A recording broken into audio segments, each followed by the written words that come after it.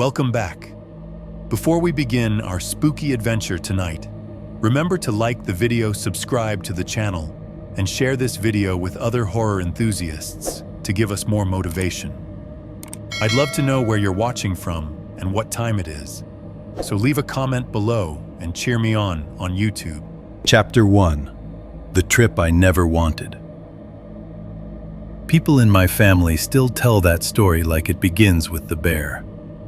If it comes up at Thanksgiving or out on somebody's back deck after a few beers, my father always gets introduced as the man who dropped a big black bear at close range with his son up in a tree and his daughter screaming somewhere behind him. Depending on who is telling it, the bear gets larger every year. My brother Caleb gets braver. My father gets calmer.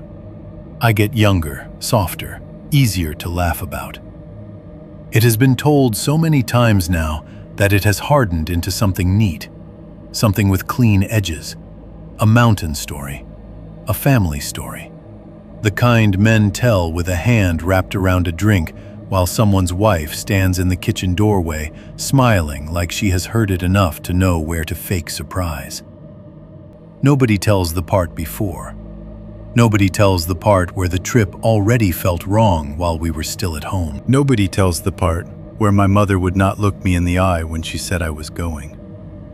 And nobody ever tells the part where, long before I smelled the bear, I was already afraid of something I could not name.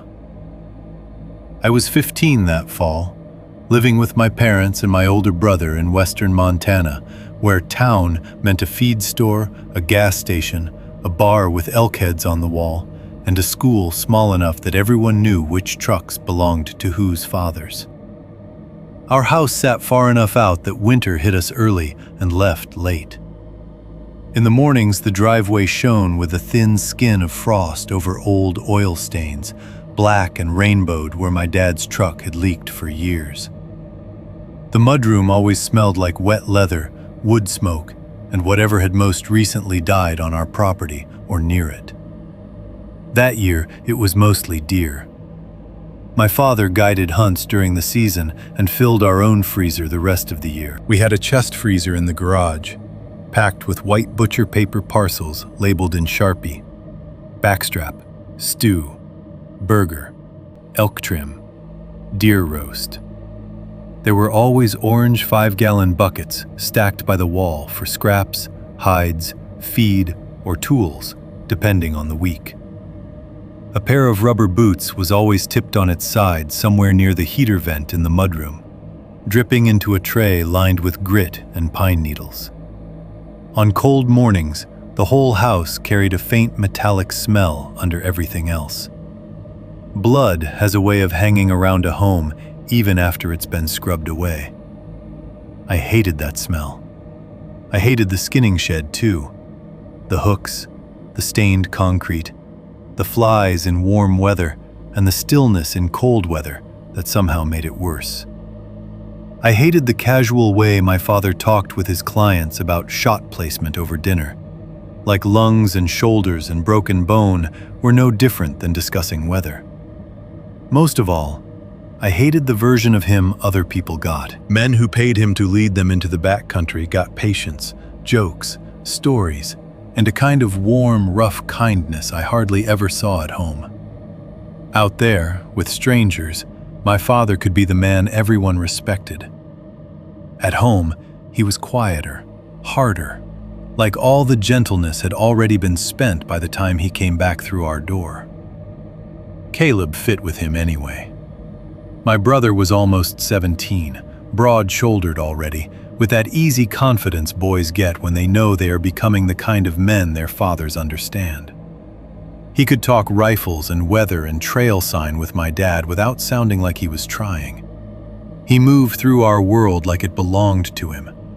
The garage, the truck, the shed, the woods behind the house, all of it. He knew how to quarter an animal without looking green. He knew how to tighten a line, sharpen a blade, clean a scope. If my father said, "Grab me the whetstone," Caleb already had it halfway in his hand. I was the opposite of that in every possible way. I didn't mind horses. I didn't mind fishing if somebody else handled the worm. I didn't even mind camping when it meant a real campsite with a fire ring and other people 40 yards away arguing over hot dogs. But hunting, the blood, the waiting, the cold, the joy men seemed to take in being uncomfortable together, felt like some private religion I had not only failed to join, but had actively insulted by existing nearby. So when my mother told me I was going on the 5-day bear trip, I honestly thought she was joking. She said it at breakfast on a Tuesday morning, in that flat, practical tone she used when the decision had already been made somewhere else. "You need to start setting your things aside," she said, scraping burnt egg from the cast-iron skillet into the sink. "You leave Thursday." I looked up from my cereal. "Who leaves Thursday?" She turned, drying her hands on a dish towel. "You. Your dad and Caleb are doing 5 days in the Bitterroots, and you're going with them." I laughed because I thought that was the correct response. Then I saw that neither of my parents was smiling. My father sat at the table under the yellow cone of the kitchen light, checking cartridges one by one beside an unfolded topographic map. He did that sometimes before trips, laid everything out in front of him with the same concentration other men reserved for surgery or prayer. His guide tags sat in a neat stack near his elbow. The brass casings caught the light when he turned them. He didn't look up when my mother spoke. "I'm not going," I said. My mother folded the dish towel once, then again. "Yes, you are." "For what?" She gave me an answer that even at 15 sounded rehearsed. "You and your dad need something that's yours too." That sentence made me feel hot all at once. Not loved, not chosen, managed. Like I was a chore the family had finally found a place for. "My dad and Caleb already have something that's theirs," I said. "It's called every single thing he does." Caleb snorted into his coffee. My father still didn't look up. My mother shot my brother a sharp look, then came around the table and rested a hand on my shoulder. "Don't start." "I'm not starting anything. I'm telling you I'm not going." "Yes, you are." "I hate hunting." "You don't know that." I actually laughed at that. "I absolutely know that." My father slid a cartridge into its box and finally spoke. 5 days out there will straighten some things out." It was not what he said that I remember most now. It was my mother's face right after. She looked down at the table instead of at me. Just for a second. Barely anything. But it was enough. Even then, before I understood why it mattered, something in me noticed. The room felt very quiet after that. The kitchen smelled like coffee in a stained thermos, and dish soap, and my father's gun oil, that sharp chemical scent of Hoppa's solvent that somehow mixed with the cold denim smell of his jacket hanging by the back door. Outside the window, the truck windshield was silvered over with frost. I could see my breath if I stood too near the glass. "I have school," I said weakly. My mother said, "We already cleared it." Of course they had. By that afternoon, Caleb was packing like he had been waiting his whole life for another chance to prove himself. He had his sleeping bag rolled tight, spare socks tucked into a side pouch, knife sharpened, flashlight checked twice.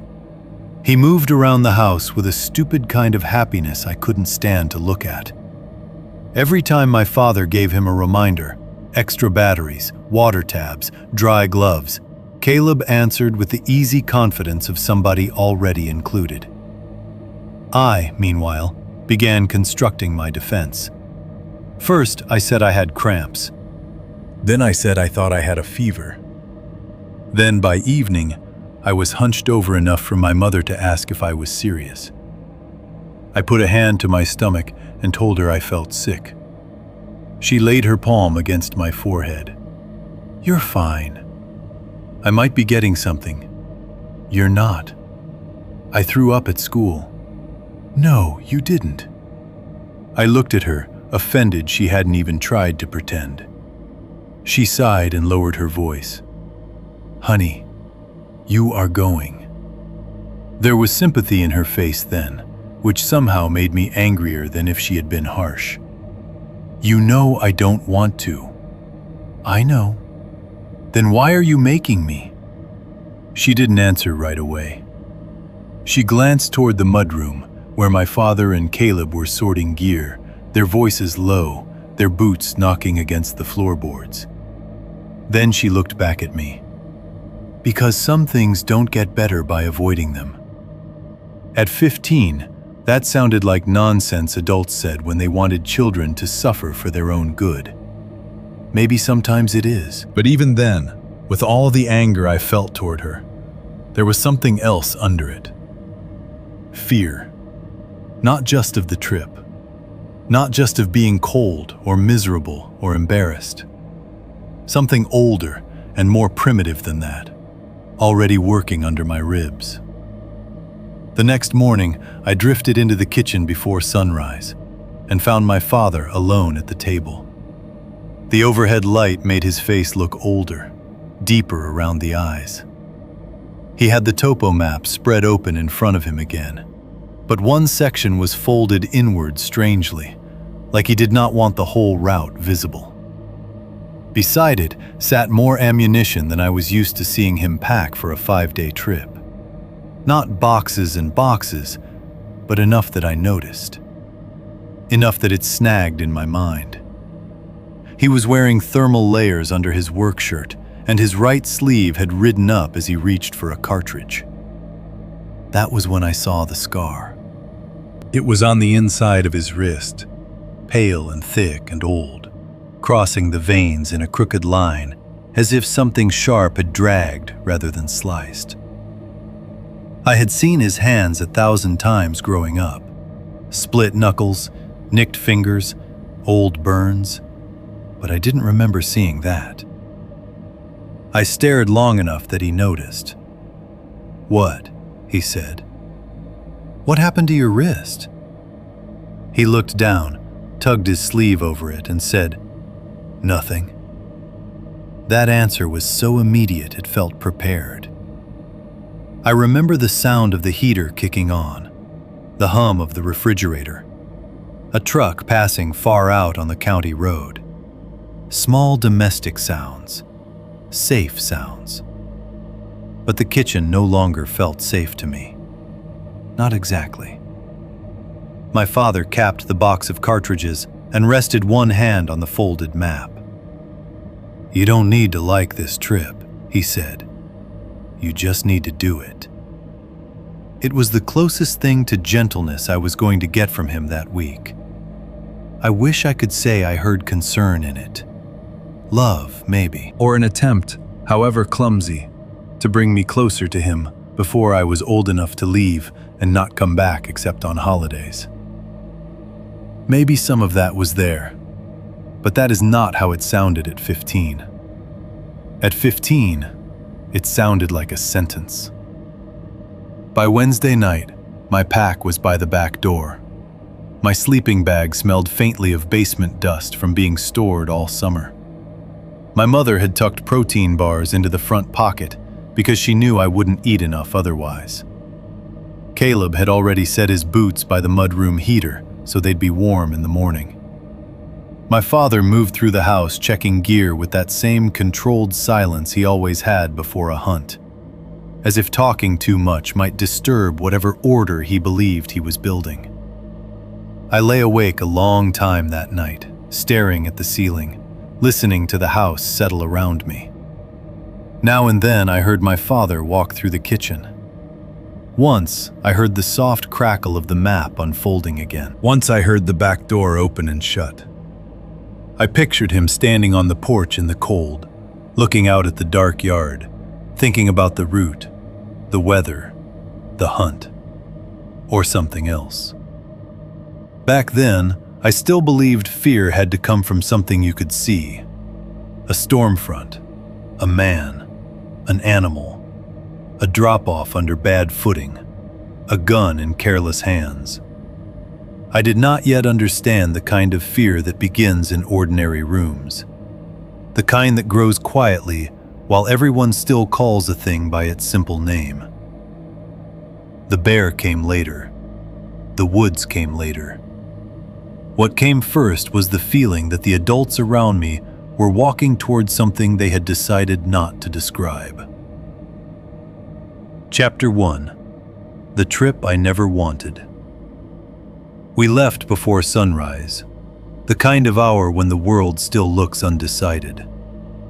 The frost on the windshield had thickened overnight, turning the truck windows milky white around the edges. My father started the engine and let it idle, while the heater pushed out thin, useless air that smelled faintly like dust and old rubber. The headlights washed over the driveway in a dull yellow beam, catching the oil stains in dark, slick patches and making the frozen gravel glitter. Caleb climbed into the passenger seat with all the energy in the world, already chewing jerky like he'd earned the trip just by being born in the right body. I slid into the back with my pack pressed against my knees and my sleeping bag taking up half the footwell.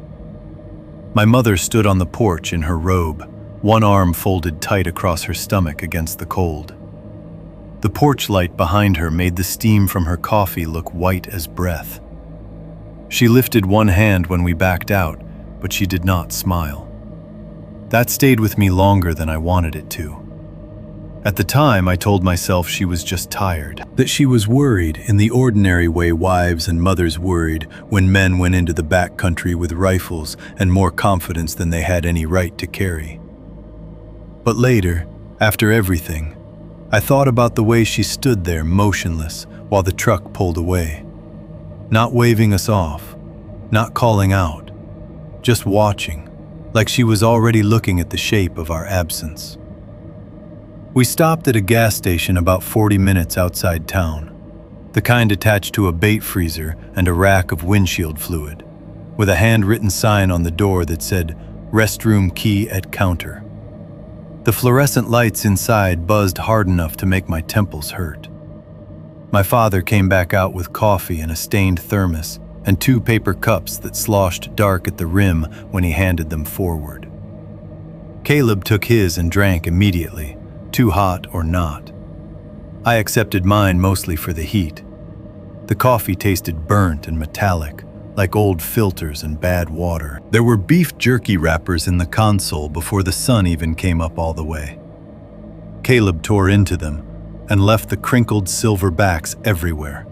Cup holder, dash, floor mat, seat pocket. My father didn't say anything because he was in one of his focused moods, the ones where the whole world narrowed to route, weather, and distance. He drove one-handed, with his elbow braced to the door, the other hand occasionally tapping the steering wheel while he talked. He spoke mostly to Caleb, but not entirely. "Watch your wind before you watch the ground," he said, as we turned off pavement onto a long logging road cut between black timber. "Sign tells you where something was. Wind tells you whether it already knows you're there." Caleb nodded, like a student at the feet of a good teacher. "What if it's moving drainage to drainage?" "Then you read crossings, saddles, shade, water. Think where you'd go if you wanted to stay cool, fed, and out of sight." He said a lot more after that. About game trails, about soft dirt near creek bends, about claw marks on trees meaning less than most people thought, unless you knew how fresh they were.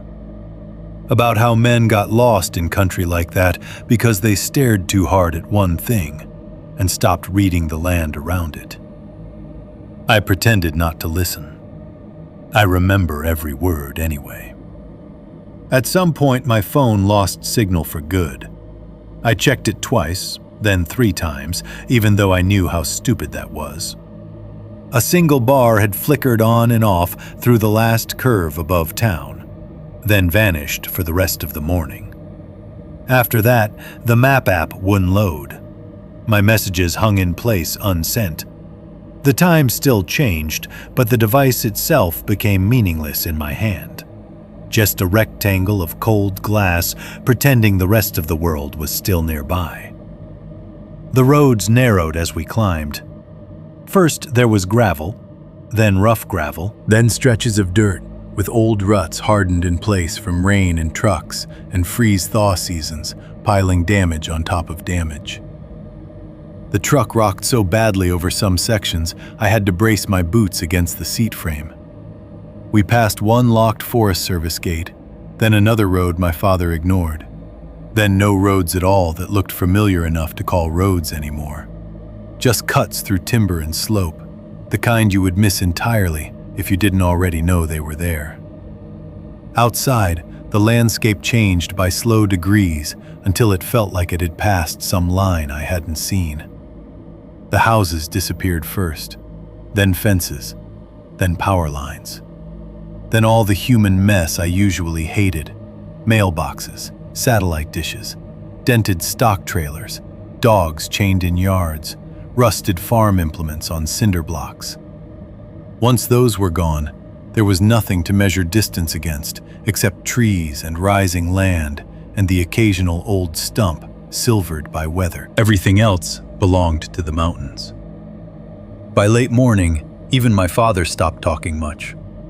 Raven calls began showing up through the open crack of the window now and then, deep and irregular, never close enough to see the bird itself. We passed through long stands of lodgepole pine, where the trunks rose so straight and crowded they looked planted by a machine instead of grown. Mixed through them were beetle-kill snags, whole runs of dead trees standing gray and naked among the living ones, bark loosened and falling away in strips. Some leaned at bad angles, some had already gone over, lying rooted up in tangles of deadfall that looked like giant pickup sticks dropped by something careless and enormous. By the time my father finally parked, my whole body was sore from pretending not to be tense. He pulled the truck into a narrow clearing hardly wide enough to turn around in and shut off the engine. The silence afterward made my ears ring. We sat for a second, with nothing but the ticking metal of the cooling hood and one distant raven somewhere below us in the drainage. "This is it," my father said. I leaned forward between the seats. "Where's the trail?" He glanced at me in the rear view like that was a childish question. "There isn't one worth using." That sentence landed in me much harder than it should have. I climbed out and the cold hit instantly, cleaner and sharper than it had been near home. The air smelled like sap, dirt, old needles, and that faint mineral smell running water carries even when you can't see the creek yet. The sun was up, but didn't feel warm. Somewhere nearby, hidden behind timber and slope, water moved over rock in a steady rushing hush. My father hauled out the packs and set them in a line on the ground. They looked much larger off the truck than they had in the house. Mine was not as heavy as his or Caleb's, but it was heavy enough. When I swung it onto my shoulders, the straps bit in the muscles that already felt tired from the drive. I adjusted them twice before my father came over and tightened them harder, with one fast, efficient jerk that nearly took my breath. "There," he said. "Now it rides right." I hated him a little for being correct. Caleb shouldered his own pack like he had done it 100 times. Maybe he had. He rolled one shoulder, settled the weight, and looked out at the trees with that eager expression boys get before the part of a story they hope they'll tell forever. I was less interested in forever than in making it to lunch without crying from frustration. The hike started uphill. Of course it did. At first, the ground was just uneven enough to be annoying. Loose rock, slick pine needles, cut banks on one side and drop-offs on the other. Then the slope steepened and the deadfall began. We had to climb over trunks, duck under leaning branches, and pick our way through root systems that seemed designed to catch boot soles. In places, the timber opened and the sky showed through in pale, hard pieces. In others, the trees grew close enough together that the light thinned and flattened, and everything smelled older. My father moved with irritating efficiency. Never fast exactly, but without waste. Caleb followed almost the same way, watching where his boots landed, shifting his weight before the ground forced him to. Neither of them made it look difficult. I made every part of it look difficult, and then spent the next mile trying to hide that fact. I didn't want my father's help. I didn't want Caleb's either. I especially didn't want them trading that glance men give one another when they've silently agreed a woman is slowing things down. So when my pack caught on bark, I yanked it free before anyone could turn. When my boot slid in creek mud, I got my balance back before it became a thing. When my breathing got too hard and fast on the steeper stretches, I kept my face turned away so nobody could hear. The first creek crossing numbed my feet through the leather. The water was only ankle deep in most places, but the stones under it were slick and loose, and the current had that mountain cold quality that feels less like water touching skin and more like something being taken from you. My father crossed first, then Caleb. I followed, concentrating so hard on my footing that I almost missed the elk sign, pressed into a muddy edge downstream from where we climbed out. Caleb noticed it immediately. "Bull?" he asked. My father crouched, touched 2 fingers to the track, then glanced up along the bank. "Cow, maybe 2. "How old?" "Not old." That was how they talked out there. Brief, practical, like the land itself didn't need full sentences. I listened in spite of myself. They might as well have been speaking a family dialect I understood, but had never been taught to answer in. As the morning wore on, the mountains began doing something strange to my sense of proportion. A ridge that looked close took 40 minutes to reach. A creek we heard for half an hour suddenly appeared 10 feet below us in a narrow cut. Timber that seemed open swallowed sight after 6 yards. The farther we went, the more everything around us started feeling both enormous and cramped at the same time. The country was big enough to lose bodies in, and yet crowded enough to make you feel there was always something just behind the nearest stand of trees. There were signs of animals everywhere if you looked for them.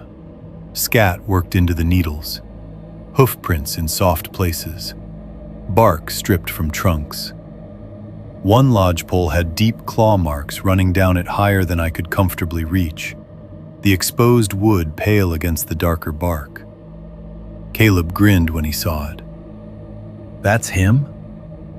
My father stood beside the tree longer than he needed to. "Maybe one of them." "One of them?" "Bears are around, that's all." He said it lightly, but not lightly enough. A while later, we crossed a stretch of ground where the trees opened around a low, muddy seep fed by something underground. My father held up one hand for us to stop.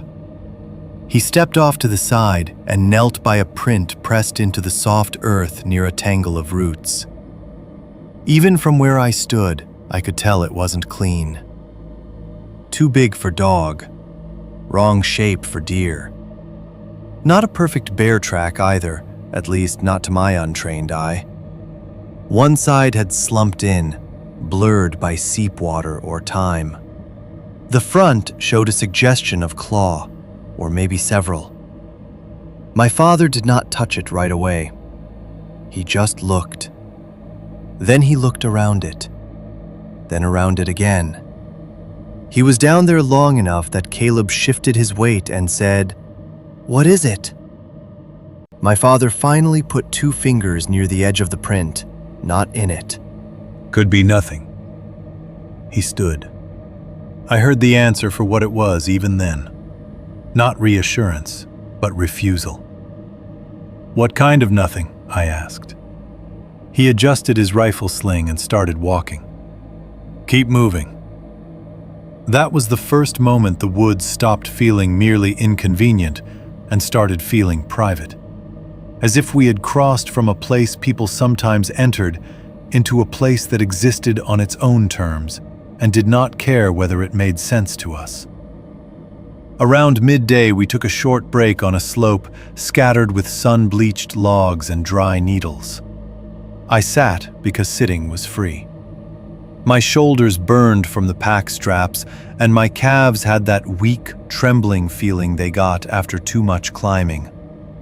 Caleb ate jerky and trail mix and pointed out a raven gliding low over the next drainage. My father unfolded the map, then folded part of it back almost immediately, studying only one section. I watched him do it. Even there, out in the open, he kept that one piece hidden. I was too tired to fight with him about it, but the unease from the muddy print stayed with me. So did the memory of the scar on his wrist. Those things did not fit together yet. They didn't have to. Fear is often just your mind noticing shapes before it knows what they belong to. We moved again after 10 minutes. Sometime in the afternoon, when the light had gone flatter and the air had taken on that colder edge that means the sun is already losing interest in you, we passed the deer. I almost stepped on the smell before I saw it. Not rot exactly. Not yet. Something more metallic than that. Freshly opened and already going sweet around the edges. I stopped short and turned toward the brush below us. The body lay half hidden in a stand of low brush and young pine, tan hide bright against shadow. At first glance, it looked simply dead. Then my eyes adjusted to the details and my stomach shifted hard. The rib cage was opened. Not exploded, opened. The hide had been pulled back from the chest in a way that exposed bright tissue underneath. One hind leg jutted backward at an angle that didn't look accidental. The joint bent too far, as if something had twisted it after the animal went down. The head was turned uphill. One cloudy eye caught a strip of daylight through the branches. Flies moved lazily in the exposed cavity, even though the air was too cold for that to seem normal. Caleb started toward it. My father put a hand out to stop him. "Don't." "What took it?" Caleb asked. "Lion, maybe. Bear, maybe. Maybe." I stared at the deer a second longer than I wanted to. It wasn't just the blood or the opened chest. It was the ground around it. The earth nearby had been flattened in a wide patch, the pine needles pressed down as if something heavy had crouched there for a while. Not fed and left. Stayed. Watched. The shape of that flattened area bothered me in a way I couldn't explain. Like seeing a chair pulled slightly out from a table and knowing somebody had just been there. My father saw me looking. "What?" he said. "The ground." He glanced once, then said, "Scavengers. Come on." I knew enough by then to stop asking questions he had already decided not to answer. A little later, after we had left the carcass behind and my head was still full of that too neat rib cage, I stepped over a downed log and something burst upward right in my face. I screamed. Not yelled, screamed. A grouse exploded from the far side of the log with a violent clap of wings. So close, I felt air hit my cheek. My whole body jerked backward. One pack strap slid off my shoulder, and I stumbled, nearly went down hard, caught myself on a branch that snapped under my hand, then stood there with my pulse pounding in my throat like I had been shot at. Caleb laughed first. Then my father did, just once. Short and unwilling, but real. "Jesus," Caleb said, still grinning. "You thought it was after you." I wanted to say something mean enough to wipe that expression off his face. Instead, I hauled the strap back into place and said, "Shut up." My voice came out thinner than I intended. The laughter stopped soon enough, but my panic did not. That was the problem with fear once it got a grip on you. Your body never fully believed the explanation after. Bird, not danger. Log, not body. Branch, not hand. You could tell yourself that all day. Your muscles still remembered the first version. The land kept swallowing us as the hours passed. The light changed again, slipping toward that late-day gold that should have made the mountains beautiful in a clean postcard way. Instead, it made everything look temporary. The trunks shone amber on one side and black on the other. Shadows thickened in the deadfall. The ravens called from farther off now, their voices spaced wide apart. We crossed another creek, narrower and faster, then climbed out along a bank where the mud held elk sign and one partial print my father saw and deliberately ignored. By then I was beyond tired. I had moved into that blank, resentful state where every step feels personal. My shoulders were numb, my lower back hurt, and both heels had begun that hot, rubbing burn that promised blisters by morning. Caleb still looked fine. My father looked as if he had only just begun. Near dusk, he stopped in a small clearing ringed by lodgepole and dead gray snags. "This'll do," he said. I dropped my pack with more relief than dignity and looked around. The place was beautiful, if you use the word in the way people use it for things that might kill them. The ground was mostly level, padded thick with fallen needles the color of old rust. A narrow creek ran somewhere below the slope, close enough to hear but not see. The last light slanted through the trunks in long bars, catching the pale sides of beetle-kill snags and making them look almost white among the darker trees. There was enough open sky above for smoke to rise clean if the wind stayed right. A raven crossed overhead once, black against the fading blue, and disappeared behind the ridge. Everything about it said this was a good place to stop. Everything about it also felt wrong. Not dramatically wrong. Nothing I could point at. No carcass, no sound in the brush. No obvious sign that we had made a mistake. Just a feeling. A pressure behind the ribs. A faint sense that the clearing had not been empty as long as it looked. That if I turned fast enough, I might catch the last piece of something slipping back between the trees.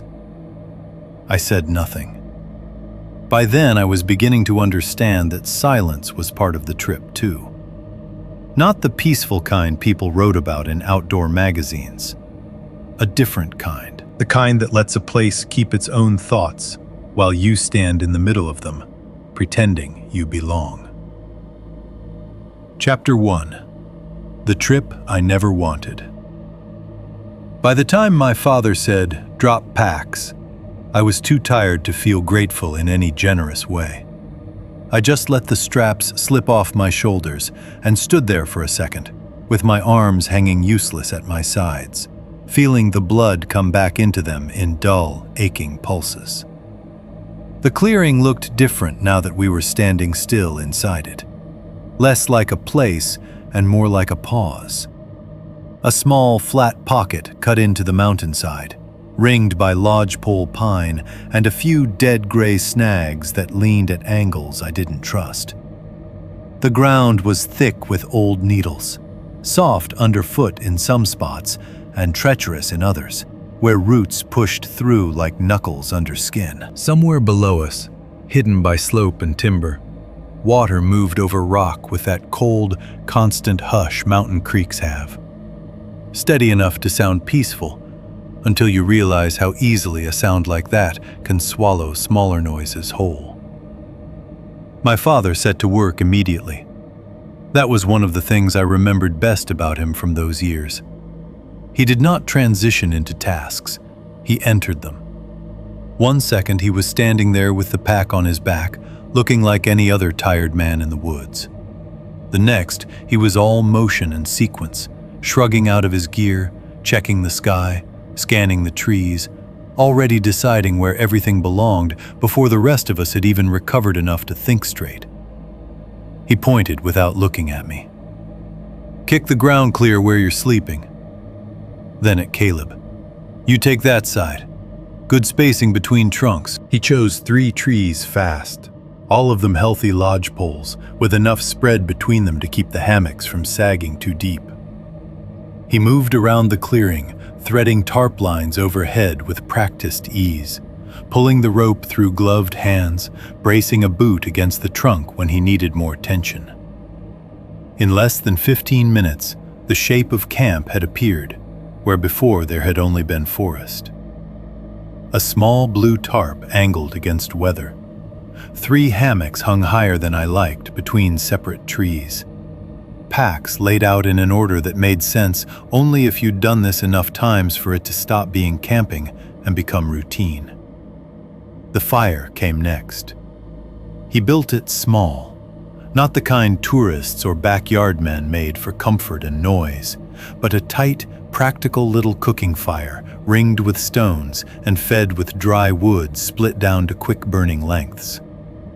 When the first flame caught, it lit the clearing in that weak orange way firelight does before dark fully settles. It wasn't enough to make me feel safe, but it made the place seem inhabited, which was close enough for the moment. I was spreading my sleeping bag into the hammock when I realized exactly how high he had hung them. "You're kidding," I said. Caleb, already cinching one corner of his tarp line, looked over and grinned. "Scared of heights now too?"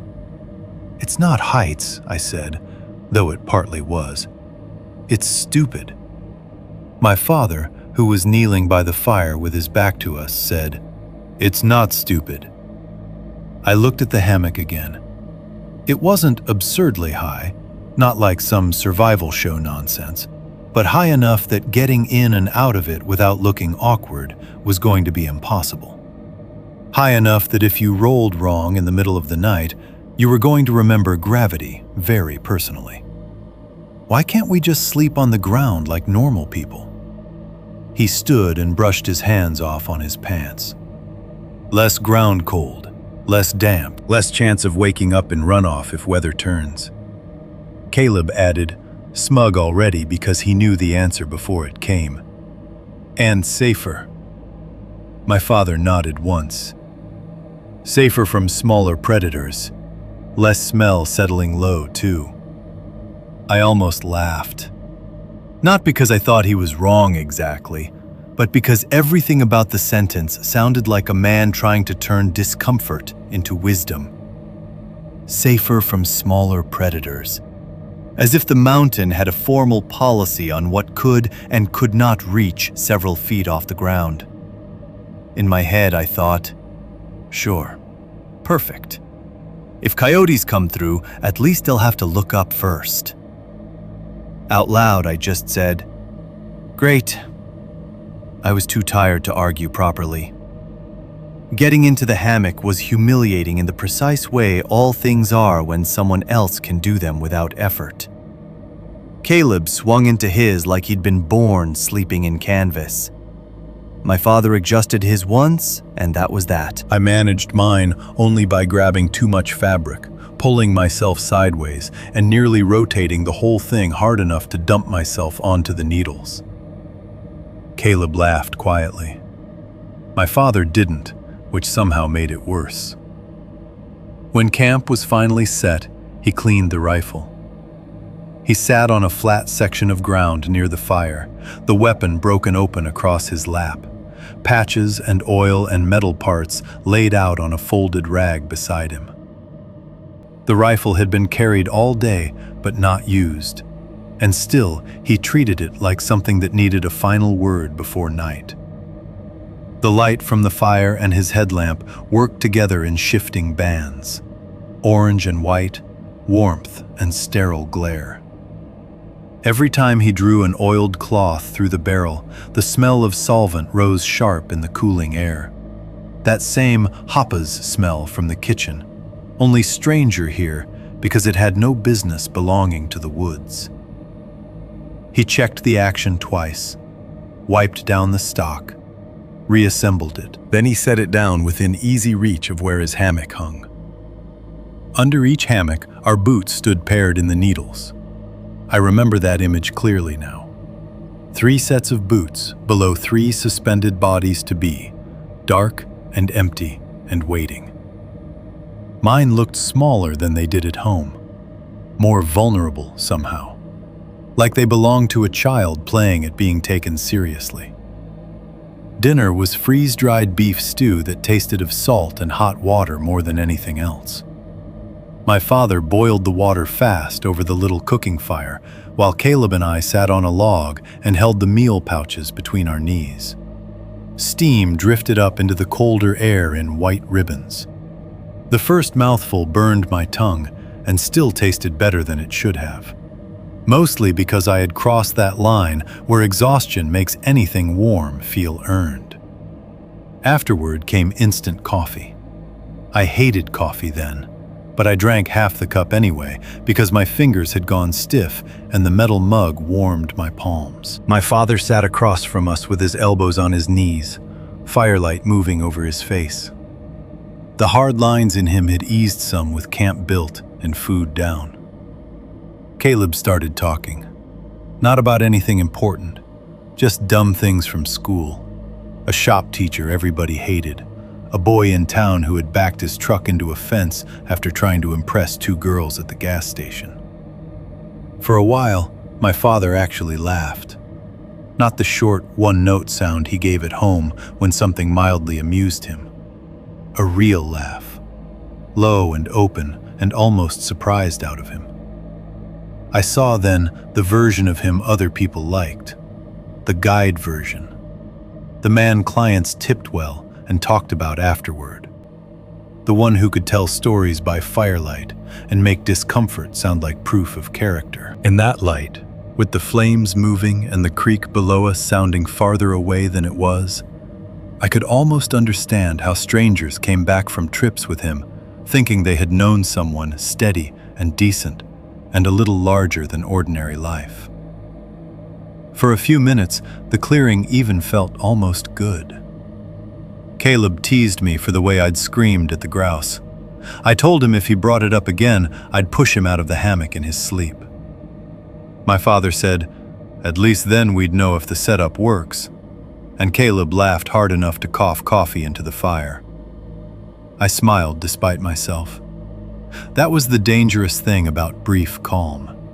It convinces you that your nerves were childish all along. The shift came so quietly that if I had not been watching my father, I might have missed it. Caleb was still talking, hands moving while he described some story from school. I was rubbing heat back into my fingers around the mug. My father had been listening. Maybe not fully, but enough to respond. Then his eyes lifted past us into the tree line, and something in his face changed. Not fear exactly. Attention. The sort of attention that narrows a man from the inside out. He stood before either of us asked why, picked up the flashlight, did not take the rifle, which at the time made me feel better and later bothered me more than if he had. Without explaining anything, he walked the edge of the clearing, beam moving low across trunks, deadfall, the bases of brush. "Bathroom?" Caleb called after him. My father didn't answer. The flashlight crossed through the trees in quick white slices, then disappeared behind one thicker stand of lodgepole where the ground dropped off. The fire cracked softly. The creek went on talking to itself below us. Caleb shrugged like it meant nothing, but I kept listening. You can tell a lot from footfalls in camp. A person moving casually sounds one way. A person checking something sounds another. My father's steps had purpose to them, but not panic. He moved out perhaps 30 yards, maybe less. I couldn't see him anymore, only the beam when it flashed between trunks. Then, at one point, even that stopped. No light moving, no footfalls, just nothing. He stood still out there long enough that I looked at Caleb, and for the first time that evening, he looked a little uncertain too. "What's he doing?" I asked. Caleb shrugged again, but there was less confidence in it now. "Probably checking sign." "At night?" He didn't answer. When the beam finally moved again, it came back slower than it had gone out. My father stepped into the clearing and switched the flashlight off without saying anything. He crouched by the fire, added one piece of split wood, then stood and picked up the rifle. Calmly, almost casually, he relocated it 2 yards closer, right beside the tree where his hammock hung, instead of near the fire pit where it had been. He did not explain that either. I watched him do it and felt the earlier warmth leave me completely. "See something?" I asked. He looked at me for half a second too long before saying, "No." It wasn't the answer that bothered me. It was how flatly he gave it, like a door being shut. We banked the fire lower after that. The clearing changed with full dark in the way wild places always do. Not suddenly, but absolutely. Once the last real light was gone from the sky, the trees beyond camp became more absence than form. The fire still pushed out a weak orange center, but it no longer touched the outer ring of trunks. Those stood farther back now, separate, withholding.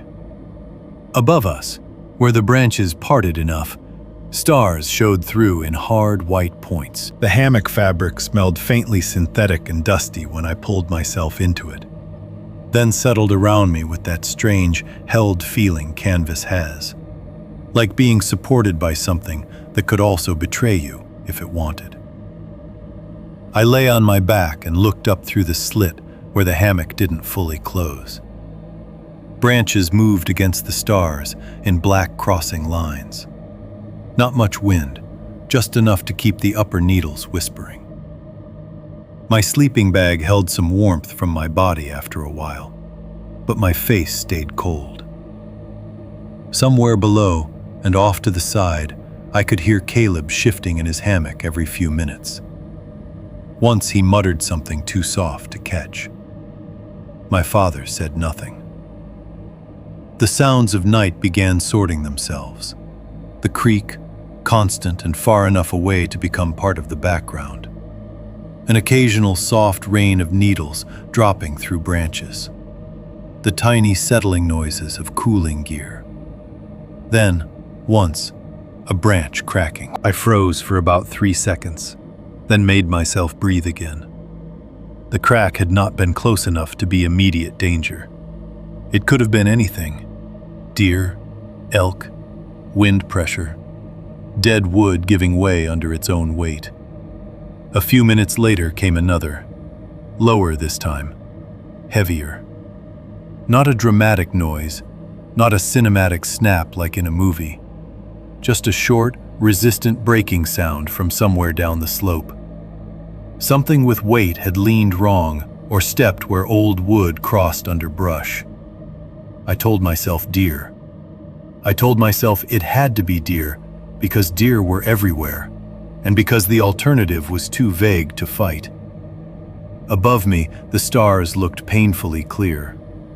Below, hidden by darkness and timber and the angle of the clearing, the water kept moving, as if nothing in the mountains had ever been unusual once in its life.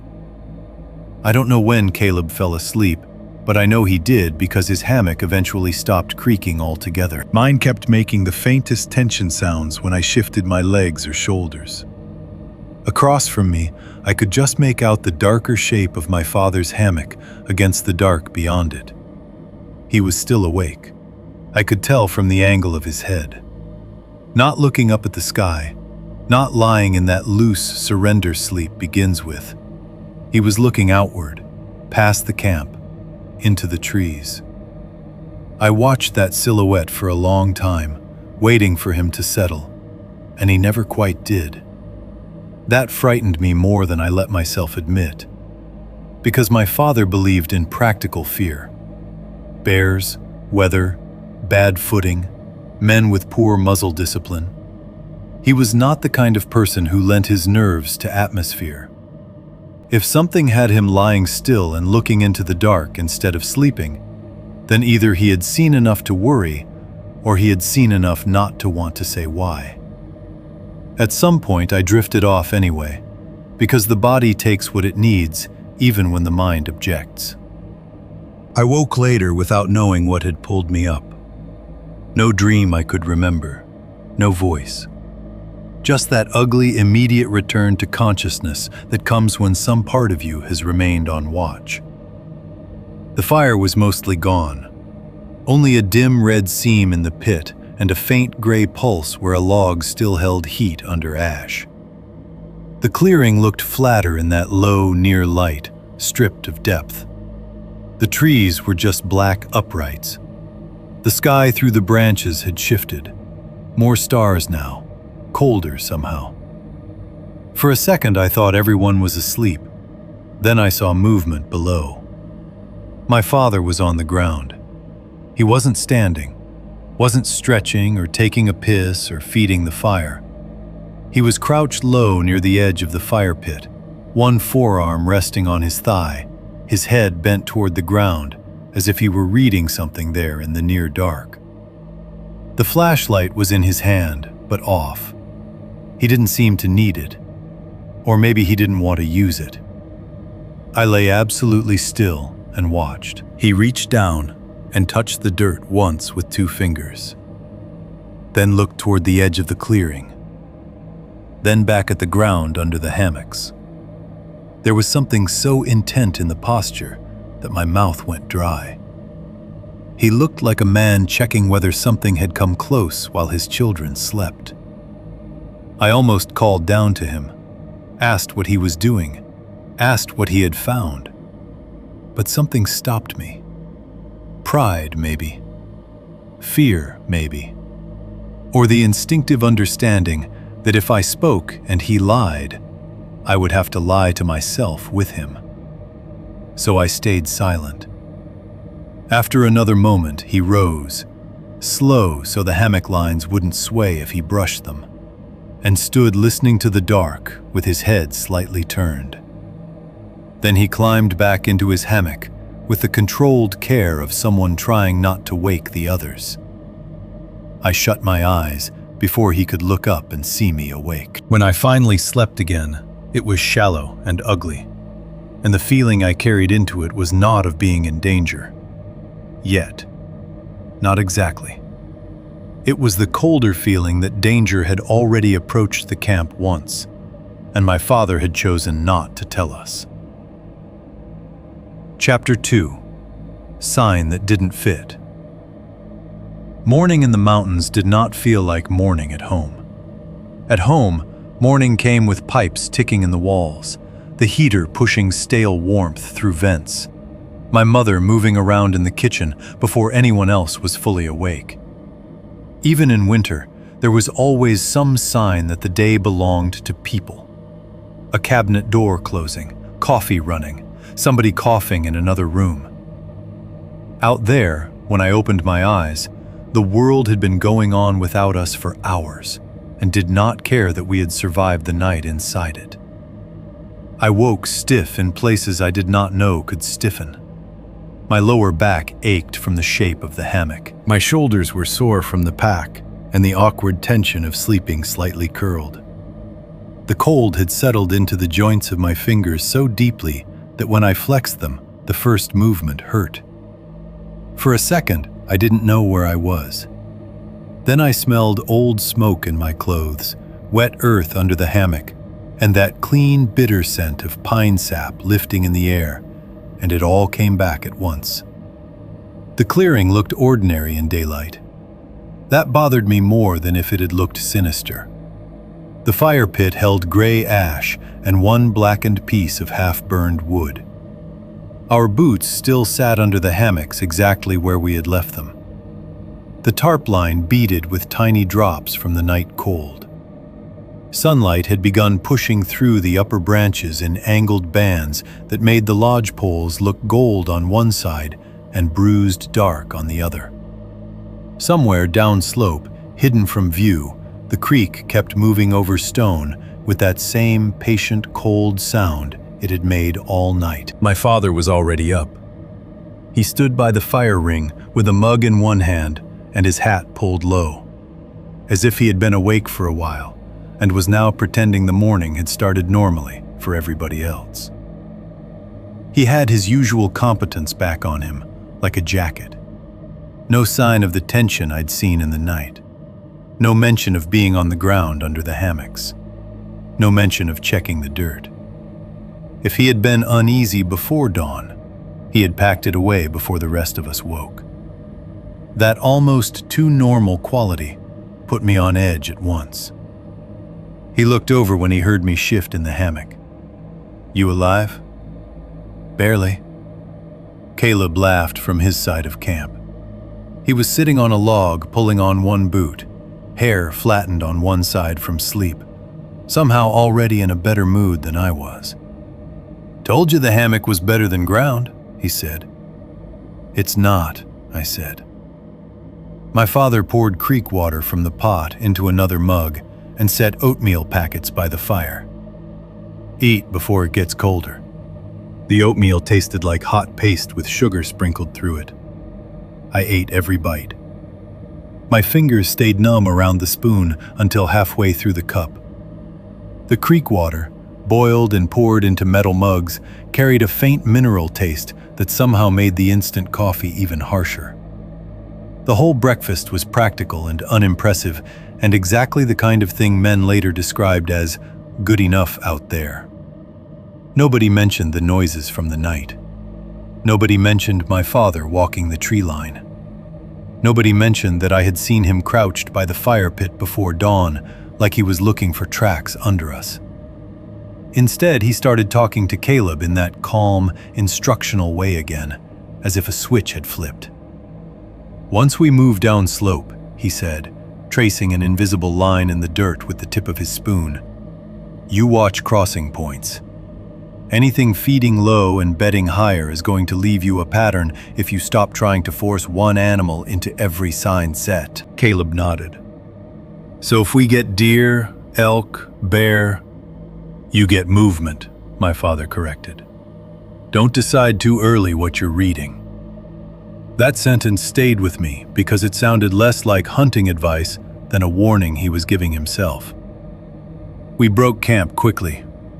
By then I was learning that in my father's world, comfort only existed between tasks, never instead of them. Sleeping bags rolled, tarps stripped down, ash scattered, hammocks packed. No trace left except flattened needles and one circle of disturbed earth where the fire had been. I watched him glance at the ground under Caleb's hammock before we left. Just a quick look. Easy to miss if you weren't already watching for it. Then he shouldered his pack and headed down slope like the mountain had issued him instructions directly. The day began colder than the last one had ended. The shade held that damp edge that makes your face feel tight and your lungs sting slightly when you breathe too deep. We moved through mixed timber where lodgepole pines stood tight and straight, interrupted now and then by beetle-kill snags stripped pale and dead among the living trunks.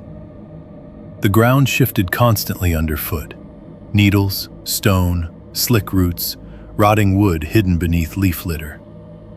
In places we had to step over deadfall so tangled it looked woven rather than fallen. In others, the hillside opened into cleaner stretches where elk had been moving, their sign pressed into softer earth near water. My father tracked as he walked. Not dramatically, not crouched low every 10 feet like some movie version of a woodsman. He just read the country without seeming to try. A glance at a bent stem, a pause by disturbed moss. A hand held out once to show Caleb where bark had been rubbed higher on a trunk than deer would reach. He moved through the landscape like it was already speaking, and he was simply literate enough to hear it. I hated how much that impressed me. I lagged more than I meant to, partly from fatigue, partly because the farther we went, the more I found myself studying the ground too. Not because I understood it the way he did, more because I had begun to feel that whatever mattered out there was happening just below the level of obvious things.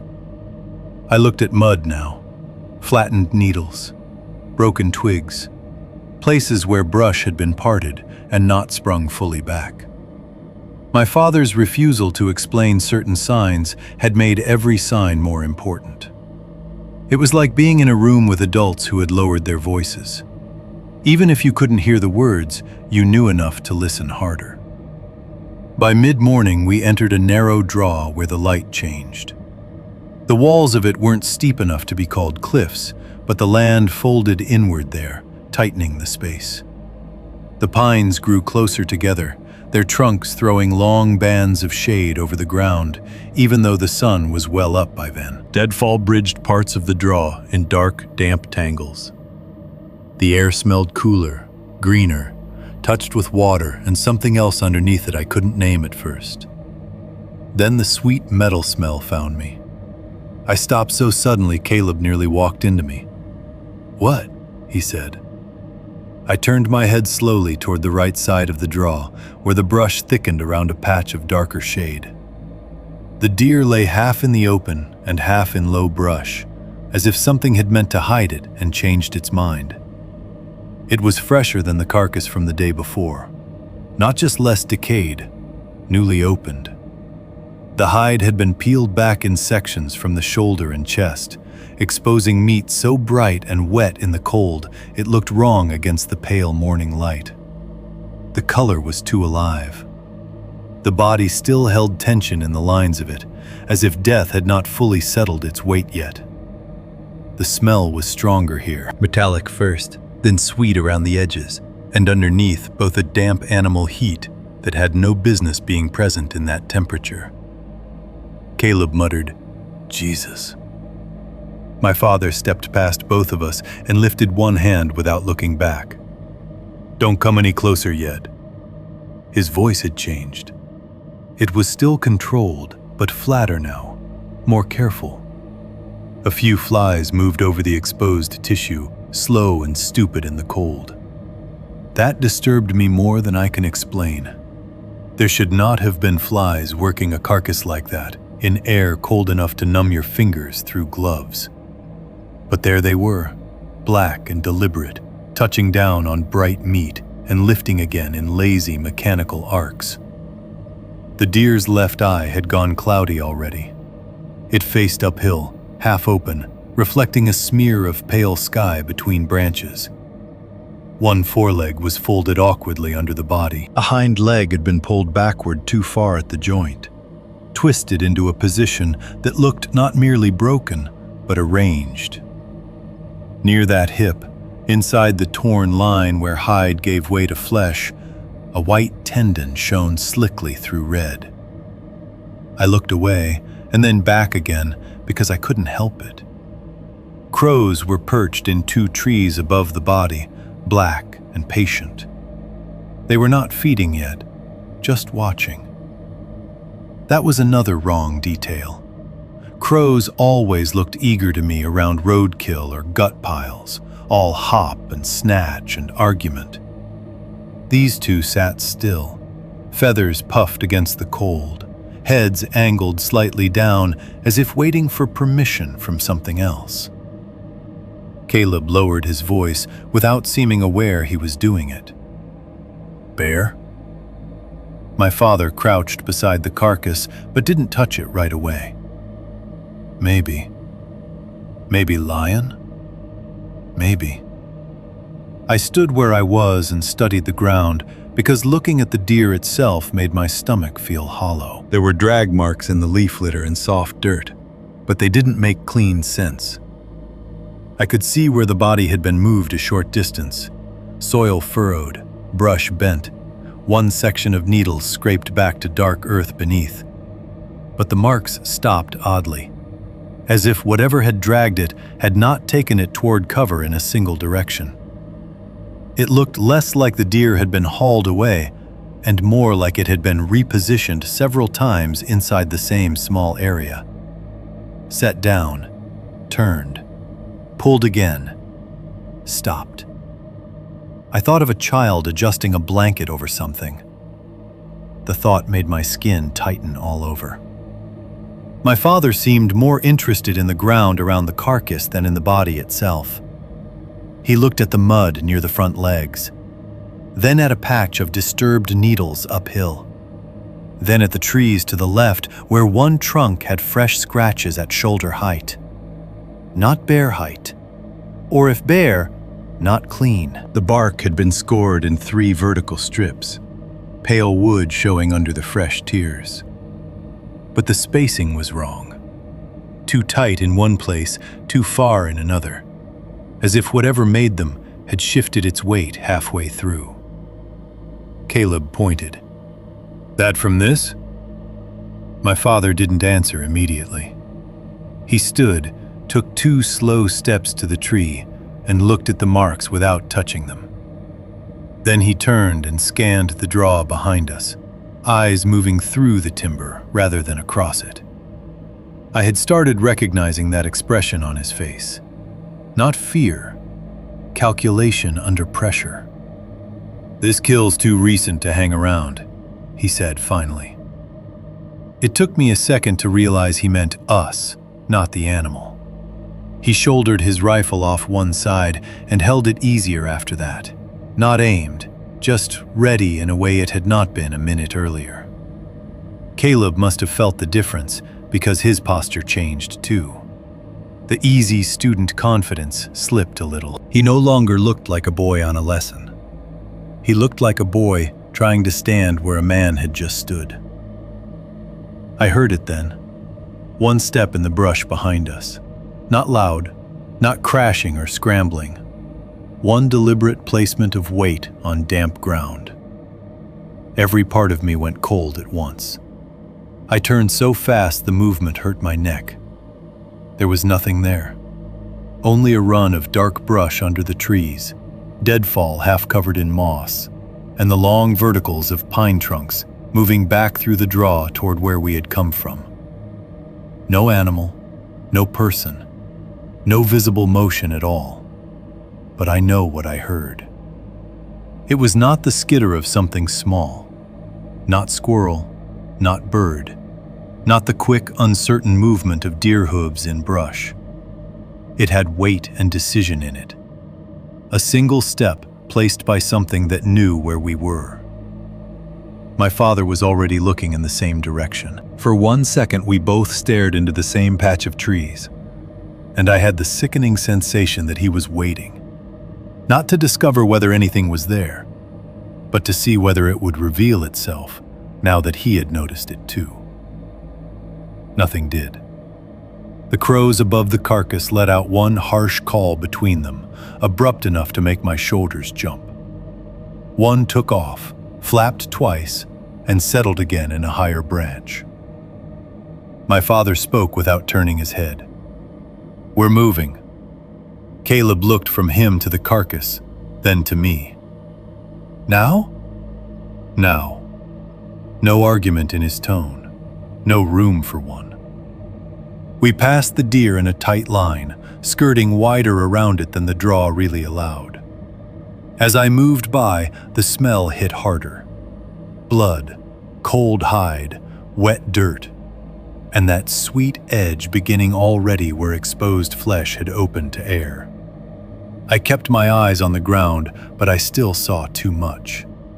The white glimmer of tendon in the torn hind joint, the cloudy eye, a dark clot beginning under the ribs where the body had settled. One fly trapped briefly in wet red and pulling free. I was almost past it when I noticed one more thing. The earth just uphill of the body had been flattened in an oval patch broader than I would have expected.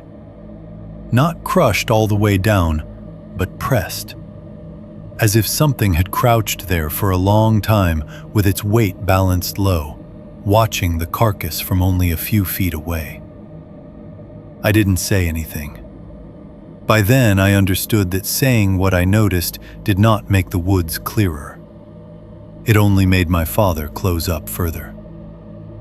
We climbed out of the draw in silence. Behind us, the crows stayed where they were. I did not look back a second time, but the feeling followed anyway, that the narrow place we had entered had a life in it that did not end at the carcass. That the opened deer was not the whole story, only the part left out where we could find it. And that whatever had taken one deliberate step in the brush had already learned something about us from the time it took to remain unseen. Chapter 2. Sign that didn't fit.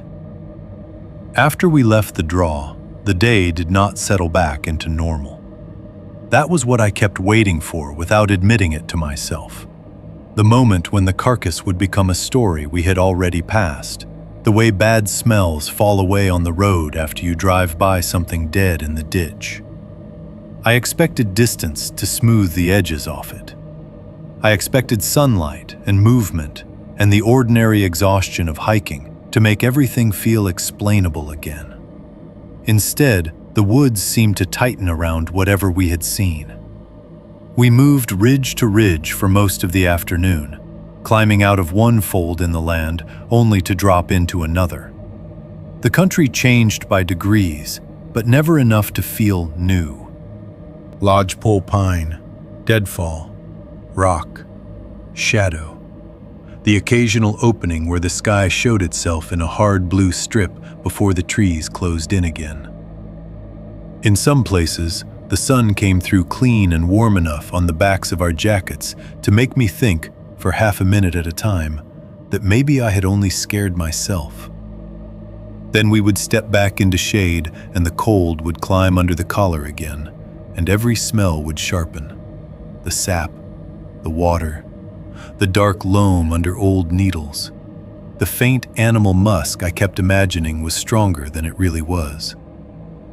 My father and Caleb slipped into easier conversation somewhere after noon. It happened the way men do it when they've already been speaking the same language for years, without transition, without announcing that the tension had passed. My father began pointing things out again, not to me, to Caleb. He showed him where soft ground near a saddle held older prints better than open slope. He talked about calibers in a practical, unromantic way. What people claimed worked, what actually worked, what mattered less than shot placement.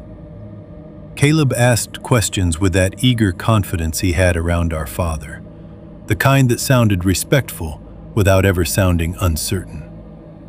They talked about one of my dad's old clients from Idaho who had missed a broadside elk at 60 yards and then blamed the scope instead of his own breathing. They laughed over a guide story about a rich dentist from Spokane who'd packed 3 knives and forgotten dry socks. Listening to them was like walking beside a house with warm light in the windows while knowing the door wasn't for you. I stayed half a step slower than both of them and said nothing unless directly spoken to. The thing was, I didn't just feel left out. I felt made unnecessary. If I had vanished somewhere between one ridge and the next, the shape of their conversation would not have changed. Maybe their worry would have. Maybe their search. But the world between them, the easy exchange of knowledge and approval and inherited instinct, would have remained exactly what it was. Caleb belonged to that world. I was moving through it like a guest who had overstayed and started noticing nobody was looking at her anymore. At some point, I became aware that I was studying the trees not for beauty or direction, but because I kept feeling watched. Not continuously, not in a way dramatic enough to justify saying it aloud. It came in pulses, a sensation just behind the shoulder blades, The momentary conviction that if I turned quickly enough, I'd catch some dark piece of movement where there should have been only brush or trunk or shadow. Every time I looked, there was nothing, which made it worse, because a child says she's being watched. A grown person says there's probably an animal nearby. And a 15-year-old girl walking behind her father and brother in the Montana backcountry learns very quickly which kind of fear earns contempt. So I kept it to myself. For about an hour after the draw, I tried to force my mind back into practical things. Step here, not there. Duck this branch. Breathe through your nose on the climb so you don't sound winded. Don't stare too long at the same patch of trees, because then everything starts to look like something hiding. It didn't help. What did not help even more was the way my father kept changing course. Not drastically, he wasn't doubling back or spinning us in circles, but he would move toward one ridge, stop before fully committing to the line, scan ahead, then angle off along the shoulder instead. Or he'd pause at a game trail, kneel, look, then lead us uphill away from it, when 30 seconds before I would have sworn that was where he meant to go. It might have been ordinary hunting logic. It might have been smart backcountry movement. But to someone already raw with unease, it felt less like leading and more like yielding ground. Finally, I said it. We had just climbed a long section of slope littered with deadfall and loose stone. My thighs were burning, my mouth was dry, and my patience had gone from thin to non-existent. My father had stopped again beneath a stand of darker timber and changed our line for what felt like the 5th time in less than an hour. "Why do we keep doing that?" I asked. He looked over his shoulder. "Doing what?" "Changing direction." He shifted his pack higher and glanced at the trees upslope before answering. "Because that's how you stay smart out here." That tone, the one that made the answer sound obvious and me sound weak for asking, snapped something in me. "It feels like we're being pushed around." The words were out before I could soften them. Caleb looked back instantly. My father stopped moving. For a second, nobody said anything. The only sound was the wind high in the trees and one raven calling from some distance I couldn't measure. Then my father said, "You don't know enough to know what it feels like." It wasn't shouted. It didn't need to be. The words landed hard enough without volume. I stared at him and felt that hot humiliation rise all through me, the kind that makes your vision seem too bright for a second. "Then tell me," I said, "because right now it feels like we're not tracking anything. It feels like we're avoiding something." Caleb said my name in a low, warning voice, but I ignored him. My father's expression went still in a way I had learned to fear more than anger. Anger passed. Stillness meant he had decided to put a wall up. "We move how I say we move," he said. "That's it." He turned and started uphill again. I stood there for 2 full heartbeats before following. Partly because I was furious, partly because a small, mean part of me wanted him to have to stop and notice I wasn't behind him. He didn't stop. Caleb hesitated between us, then fell in after our father. That hurt worse than if he had chosen openly. We kept going in silence for a long time after that. The land broadened for a while into a shoulder between drainages, where the trees thinned and old sun-bleached trunks lay scattered like dropped bones. From there, we angled down toward water. I heard it before I saw it, the brighter sound of a shallower creek than the one below the first camp, water moving quickly over small stone. When we reached it, the afternoon light had shifted warm enough that the whole stream flashed where sun hit through the branches. My father stopped and said, 5 minutes. That was all, but it felt almost merciful.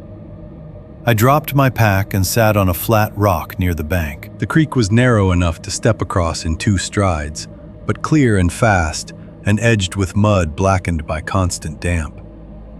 Smooth stones shone under the current, green-brown gold where the light found them. I pulled off my boots and peeled my socks down enough to expose the blisters starting at both heels. The air bit at the sweat there. Then I put my feet in the water. The cold was so sudden it was almost violent. I sucked in a breath through my teeth and nearly yanked them back out.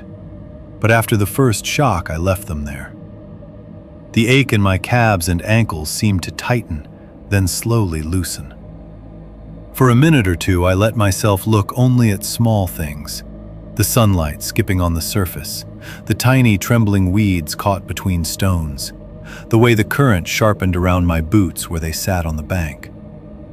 Caleb crouched a few feet upstream, splashing water over the back of his neck. My father stood with one boot braced on a rock, refilling bottles and scanning the surrounding timber in that absent way of his that suggested both attention and distance at once. It was close to peace. Close enough that I could almost imagine telling the story later in a different voice. Not about fear, but about the creek in the afternoon, and how the mountains could surprise you by becoming beautiful exactly when you were most tired of them. Then I noticed something under the root bank. At first I thought it was just trash. There was a dark snag of roots exposed where the bank had cut away under runoff, making a little hollow under the soil. Mud clung there in thick, wet clots, and caught among them was a narrow strip of red, faded down almost to rust. I leaned forward and reached in with 2 fingers. It came free with resistance, half sucked out of the mud. Nylon.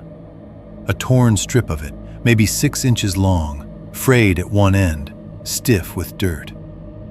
I held it up. "What's this?" My father looked over immediately. "Probably old camp trash," he said. He crossed to me anyway. That was the part I noticed. If it was just trash, he could have said so from where he stood. Instead, he took the strip from my hand and turned it over once, rubbing mud off between his thumb and forefinger. It was faded red, maybe once bright, maybe part of a strap or a tent line, or a piece of synthetic webbing torn off something larger years ago. It smelled only of mud and old water. "Trash from what?" I asked. He gave one shoulder a small lift. "Could be anything. Somebody cut through here years back. Hunters, campers." Caleb glanced over. "Looks old." "It is." My father said it too quickly. Then he folded the strip once and tucked it between 2 fingers with the absent gesture of a man about to throw something away once his hands were free. I thought nothing of it for another minute. The creek moved on. Sunlight flashed on stone. I sat there cooling my feet and trying to calm the leftover anger from our argument. My father capped the water bottle and said in that blunt, stripped-down voice of his, "You weren't wrong to ask." I looked up. He was still not good at apology, even when he meant one. "I should have answered you better," he said. That was it.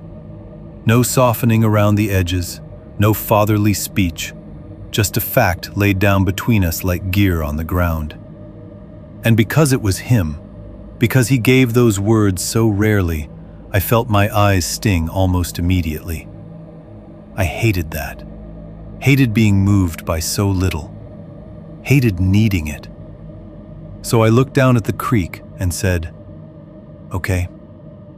He nodded once, as if we had completed something practical together, and turned away. That made it almost worse. For the next 10 minutes, the trip seemed as though it might improve in some small, survivable way. My father and Caleb resumed talking. Not as warmly as before, but enough. I put my socks back on, laced my boots, and even managed to think that maybe the draw had simply gotten to all of us.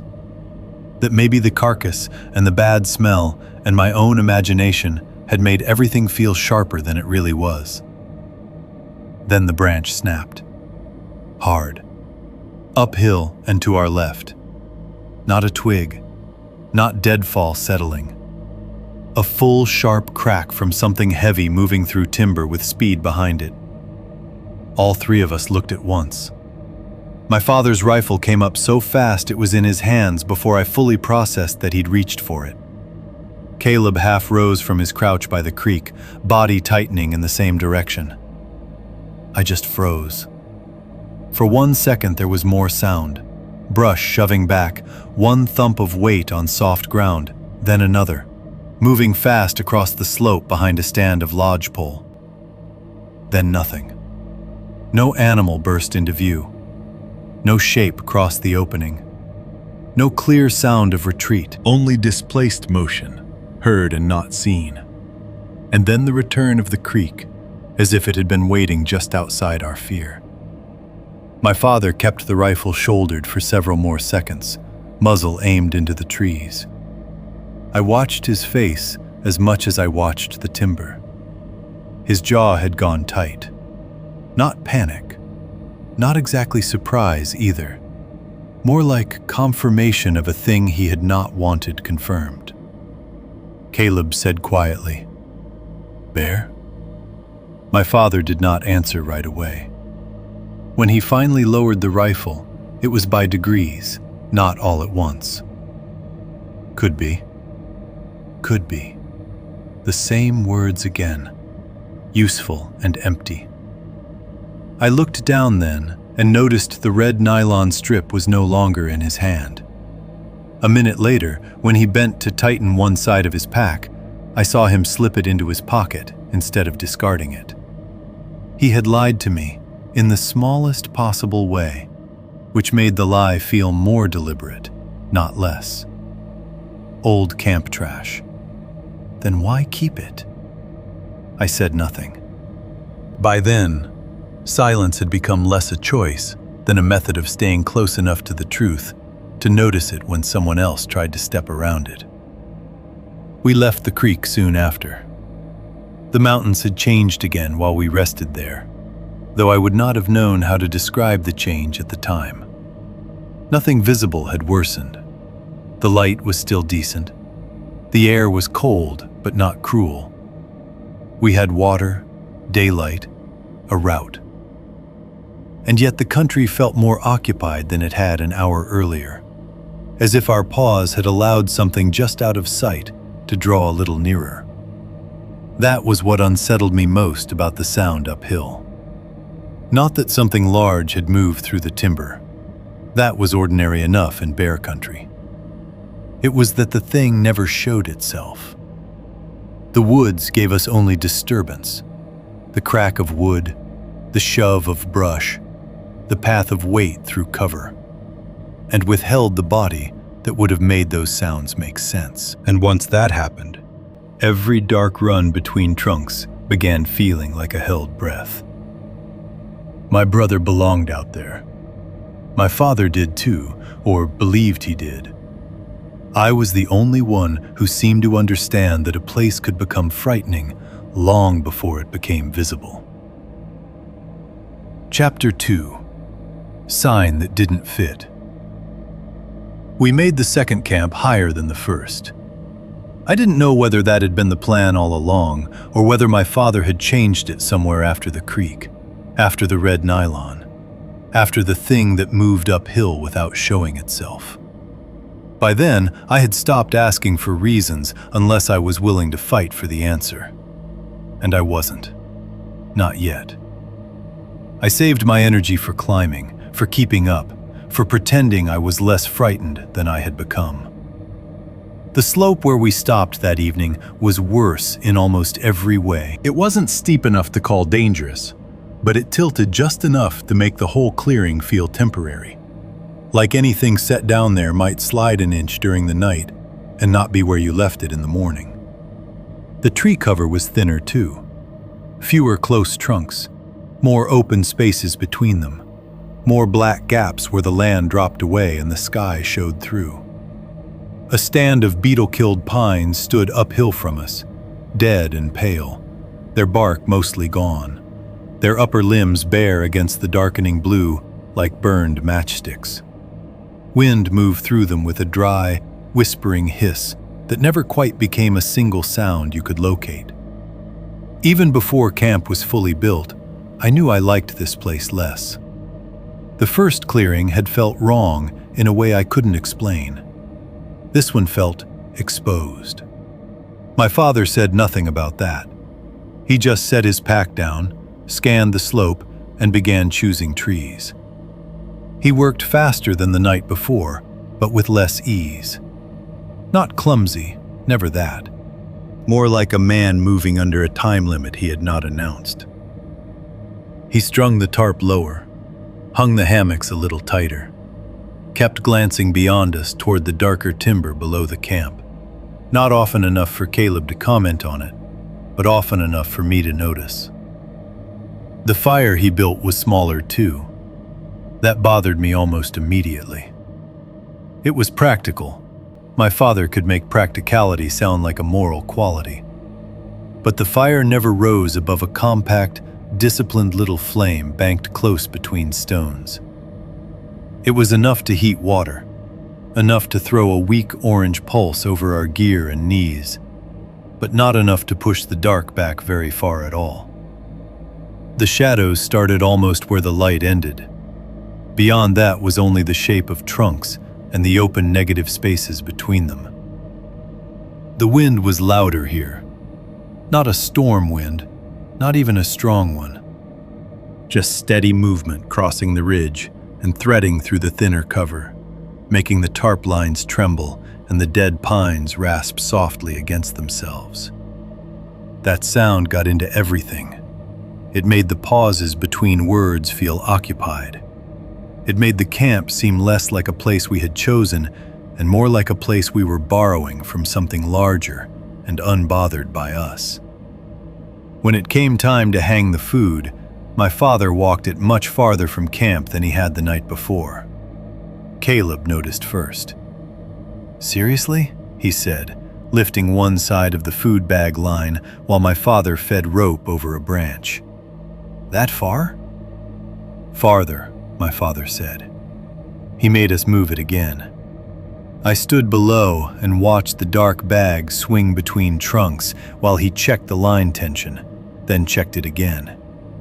He tested the knot, repositioned the rope, looked at the branch angle, retied the anchor lower on the trunk, and pulled the whole thing tighter. Then he stood there for a second as if listening, one gloved hand still on the rope, before nodding once to himself. He did the same thing with the tarp line, and the same thing with the hammock straps. Every strap, every knot, every point of tension in camp got checked twice. He never explained why. He didn't need to. By then, the repetition itself was explanation. Caleb seemed not to mind. Or maybe he noticed and decided not to care. Boys who trust their fathers in the woods are given a kind of peace girls like me never get. They mistake another man's caution for competence because they have not yet learned how often competence is simply fear with better posture. We ate quickly that night. Freeze-dried chili, instant coffee, nothing memorable except how little any of us said. Caleb made a half-hearted joke about my walking pace. I rolled my eyes, but even he didn't lean into it the way he would have the night before. My father's silence spread over camp like a second kind of dark, one that had weight and shape. He was not angry. That would have been easier.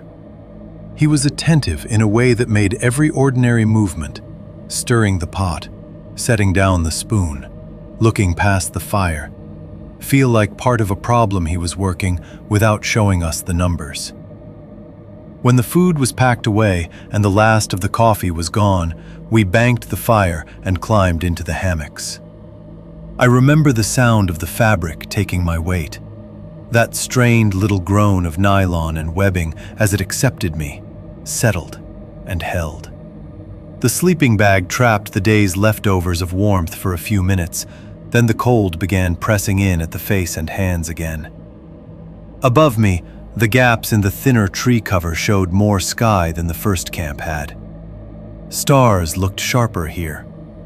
Colder, too. The wind pushed through the higher branches, and the standing dead trunks uphill made that dry, insect-like rasp every time they swayed enough to touch.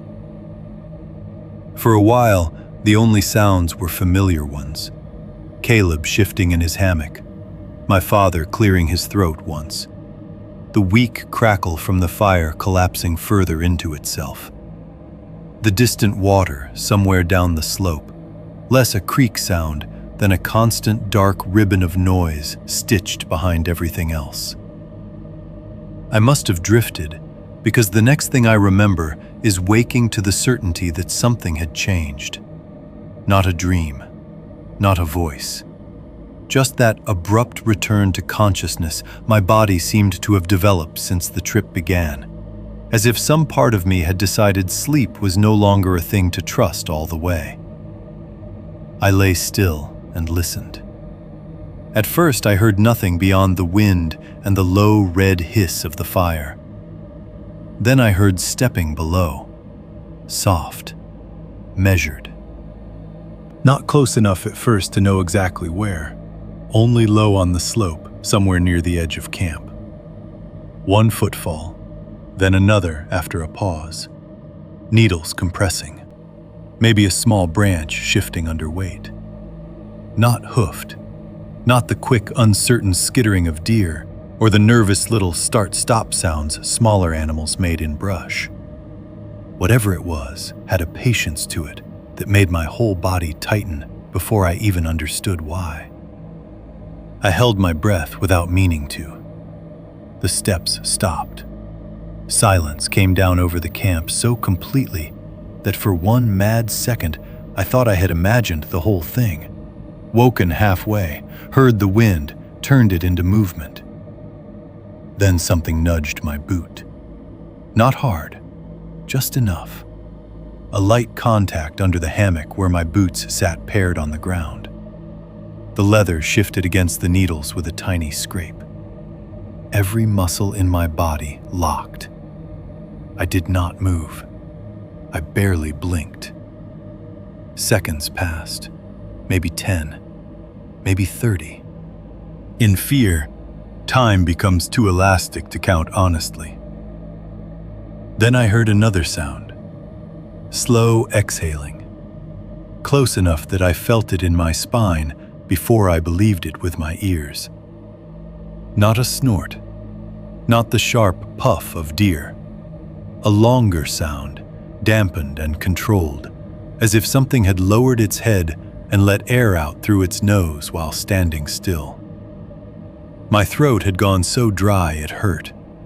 Very slowly, careful not to make the hammock sway, I raised one hand and peeled the edge of the fabric back just enough to look down. At first I saw almost nothing. The fire had gone weak enough that its light barely reached beneath us. The world under the hammocks was flattened into low orange-gray shadow and black beyond. My boots were still there. My father's darker pair stood beneath his hammock. Caleb's were half turned where he had kicked them off carelessly. Something moved just outside the weak reach of the glow. Too low to tell what. Not a shape in the full sense, more like a thickness in the dark, shifting from one place to another. It passed through the edge of visibility without ever fully entering it. My first thought was black bear, because that was the simplest answer available, and because if I chose that answer fast enough, maybe the rest of me would know how to be afraid correctly. I waited for it to come farther in. It didn't. Instead, it moved around the camp. I could hear it now, in pieces. A step on one side. Silence. Another somewhere lower. Needles brushing. Then nothing at all long enough to make me wonder if it had gone. Then the sense of presence again from a different angle. Circling back through the dark, just beyond where the firelight failed. It did not crash. That was what made it worse. Big animals in my imagination always announced themselves with force. Brush breaking, limbs snapping, the brute confidence of weight moving where it pleased. This thing, whatever it was, moved with care, not silently, not impossibly so, but with the kind of caution that suggested it already knew exactly where we were and saw no need to hurry. I thought about waking my father. I thought about whispering his name or Caleb's, or making some small sound that would force the camp into one reality or another. But I was not sure enough. That was the trap. If I spoke and it was nothing, if I woke them over shadows and nerves and a boot knocked by wind or some small animal I had made monstrous in my head, then I would become the girl who couldn't handle the woods. Worse, I would hear that in Caleb's voice forever. So I stayed still. The thing circled. Stop. Step. Silence. Step. At one point, it moved to the uphill side of camp, and for a moment I lost all sense of where it was. The wind took over. The dead pines clicked softly against one another. Somewhere farther off, a branch broke with a dry little crack. I began convincing myself it had gone. Then it halted under Caleb's hammock. I could not see it clearly. The angle was wrong and the dark too complete beneath him. But the camp changed around that spot, the way water changes around a rock. I knew something was there because everything else seemed arranged around its stillness. I listened so hard my ears hurt, and I thought I heard breathing. Not loud, not dramatic, just a slow intake, then a patient release, from directly beneath where my brother slept. He did not wake. That made it worse, too. I wanted him to move, to roll, to mutter, to prove his body felt what mine was feeling from 15 feet away.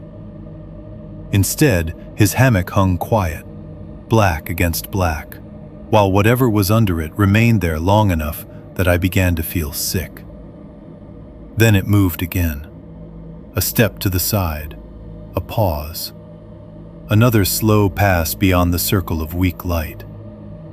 I do not know how long that went on. An hour, maybe. Longer. Fear ruins clocks. It was a whole night, and also a handful of stretched moments laid end to end until they became one thing. Several times I nearly called out. Several times I convinced myself I was done being stupid, and that if it came closer again, I would wake them no matter what. Each time the thing moved just far enough away to make action feel foolish again. Just before dawn, it finally left. I didn't see it go. I heard the pattern break. The last soft steps trailed down slope, then farther, then became nothing I could separate from the wind and the water and the world beginning to pale at the edges. Birds had not started yet, but the dark had loosened. The trees were shapes again, rather than absences. My whole body trembled with the effort of lying still. At some point I slept, but only for minutes. When I opened my eyes again, morning had flattened the camp into its daytime version. Gray light first, then a little gold where the ridge caught sun. Caleb was already cursing softly as he worked a boot onto one foot. My father stood at the fire ring, heating water as if nothing unusual had happened. I sat up too fast, and the hammock rolled me sideways before I caught myself. "You all right?" Caleb asked. "Fine." My voice sounded wrong to me, thin and used up. I climbed down, and my first look was under the hammocks. Needles, boots, damp soil. A few places pressed flatter than the rest, but nothing that leapt up and declared itself. No clear paw prints. No obvious sign of a big animal pacing camp all night. I started wondering if exhaustion had finally made me stupid. Then my father crouched. He set the pot off the fire and moved around the camp in a slow circle, studying the ground. Not the broad, easy scan of a man checking if raccoons had gotten into his food. A deliberate read. He looked under my hammock, under his own, then under Caleb's. His face did not change much, but I knew enough by then to see thought hardening there. "What?" Caleb said around a mouthful of oatmeal. My father Then he came back under Caleb's hammock and stood there long enough that the smile faded from my brother's face. He picked up a stick and scraped lightly at the top layer of needles. Underneath, the earth showed darker, pressed. Not a track. Not exactly. A shallow depression, broad and low, directly beneath where Caleb had slept. The needles there had been flattened and held flat long enough not to spring back cleanly. It looked less like something had passed through than like something had stayed. My father stared at it without speaking. Wind moved across the slope and set the dead pines whispering again. Behind that, the creek kept up its patient noise. Morning light touched the clearing in pieces, making ordinary things, boots, mugs, straps, ash, look harmless and known. But there in the dirt under my brother's hammock was the shape of a pause. A place where some weight had settled low to the ground and remained long enough to leave the mountain holding its outline. My father finally said, almost to himself, "That's not right." And for the first time since the trip began, I knew for certain that whatever had been around us in the night had not only frightened me, it had confused him too. Chapter 3. We should have turned back. The morning after the things circled camp, I stopped pretending I could outlast the trip by stubbornness alone. Up until then, all my anger had still carried a kind of pride inside it. I was miserable, yes, frightened, yes, but there had been a part of me determined not to give my father the satisfaction of hearing me say I couldn't do it. I would hurt, I would resent him, I would hate every mile of the mountain, but I would keep walking just to avoid becoming the story he and Caleb told later about the daughter who couldn't hack 5 days in the backcountry. That part of me was almost gone by the third morning. The depression under Caleb's hammock had done something to the shape of the trip. It had taken all the unease, all the half-explanations and almost signs and strange silences, and pinned them to one undeniable fact. Something had been in camp with us, low to the ground and close enough to touch our boots. Maybe closer. My father had seen the disturbed earth for himself. He had said there should have been clearer tracks. There weren't. Whatever had moved around us in the dark had not left behind a clean enough answer for him to name. And if he couldn't name it, then I didn't know what protection his experience was supposed to offer. That thought stayed with me while we broke camp. My father moved through the morning in the same controlled way he always did. Rolling lines, shaking out the tarp, checking the rifle, boiling creek water for oatmeal, as if habit itself might keep panic from entering the body. Caleb was quieter than usual, but still game to follow where he was led. He made one joke about me glaring at my food like I wanted to kill it with my mind. And when I didn't answer, even he seemed to realize something had shifted for good. I tried to get through breakfast. I really did. But when my father said, "Pack up," something in me snapped loose. I want to go back. The sentence came out smaller than I meant it to, and that made me hate it instantly. It sounded less like a decision than a plea. My father looked up from tightening a strap on his pack. "What?" "I want to go back," I said again, stronger this time. "I'm done." Caleb glanced at me and then away, the way people do when they sense the beginning of a family argument, and instinctively remove themselves from the blast radius, while staying close enough to hear every word. My father straightened slowly. For a second, I thought he might argue immediately, might shut me down with the same flat authority he used for route choices and bad footing. Instead, his first answer came almost gentle. "We just got in here." "I know. We're fine." "No, we're not." He held my stare. "You're tired. There was something under camp last night." He breathed out once through his nose, not impatiently, not yet. "We had something come close. That doesn't mean we burn the whole trip." That was exactly the kind of answer I had started to hate most. Not quite a lie, not remotely the truth, just a narrowing of language until fear sounded childish. I took a step toward him. "Then what does it mean?" "It means we stay alert." "No!"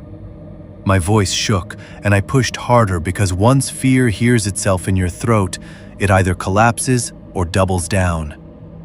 "It means we should leave." Caleb finally spoke then. "Come on, Dad's got it." I turned on him at once. "You don't know that!" He frowned, stung more by my tone than the words.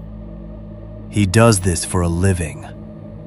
That might have calmed me 2 days earlier. Out there, after the draw and the carcasses, and the thing pacing beneath our hammocks while my father failed to identify what it was, it had the opposite effect. "So what?" I said. He didn't know what that was either. The silence after that was immediate and ugly. My father's face changed first, not anger, not wounded pride, but the harder thing beneath both. A man deciding whether to treat fear as information or disobedience. "We are too deep to panic and start making bad choices," he said. "I'm not panicking." "Yes, you are." "I'm telling you, I want to leave." He stepped closer, and when he spoke again, the gentleness was mostly gone.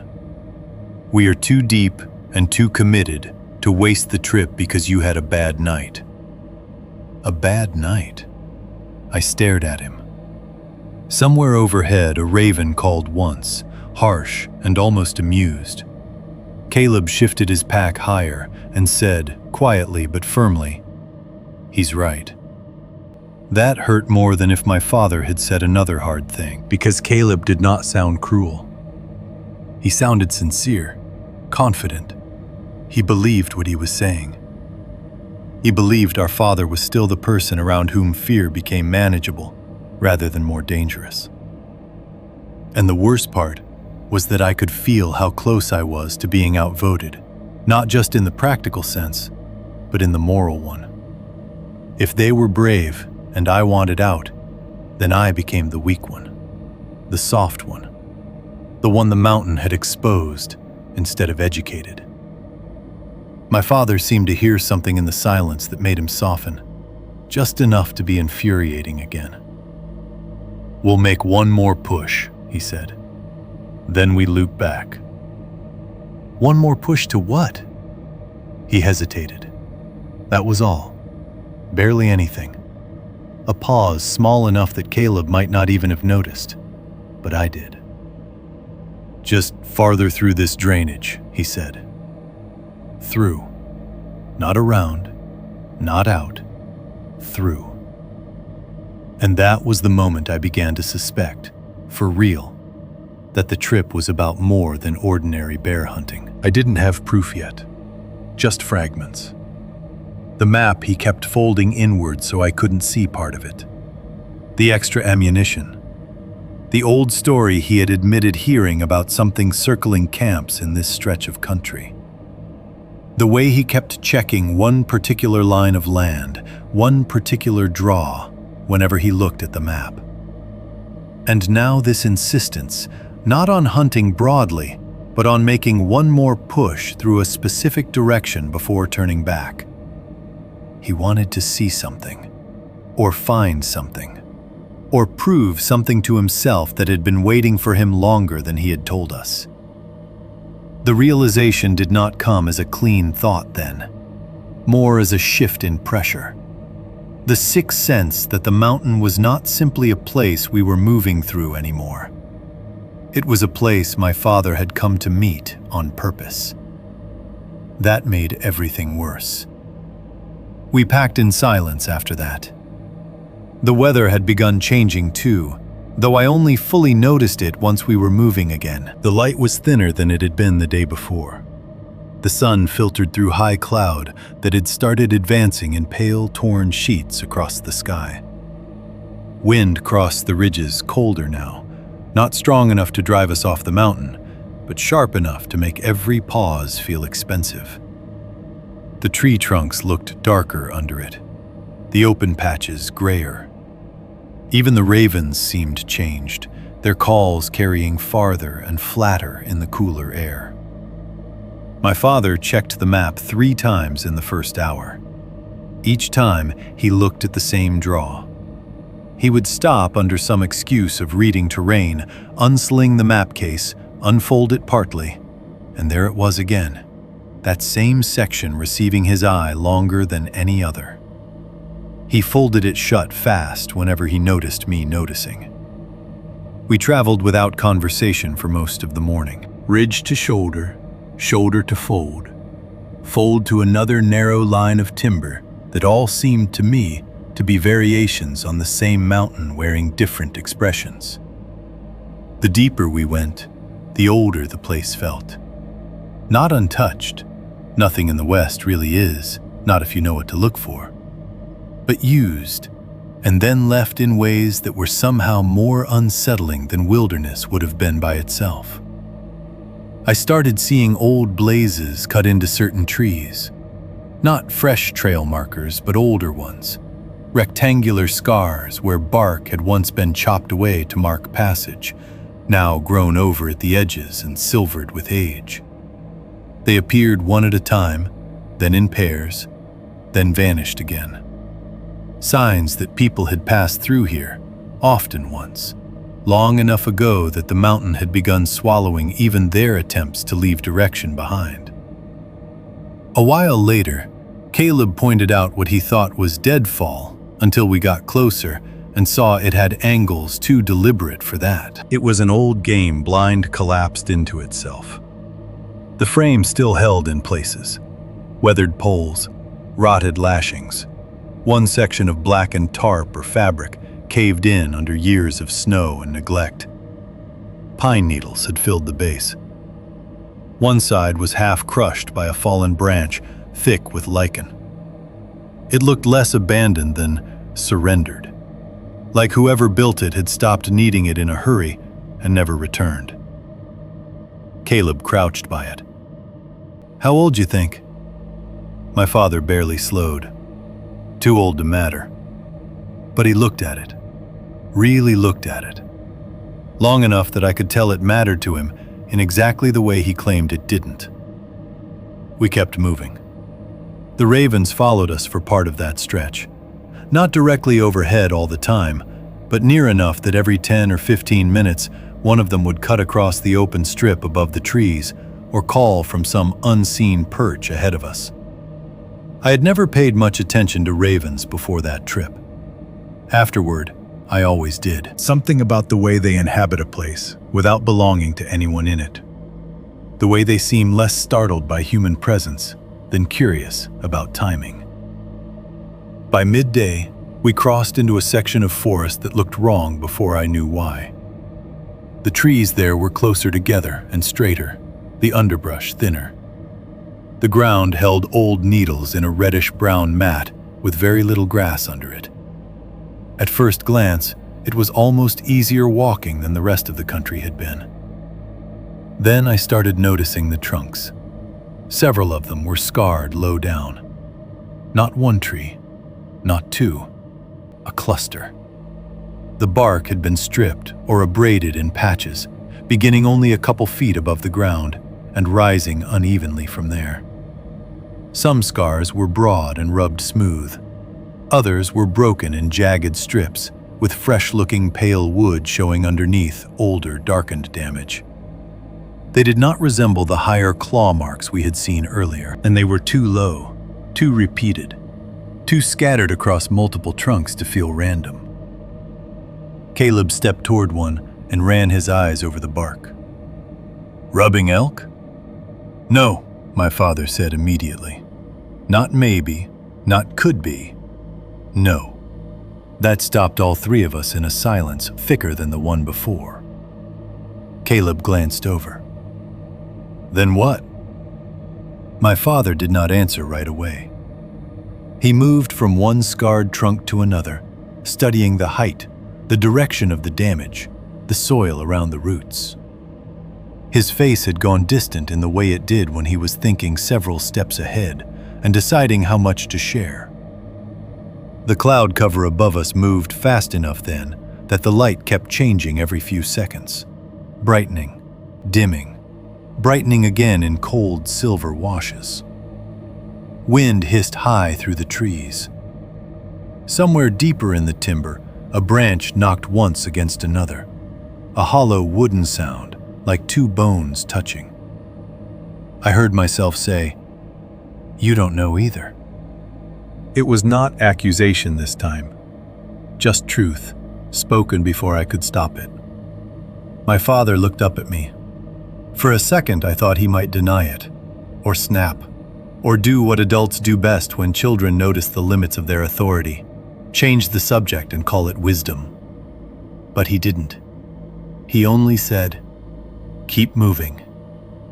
And in that moment, more than at the carcass or the camp or the sound pacing beneath us in the night, I understood the real shape of my fear. It wasn't the woods. Not exactly. The woods were terrible enough in their own right, huge, cold, indifferent, full of things with teeth and hunger and terrain sharp enough to kill you without intent. But the deeper terror was realizing that the adults beside me were no longer standing above the mystery. They were inside it too. My father still had the rifle. He still had the map. He still knew more than I did. But knowledge had stopped equaling mastery somewhere behind us, and he knew it. That was worse than any animal I could have named. Because if my father could not read what had scarred those trees low to the ground, if he could not explain the disturbed earth under Caleb's hammock, or the unclear sign around the carcass and the draw, then there was no longer any clean line between the danger outside us and the fear inside me. There was only motion, forward, into a place he had chosen. And by then, whether I liked it or not, there was no version of the day left in which I got to believe the grown people knew exactly what they were doing. Chapter 3. The Burn Ring. We found the old campsite by accident, or at least that was how my father behaved when we first stepped into it. By then the day had gone a little flat around the edges.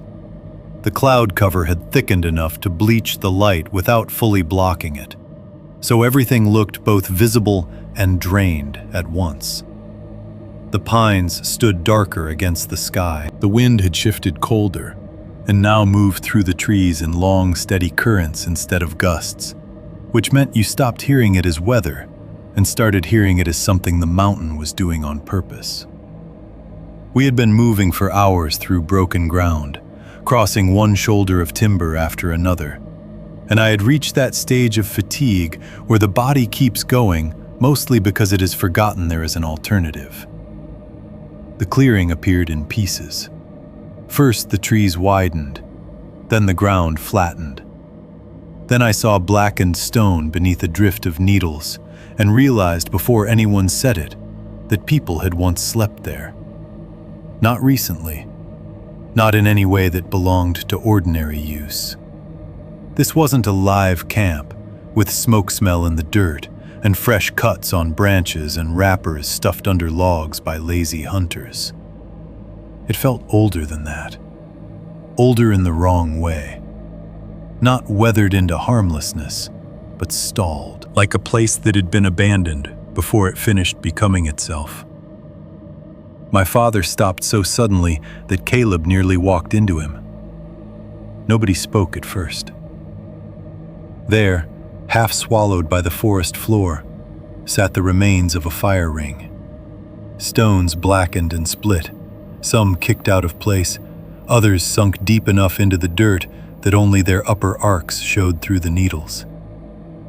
Off to one side, a rusted can lay on its side near a root flare. One end gone entirely, the metal collapsed inward and half buried in old leaf litter. I saw a spoon handle next, warped and darkened, sticking from the ground at an angle as if someone had dropped it and then simply left before deciding whether it mattered. The details came one by one after that.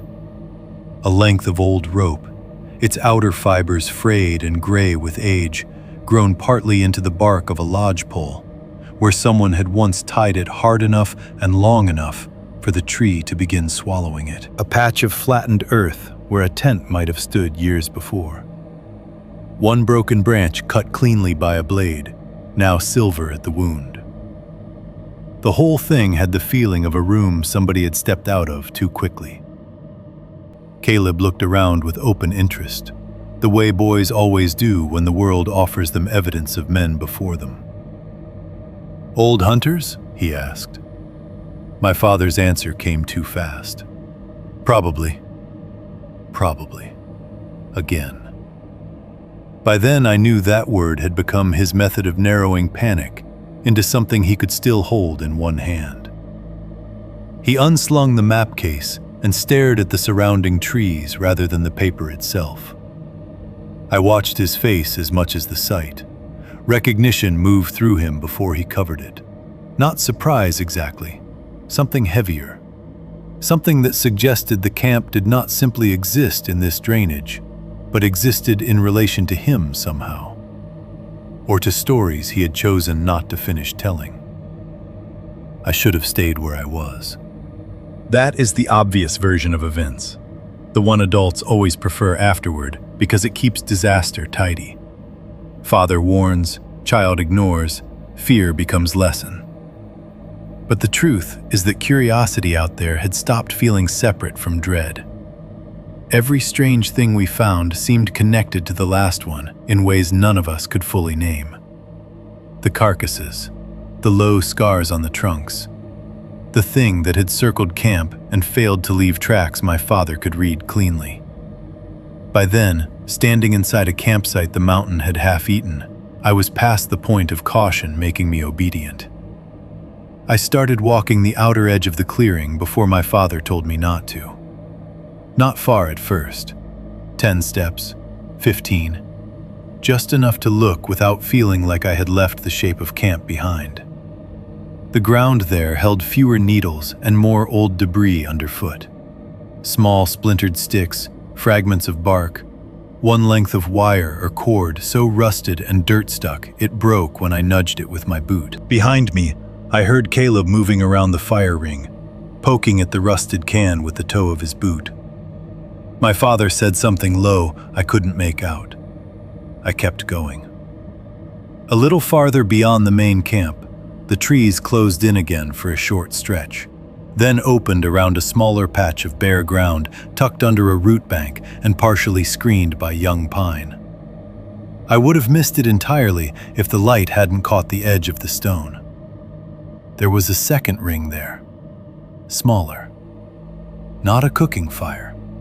I knew that at once. In the strange, instinctive way certain things announce their function by what they lack. This ring wasn't arranged for a group. It was too tight, too low, too separate from the main clearing. No broad patch for gear, no open space for several people to sit around comfortably, no obvious line to the larger camp, except that someone had clearly chosen the place on purpose. The stones were darker, too, packed closer together. Not a fire built for warmth, more like a contained burn. A place someone returned to repeatedly from the way the ground around it had worn inward. I crouched beside it. The earth there had a used look even under the years. Needles had gathered and rotted into the soil, but not evenly. One side of the ring was more pressed than the others, as if a person, or more than one person over time, had sat in nearly the same position facing into the little fire. That unsettled me more than the main camp had. The first campsite could still be explained as old backcountry use. Guides, hunters, surveyors, whoever passed through mountain country and left a piece of themselves behind, because moving camp always took longer than people expected. This second ring felt more private, a place apart from the others, as if something about the main camp had made someone want their own fire away from it. I stood and began scanning the immediate ground more carefully. That was how I found the casing. Old brass, half sunk near a root, tarnished, nearly brown. I picked it up and turned it between my fingers. Whatever lettering had once been stamped at the base had worn too far to read easily through the oxidation and grime. A few feet from that, under a scatter of bark flakes, I found a boot eyelet, a dull metal ring with one side bent inward, torn from leather long ago by the look of it. Small things, worthless things, but they made the place feel less abstract. Someone had not just passed through here. Someone had stayed long enough to wear, tear, lose. Then I saw the patch caught on a broken splinter of wood. At first I thought it was moss, or old lichen matted dark by weather. When I bent closer, I saw it was hair, or fur, hard to tell which. A small patch of it, gray-brown and tangled, caught in the splintered edge of what looked like a broken stake or section of old frame wood. The texture of it made my stomach shift. Not soft anymore, clumped, dirt stiff. Something that had once belonged to a body and no longer did. I straightened and called, "Dad!" No answer. Louder, "Dad, come look at this!" I heard him moving before I saw him, fast through the needles and brush, and the expression on his face when he stepped into the small opening was not curiosity. It was anger.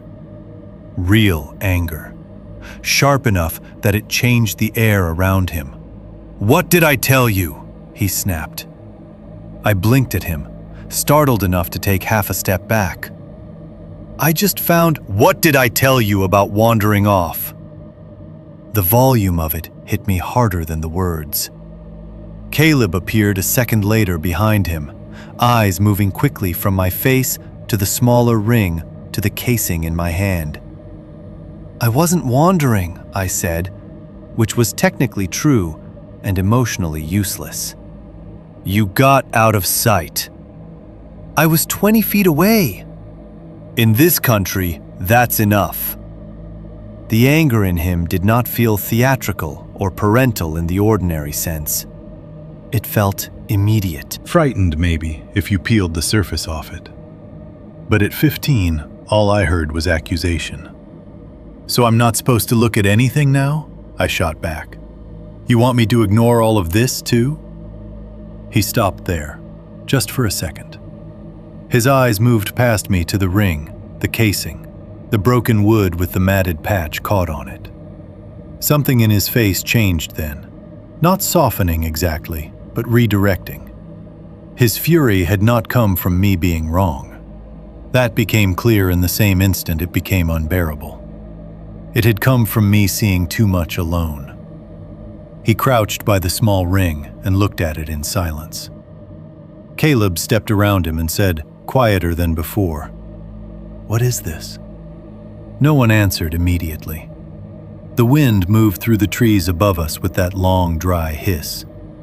Somewhere back in the main clearing, a raven called once and was answered from farther off. The colder light made the little stones of the second ring look slick and old, as if they'd been sweating under the weather for years. My father finally said, Other guides used to pass through here.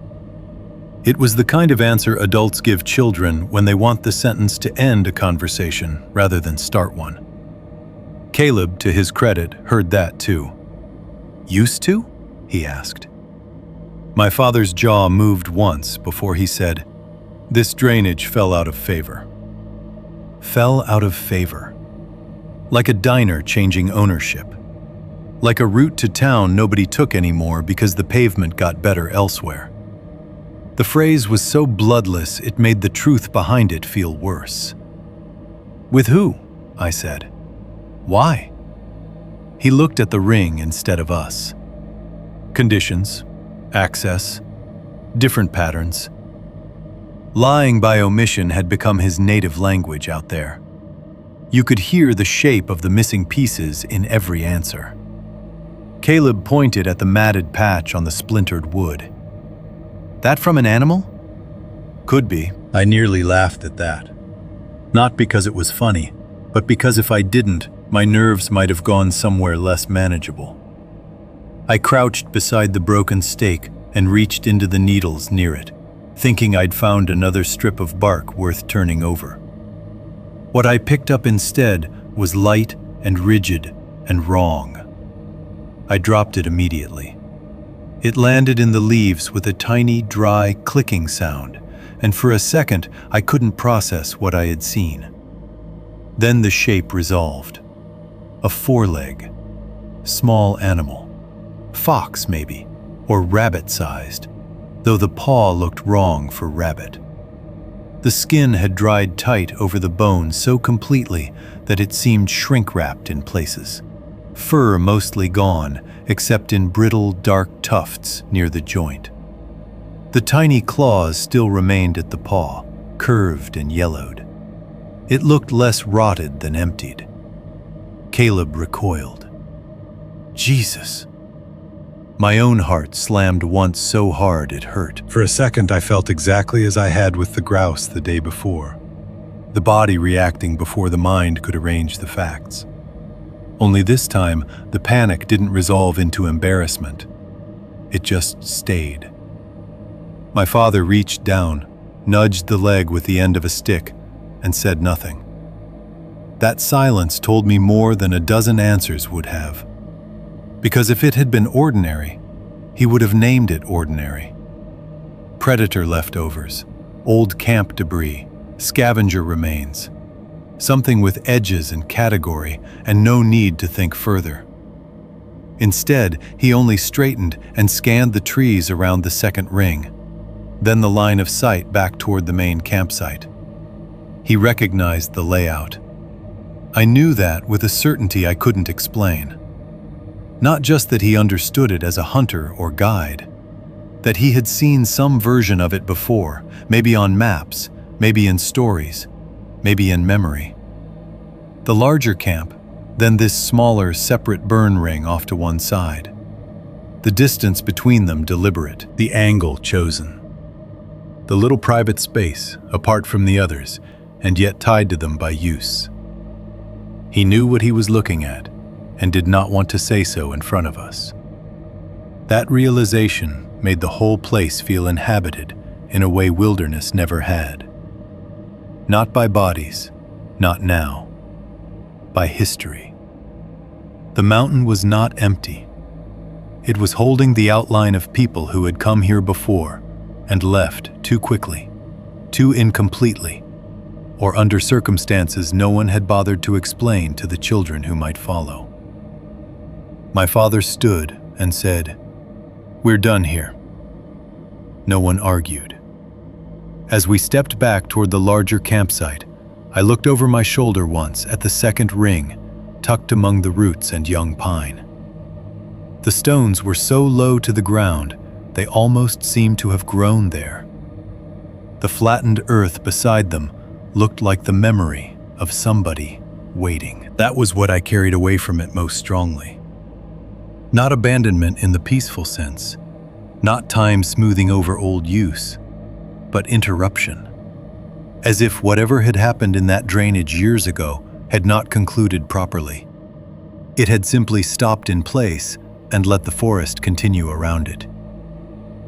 Back in the main clearing, the rusted can, the warped spoon handle, the rope grown into bark, all of it looked different now. Less like old trash, more like punctuation marks in a sentence nobody had finished telling. My father shouldered his pack and started walking without another word. Caleb followed, but not with his earlier confidence. He looked back once, too, the way I had, toward the blackened stones in the ground. I came last. As I left, I understood something that frightened me more than the small dried foreleg or the matted patch on the splintered wood, or even my father's anger. Whoever had used that camp had not left it gently. And whatever had made that drainage fall out of favor had stayed behind long enough for the mountain to learn its shape. Chapter 3.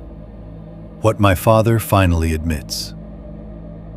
By the time we made camp that night, the mountains no longer felt wild in the ordinary sense.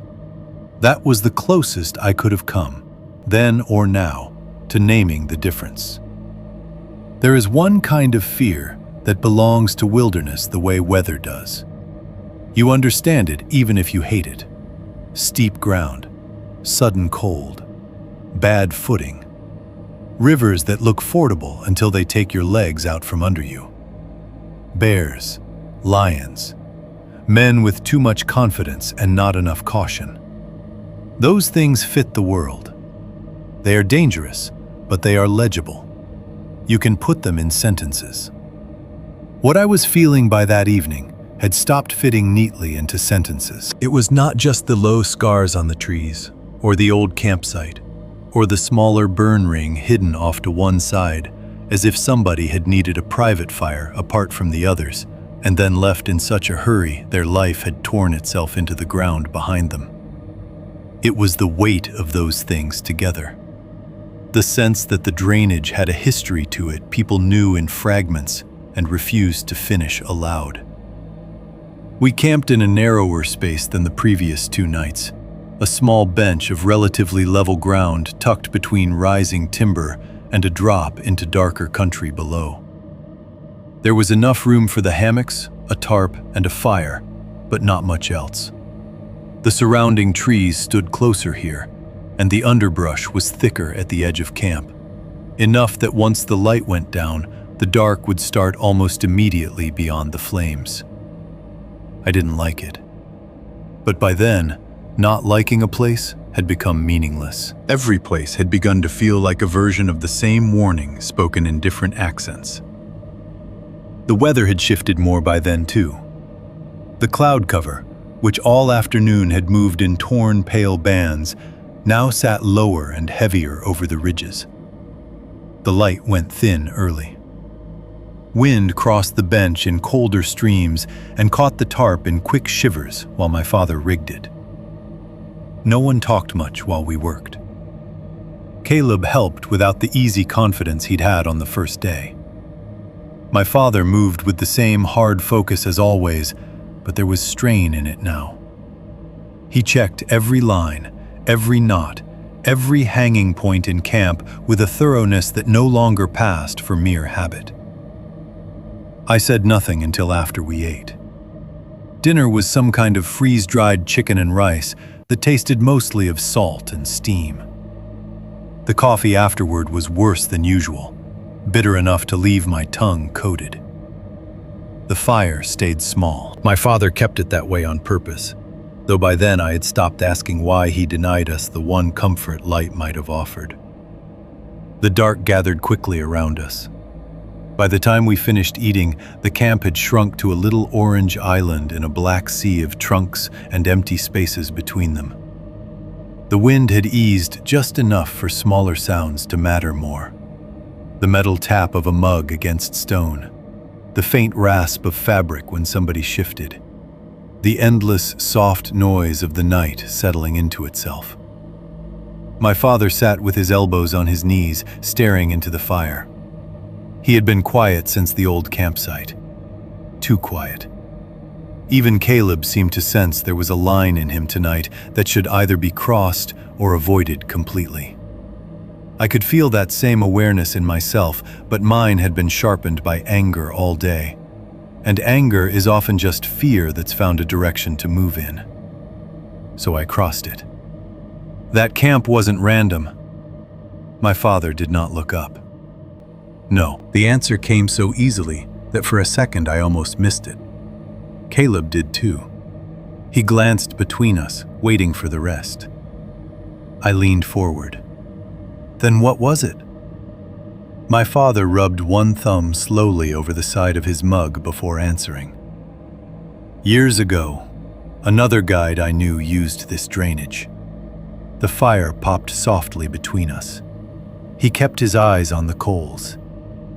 Used it a few seasons, he went on. Said it was good country. Game moving through, enough water, enough shelter if weather turned.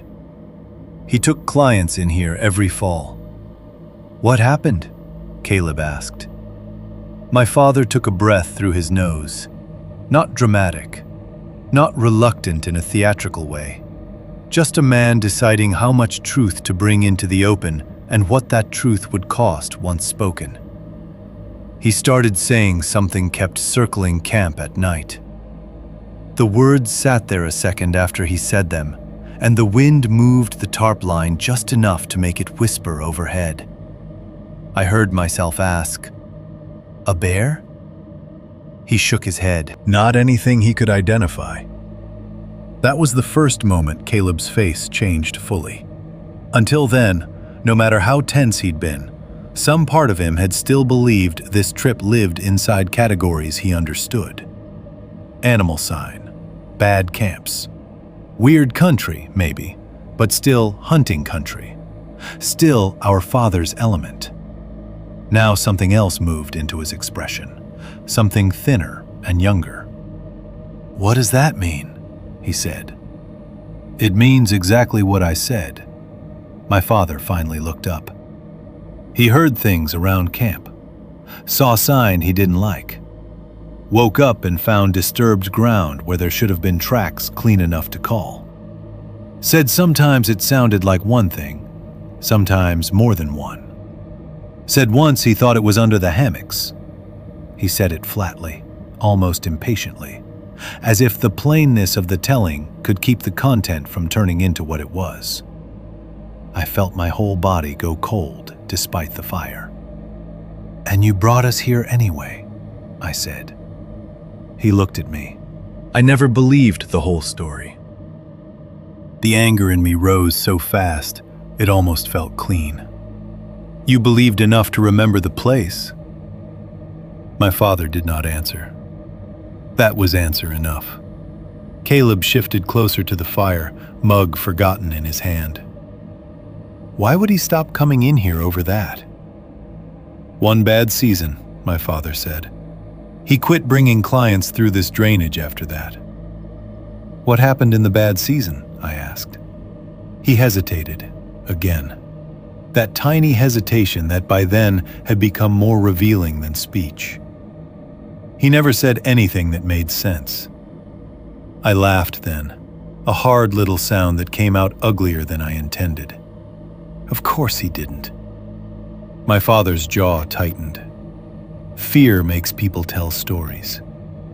"And what does this make?" I asked, gesturing out into the dark, to the nights he'd spent checking the tree line, the ground under us, the routes he kept changing, the old camps he recognized and pretended not to. "What does this make?" His voice sharpened. "Enough. No." The word came out before I could stop it. I was on my feet then. I don't remember deciding to stand, only the rush of blood in my head and the impossible, sick certainty that I had been right to want out and that he had known more than he admitted from the start. "You brought us in here because you wanted to prove something," I said. My father stood too. "Watch your tone." "To who?" I snapped. "You?"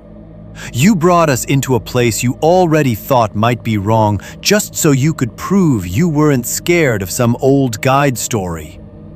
His face changed at that. Not because I had hurt him, because I had landed close enough to truth to make denial slower. "I came in here to hunt," he said. "And?" He said nothing. "And," I repeated. His voice dropped when it came back, which was worse than if he had shouted. "And I wanted to see if what he said was nonsense." There it was. Not everything, but enough. The fire seemed suddenly too small to hold all the dark around us back. Caleb stood halfway now, hands out slightly, like he didn't know if he was about to calm a fight or witness one. "Dad?" "No, let him say it," I said, never taking my eyes off my father. "You used us for it." That made him flare. "Don't be ridiculous." "You knew this place had stories attached to it." "Stories?" "Then why have you been checking the dark every night?" Silence. Not the ordinary pause between arguments. A deeper one. One that enters a place and changes it.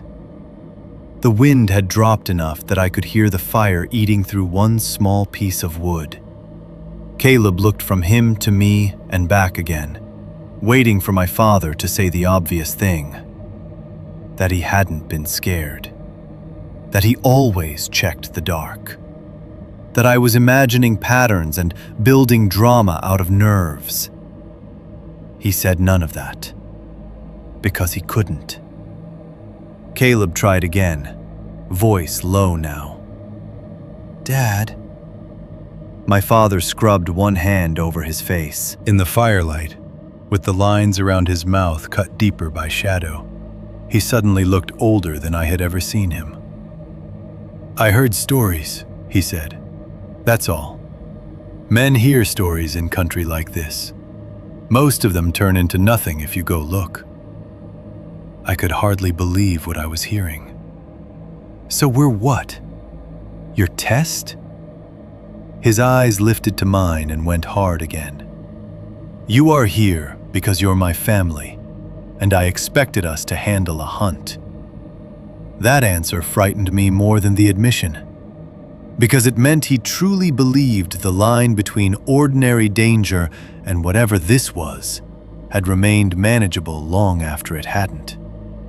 It meant he had brought us partly to prove the old guide wrong, and partly because he trusted his own judgment more than caution. Men like my father often mistook those two things for the same virtue. Caleb said, very quietly, "Maybe we should just head back in the morning." That almost undid me. Not because it solved anything, because it was the first time he had broken from our father. My father heard it too. I saw the small hurt in him before pride covered it. "We'll talk in the morning," he said. Which meant nothing. Which meant we were still here tonight. Nobody spoke for a while after that. The fire sank lower. The dark pressed closer. I could feel all three of us listening outward now, no matter how still we tried to sit. The argument had not released pressure. It had only stripped away the last comforting lie beneath it, that my father had stumbled into this place without knowing its shape. He had chosen it. Maybe not with full belief, maybe not with full understanding, but knowingly enough. Eventually, because there was nothing else to do, we banked the fire and climbed into the hammocks. I was still furious, still frightened, too full of both to sleep. The tarp shifted overhead in the moving cold. Somewhere below the bench, water ran over stone in a sound too constant to measure. The tree line beyond camp was invisible almost at once the flames dropped low enough. I could hear Caleb moving more than usual in his hammock. My father was still for a long time, but not with the looseness of a man drifting off. I don't know how much time passed before the tarp line jerked hard enough to shake the whole setup. All three of us came awake at once. There was no slow climb into awareness this time, just impact. Something had hit one of the lines with enough force to snap it taut and make the tarp shudder overhead. "What the?" Caleb started. My father was already on the ground. He moved so fast I barely saw him leave the hammock. 1 second he was a dark shape above me. The next he had the rifle in hand and the flashlight up, beam cutting hard across the clearing. The white light hit trunks, brush, the edge of the slope, then swung to the food line. One of the bags was swinging violently. Not a little movement from wind. Not the slow pendulum of a line, disturbed and settling. It was whipping back and forth, the rope above it vibrating, the dark shape of the bag jerking so hard it seemed for a second like something invisible still held it and had only just let go. My father crossed the clearing in 3 strides and caught the beam on it full. No one was there. No bear beneath it. No figure moving into the trees. Nothing. He scanned the ground below the food line, then the trunks around it, then the bag itself. "There should be marks," Caleb whispered. He was right. If a bear had swatted at it, there should have been claw rakes in the canvas. If teeth had caught it, punctures. If some other animal had leapt and missed, some sign of contact beyond motion. But when my father finally steadied the swinging bag with one hand and ran the light over it, the surface was clean. Not untouched exactly. There was dirt on the lower edge from old use, a frayed seam where the fabric had worn over time. But nothing fresh. Nothing that matched the violence of the movement. My father looked at the line anchor next. The knot held. The rope showed no sign of being cut or snagged.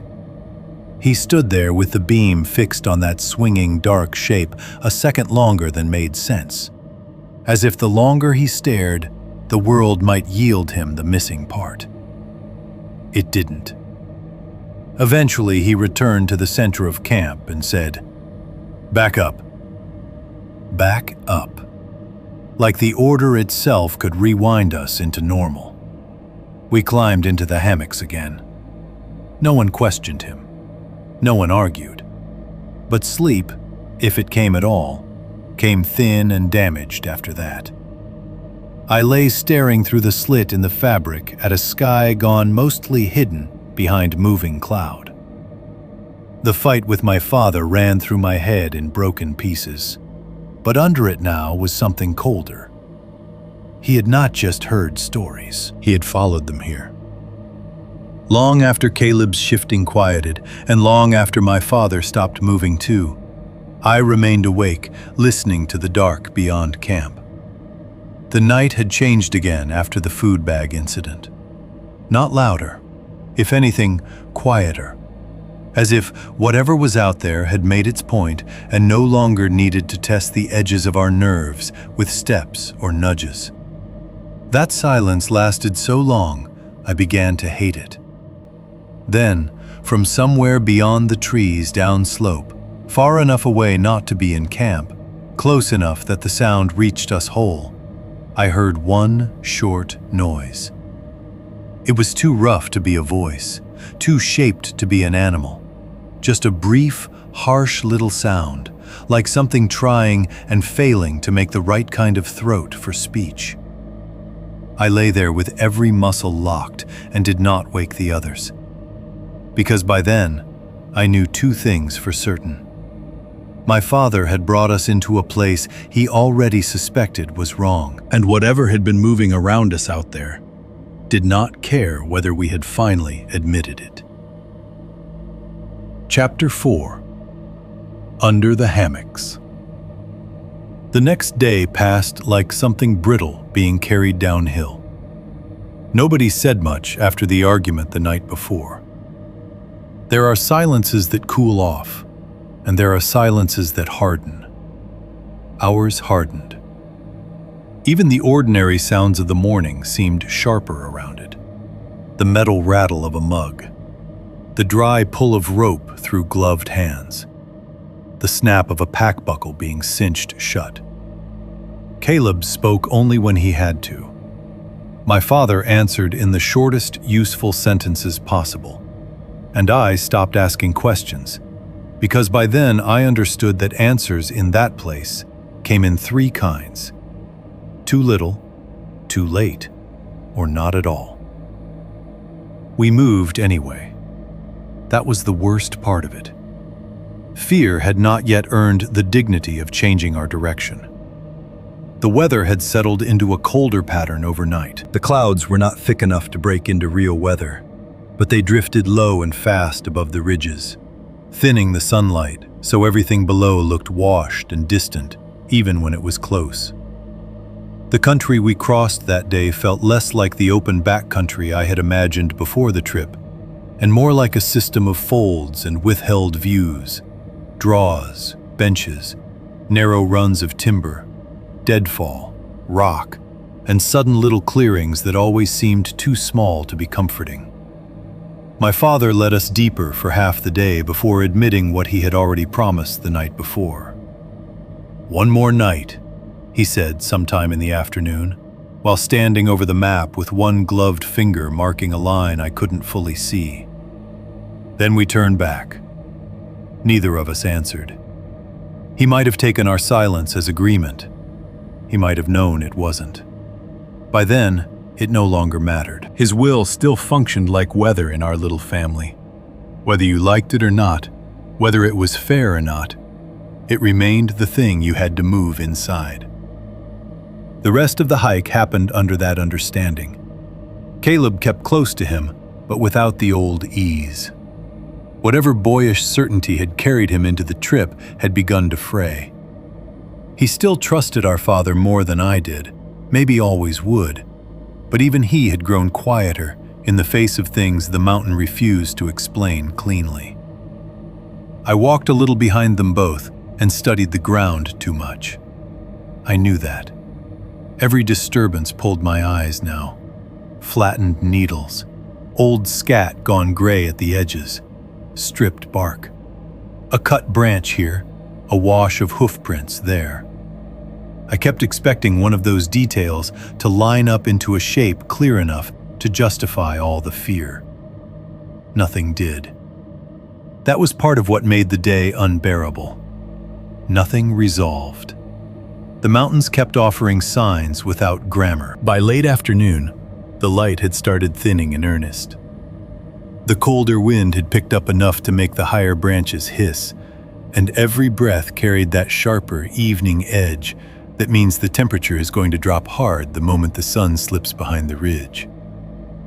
My father stopped on a narrow bench tucked between thicker timber and a steeper drop into darker trees below and said, "Here." I looked around and hated it instantly. The clearing was narrow, hardly a clearing at all. More like a place the trees had failed to close over completely. 3 decent hammock trees stood in a rough line across the bench, which was probably what had decided it for him. But the rest of the space felt enclosed in a way none of the other camps had. The underbrush beyond the usable ground rose dense and close.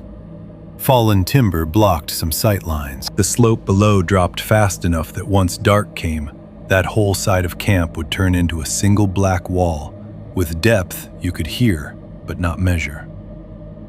"It feels tight," I said before I could stop myself. My father didn't look at me. It's sheltered. That was true in the practical sense. Wind would break against the thicker timber on one side, and the bench itself gave us a workable strip of level ground. But I had stopped trusting practical truths to tell the whole story by then. A place can be sheltered and still feel like a trap. We set camp fast. Nobody lingered over any part of it. Tarps went up. Hammocks got hung. The food was tied off and hauled away. My father kept the fire small again, though tonight even he seemed less interested in comfort than in efficiency. The flames never rose much above his knee when he crouched beside them. By dusk, they had already burned down to a compact, controlled center, more useful than warm. Dinner tasted like nothing I could remember afterward. Something with noodles, maybe. Salt. Heat. Smoke in the spoon. I chewed and swallowed and drank water and did not once feel hunger in a clean way. Caleb tried once to say something ordinary about the route back out, but my father answered so briefly it killed the attempt halfway through. The argument from the night before still hung around us, not active anymore, but not gone either. More than that, there was the shared knowledge none of us wanted to shape into words. This was the last night, and somehow that made it feel more dangerous rather than less. As full dark came in, the fire settled lower and lower until it was mostly red seams in ash, with the occasional small yellow lick where a pocket of wood still held. The bench beyond those coals disappeared quickly. One moment there were trunks, the next there were only vertical blacknesses where you remembered trunks had been. The cold tightened my jaw before I realized I had been clenching it. I pulled the sleeping bag higher once I got into the hammock, but the night still found its way in at the face and hands, as mountain cold always does. The nylon creaked softly under me whenever I shifted, that dry, stretched complaint of fabric under tension. My clothes smelled of wet wool, old smoke, creek water, and the sour synthetic scent gear picks up after several nights of use. Somewhere in the dark below, the fire made a small collapsing sound as one half-burned piece of wood gave way inward. The rest was silence, layered over with the familiar far-off noise of water. I don't know when I fell asleep, only that when I woke, it was not to sound. It was to smell. For a second, I remained half inside sleep, too confused to understand why my body had seized awake. Then the smell found me fully, and there was nothing sleepy left in me at all. Hot rot. Not decay exactly, not the still, sweet, open smell of old carcasses we had already passed. This was warmer, wetter, a smell with breath behind it, damp hide, meat gone sour in the body and not yet dead. The rank, living stink of an animal that had been feeding and moving and carrying the world on its fur. I froze before I opened my eyes all the way. The dark around me remained almost complete. Only the faintest ash glow from the fire below traced a little red along the edges of the camp. My first thought was that something had died nearby. My second was so much worse that I felt it physically, like cold water being poured down my spine. There was breathing below me, slow, heavy. Not loud enough to be theatrical, just close enough that each exhale seemed to thicken the smell and then let it drift upward. I could hear a faint moisture in it, a body moving air through a wet, warm throat. I did not move for what felt like a full minute. Every instinct I had split in different directions at once. Wake my father. Don't make a sound. Look down. Don't look. Stay still. Move now or regret it. My heartbeat was so hard and fast, I thought for a second it might be visible in the hammock fabric itself. Very carefully, I reached one hand up and pinched the edge of the nylon. I peeled it back only an inch at first. Dark. Then another inch. The world below shifted into a shape. There was a bear under Caleb's hammock, not passing through, not halfway gone, not some blur at the edge of camp I could still explain into something smaller. A bear, huge in the broken red light. standing partly upright with one forepaw braced against the trunk of Caleb's tree, head lifted almost to the level of the hammock itself. The body was black-brown where the darkness held it, and damply reflective where the ash glow found fur. One side of its muzzle caught enough low light for me to see wetness on it, saliva shining in thin strings near the mouth. For one impossible second, my mind refused the scale. I knew bears were large. I had seen them from roads, through truck windows, moving at a safe remove through somebody else's field of risk. But this was different. This was not a bear in the abstract. This was weight and muscle and breath directly under my sleeping brother. The smell rolled up at me again, and I had to bite the inside of my cheek to keep from making any sound. The bear was studying us. That was the part that changed terror into something colder. It wasn't rooting through camp blindly. It wasn't moving from food to fire to packs in the dumb, opportunistic way I had always imagined bears near people. It had stopped. Chosen. It held still beneath Caleb with an attention that felt almost human until I hated myself for thinking that. I remember tiny details now with a clarity I wish I didn't. One pale claw tip pressing into the bark of the tree, almost delicate in the low light. Steam lifting from its nostrils each time it exhaled into the cold. The line of saliva stretching and breaking near one side of the jaw. The tiny clicking sound from its mouth as it worked its teeth once against each other. Its ears looked smaller than I thought they should on a head that size. Its shoulders looked too close together and too broad at once because of the angle. The fur along one flank seemed roughened or damply clumped, as though it had brushed wet brush or blood or something else I could not bear to name in that moment. Above it, Caleb slept. Or if he was awake, he made no sign. His hammock hung still and dark, and that stillness made the whole scene feel unreal in a way that nearly broke me. The bear, the tree, my brother just overhead, unaware.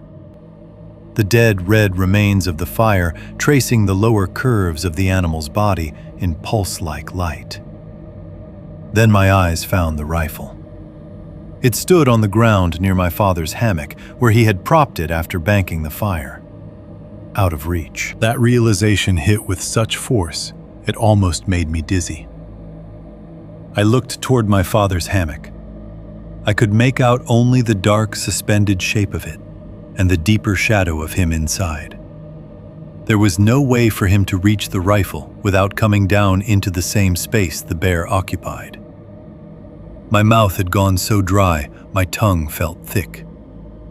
The bear shifted its weight slightly, and the tree bark gave a soft, rough sound under the pressure of the paw. Not enough to startle Caleb awake. Not enough, maybe, to mean anything to the animal itself. But to me, that tiny movement contained all the violence waiting inside the stillness. I did not wake them. Not yet. That is the part that would be easiest to judge from outside the moment. So I'll say it plainly. Terror does not always turn people into action. Sometimes it turns them into listening, into calculation, into desperate stillness while the mind tries to gather enough certainty to justify breaking the world open with a sound. I kept watching. The bear lowered its head once, sniffed, then raised it again slowly toward Caleb's hammock. Another exhale, another little click from the jaw. I could see one eye only in flashes when the ash glow moved enough. Dark, round, catching no light except the barest wet glimmer. It had not come for the food. That was the next awful thing I understood. The food line was farther off and uphill. The bear was not beneath it. It was here, under us, under him. And there in the cold, with the smell of damp hide and meat-sour breath rising around the camp, with the nylon creaking faintly whenever fear made my muscles shake, with the fire almost dead and the rifle standing useless on the ground where no hand could reach it in time. I understood with total and animal certainty that we were no longer sleeping above danger. We were hanging over it. Chapter 4. Under the Hammocks. I had one thing in the hammock with me besides the sleeping bag and the clothes I was wearing. A protein bar my mother had tucked into the front pocket of my pack before we left. The kind I normally would have rolled my eyes at because she always bought the chalky kind nobody actually liked. I had shoved it into the hammock earlier that evening without thinking, mostly because I was too tired to climb down again once I realized I'd left it in my jacket. I found it by feel now, fingers moving as little as possible inside the sleeping bag. The wrapper crackled faintly. The sound seemed enormous. The bear's head shifted a fraction at that, and every muscle in my body went so tight it hurt. I froze again, barely breathing, waiting for it to rear higher or turn fully toward me. It didn't. After a second, its attention returned to Caleb's hammock and the trunk beneath it. I eased the bar out of the wrapper with the slow, awful care of someone trying to defuse a bomb in the dark. My father's hammock hung diagonally across from mine. In the weak ash glow, I could just make out the heavy shape of him inside it. I had one chance. I drew my arm back only a few inches and threw. The bar crossed the camp in a short black blur and struck the side of my father's shoulder with a soft, ugly thud before dropping out of sight. For one horrifying second, I thought it hadn't been enough. Then his hammock shifted sharply and he jerked awake. He started to move, too quickly, almost with sound behind it, and I made a small cutting gesture with my hand before I even knew if he could see me. He must have. Or maybe he followed the shape of my stare downward. Either way, his whole body changed in an instant. He went completely still. That was the moment I understood how real the danger was. Not when I smelled the bear, not when I saw it, but when my father, the one person in the world I had believed could impose order on almost any practical nightmare, woke, looked down, and became statue still in the hammock above his own rifle. For several seconds, nobody moved. The bear remained where it was under Caleb, one forepaw still pressed to the bark. Steam drifted faintly from its nostrils each time it exhaled into the cold. The tiny clicking came once again from its jaw. Its ears twitched. Its head tipped a degree to one side, as if listening to some sound below our hearing. My father's voice came at last, so low I barely heard it. "Don't move fast." It was not a full sentence, not yet. Just an instruction placed into the dark like a board laid across a gap. I whispered back, "It's under him." "I know." The calm in those two words did not comfort me. It frightened me more, because I could hear what it cost him to keep his voice that level. Across from us, Caleb stirred, just enough at first to make the hammock creak. The bear lifted its head higher. "Caleb," my father breathed, not quite loud enough to count as a whisper. "Wake up slow." There are very few things worse than watching somebody wake into mortal danger without context. Caleb moved once, then again, then pushed the edge of his hammock aside and looked down. I saw the exact second he understood. His entire body jolted. The hammock swayed hard enough that I thought he was going to spill himself right out of it, and the bear reacted at once, not charging, not yet, but shifting its weight with startling speed, claws rasping the bark as it braced harder against the trunk. My father hissed, "Still." Caleb made a sound through closed teeth, more breath than voice, and grabbed the sides of the hammock so hard I could hear the nylon strain in his fists. "Do not move fast," my father repeated. "Do not speak above breath. If it stays calm, we stay calm." The word calm sounded obscene, but none of us argued. That was the point where every older emotion between us burned off. The resentment I carried toward my father, the jealousy toward Caleb, the humiliation of being the weak one, the outsider, the assigned extra body on a trip I had never wanted. All of it vanished under something more primitive and complete. There was no family shape left inside me then. Only the simple terror of 3 bodies suspended above a predator, with our only weapon resting useless on the ground. We waited. At first I thought we were waiting for a moment, a chance, an opening, a decision my father would make once he had measured enough. But the bear did not create a moment. It remained. It stood under Caleb for so long that the posture itself became unbearable. Then, after what might have been 5 minutes or 15, it eased back down onto all 4s and began to pace. Not far, just within the boundaries of camp, as if the little bench of earth and ash and hanging bodies had become a room it was considering from several angles. It moved with heavy patience, shoulders rolling under the fur in a way I could see even in that poor light. It passed under my hammock once, slow enough that the smell thickened so sharply I had to fight the urge to gag. Damp hide, old blood, warm rot in the fur, meat sour breath. The whole body of it carried the smell of a place where things ended badly. It paused by my boots, lowered its head, sniffed. The sound of it doing that, air moving through a nose inches from the ground, wet and deliberate, nearly undid me.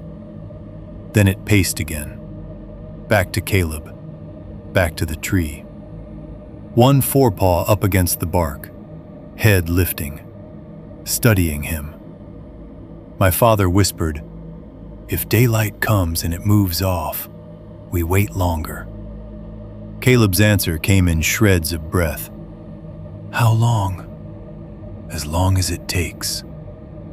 The bear huffed once, a low, forceful push of air that seemed to hit the tree trunk and come back at us. I felt the hammock fabric damp under my hands and realized my palms were slick with sweat despite the cold. My body had started finding pain in specific places now. Left shoulder first, then the base of my spine, then the backs of my knees. Holding still in a hammock sounds easy until terror tells every muscle to prepare for impact without actually giving it anything to do. Minutes, or pieces of them, dragged by. The bear alternated between standing and pacing.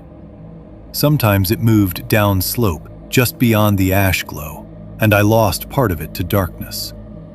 Then it would reappear from another angle, one shoulder emerging first, then the head, then the long, heavy body passing through shadow, like a section of the night had decided to detach and move. Once it pressed its flank against the side of Caleb's tree and rubbed upward, hard enough to make the trunk shiver. Another time it stopped under my father's hammock and worked its jaw again, that same tiny clicking sound, like teeth testing each other. Every tiny noise became catastrophic. The creak of nylon when Caleb's leg twitched, the dry knock of a loose branch above us shifting in the wind, the soft fall of ash collapsing inward at the fire pit, the bear's claws when they touched bark. My father kept speaking only when absolutely necessary. "Breathe through your nose. Don't lock your elbows. Eyes on it." I did not know whether he was trying to keep us calm or keep us from fainting. Probably both. At some point, my right calf cramped so hard I nearly cried out. The pain came in a sudden knot from heel to knee, and I bit my sleeve to stop the sound. Tears sprang to my eyes instantly, hot and useless. I could not stretch the leg without swaying the hammock. I could only hold still and let the muscles seize and tremble and slowly unclench, while the bear moved below us like time with fur on it. Then a new sound entered the camp. Soft at first, intermittent, a faint, stressed thread noise from somewhere above and to my left. I turned my head slightly. One of Caleb's hammock straps had begun to tear. Not all at once, not dramatically. A single stitch had gone. Then another. The webbing where it joined the gathered end of the hammock had started to separate in slow, tiny increments under his weight and his earlier panic sway. Every now and then it made a soft little sound like a nail being pulled very slowly from wood. I whispered his name before I meant to. He looked at me. I shifted my eyes toward the strap. He followed them and went dead still in a whole new way. My father saw it a second later. The silence after that was so complete, I could hear the bear breathing again below us, and the thin ripping of stressed stitching seemed louder each time it came. No one said what we were all thinking. If that strap failed, Caleb would fall directly into the same strip of ground the bear kept returning to. The bear moved back under him almost as if called. It rose again, one forepaw pressing to bark, head angling up toward the hammock and the slow torn strap above it.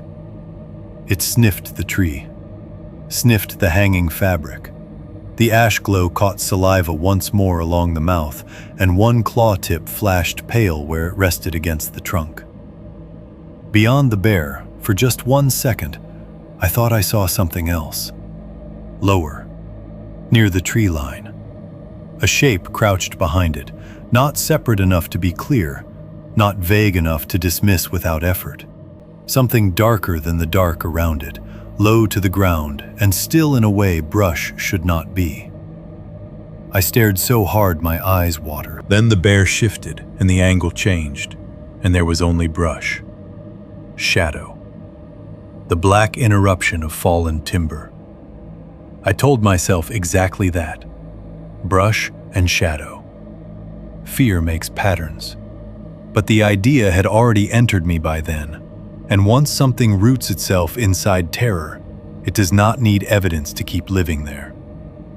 The bear dropped down to all fours again and paced twice more through camp.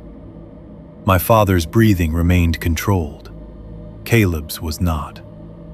Mine came in thin, shallow pulls that hurt my chest. The night had stretched so far beyond ordinary scale by then that I started thinking in impossible bargains. If dawn comes in the next 10 minutes, if the bear loses interest, if the strap holds, if my father can get one hand to the rifle somehow. Then the bear slammed both forepaws into Caleb's tree.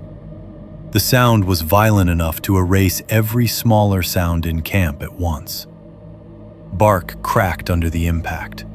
The trunk shuddered hard. Caleb's hammock whipped sideways with him in it, swinging so sharply I thought the strap had failed right there.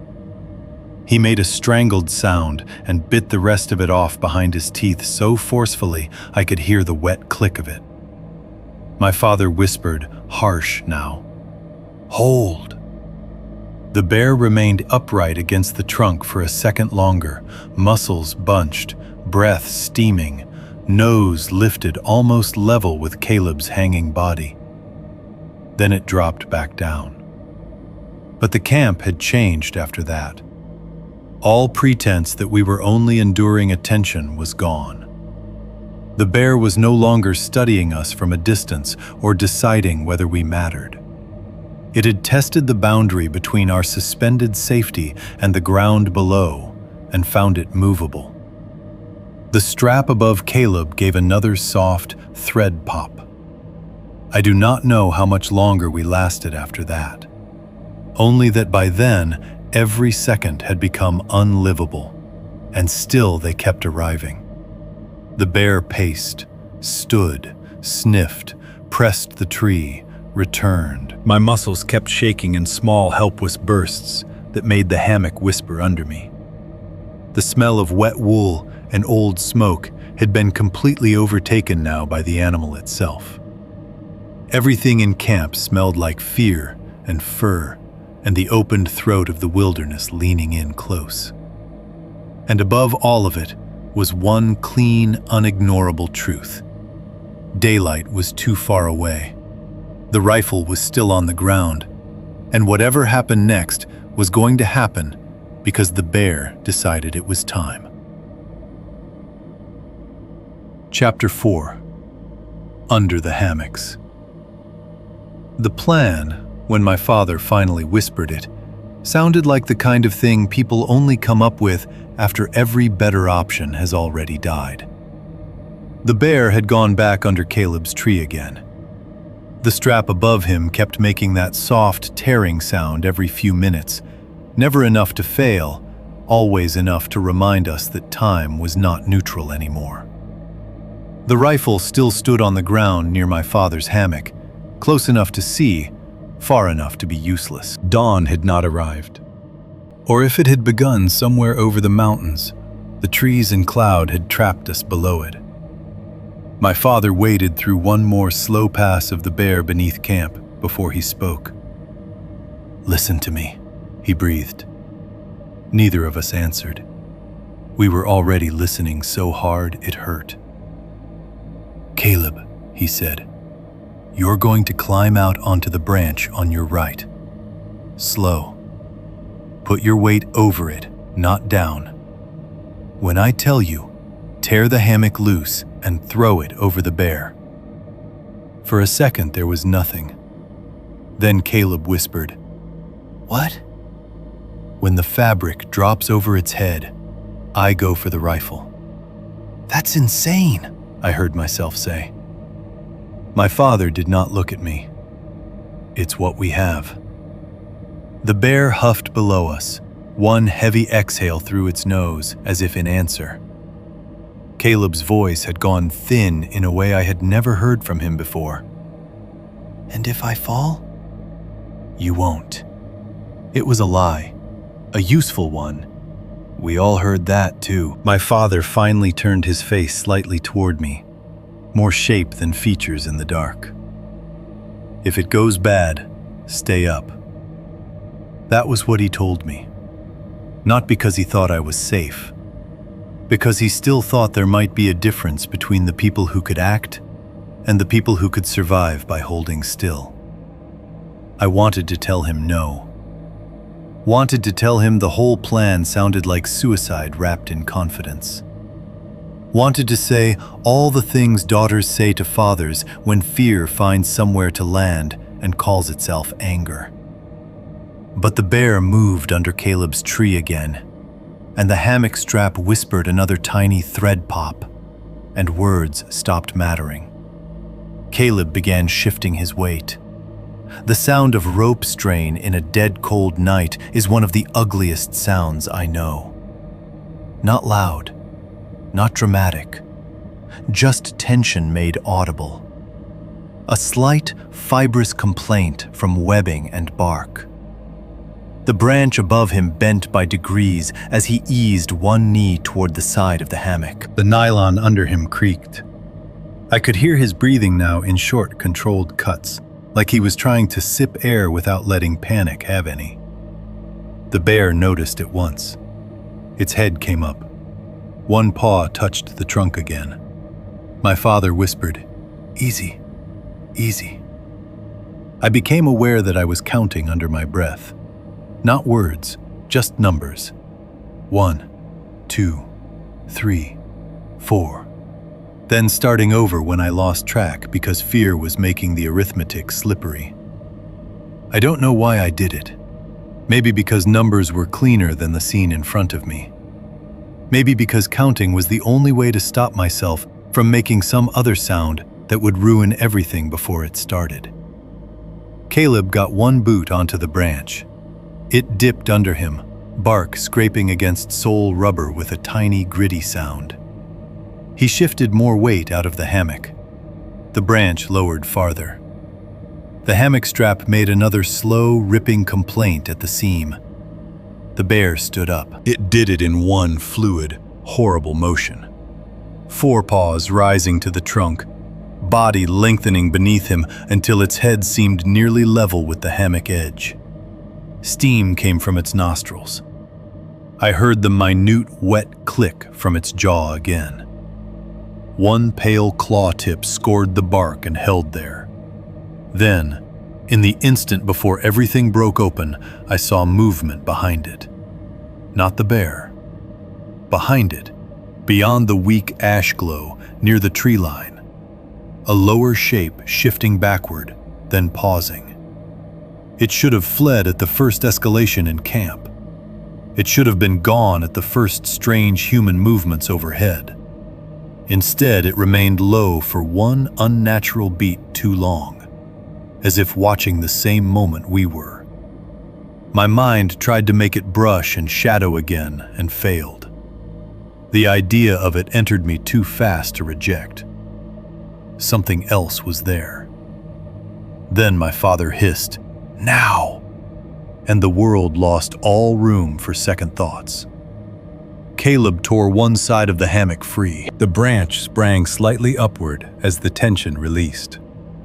He grabbed at the gathered end of the nylon with both hands and yanked. For one awful second it caught, half free, the fabric twisting instead of dropping. Then the second side gave, and the whole hammock came loose in his hands. He threw it. The dark fold of nylon dropped over the bear's head and shoulders. The animal exploded. There is no better word for it.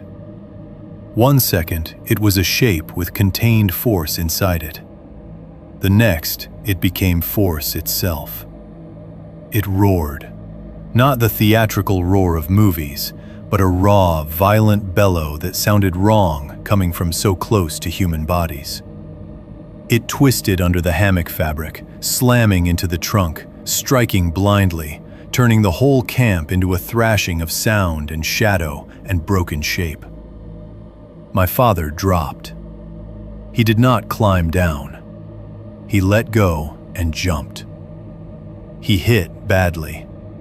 One boot skidded in the needles, and he nearly went to a knee before catching himself with one hand. The rifle stood only feet away. He lunged for it while the bear tore at the fabric over its head with terrifying speed. For a split second, I thought he had made it. Then the first shot went off. The blast in that confined darkness was so loud it punched the air out of me. Fire flashed from the muzzle. The report cracked through the trees and came back in fragments. I smelled powder instantly under everything else. And the bear did not fall. That was the moment I knew we might all die. Not when I saw it. Not when it stood under Caleb. Not while the strap was tearing. At the miss. Because until then, some stupid animal part of me had still believed in the sequence as it ought to happen. Father gets rifle. Father fires. Danger ends. The shot shattered that illusion cleanly. The bullet struck somewhere in the dark beyond the camp. I heard wood crack, or maybe stone, while the bear ripped the hammock free of its head and turned. Its face was suddenly visible again, wet, open-jawed, furious. It charged. My father fired a second time. This one hit. I know that because the bear's shoulder jerked, and the sound that came out of it changed for 1/2 second into something rawer and angrier. But the shot did not stop it. It only moved its fury into a line. The bear struck my father before he could fire again. The impact looked less like an attack than an erasure.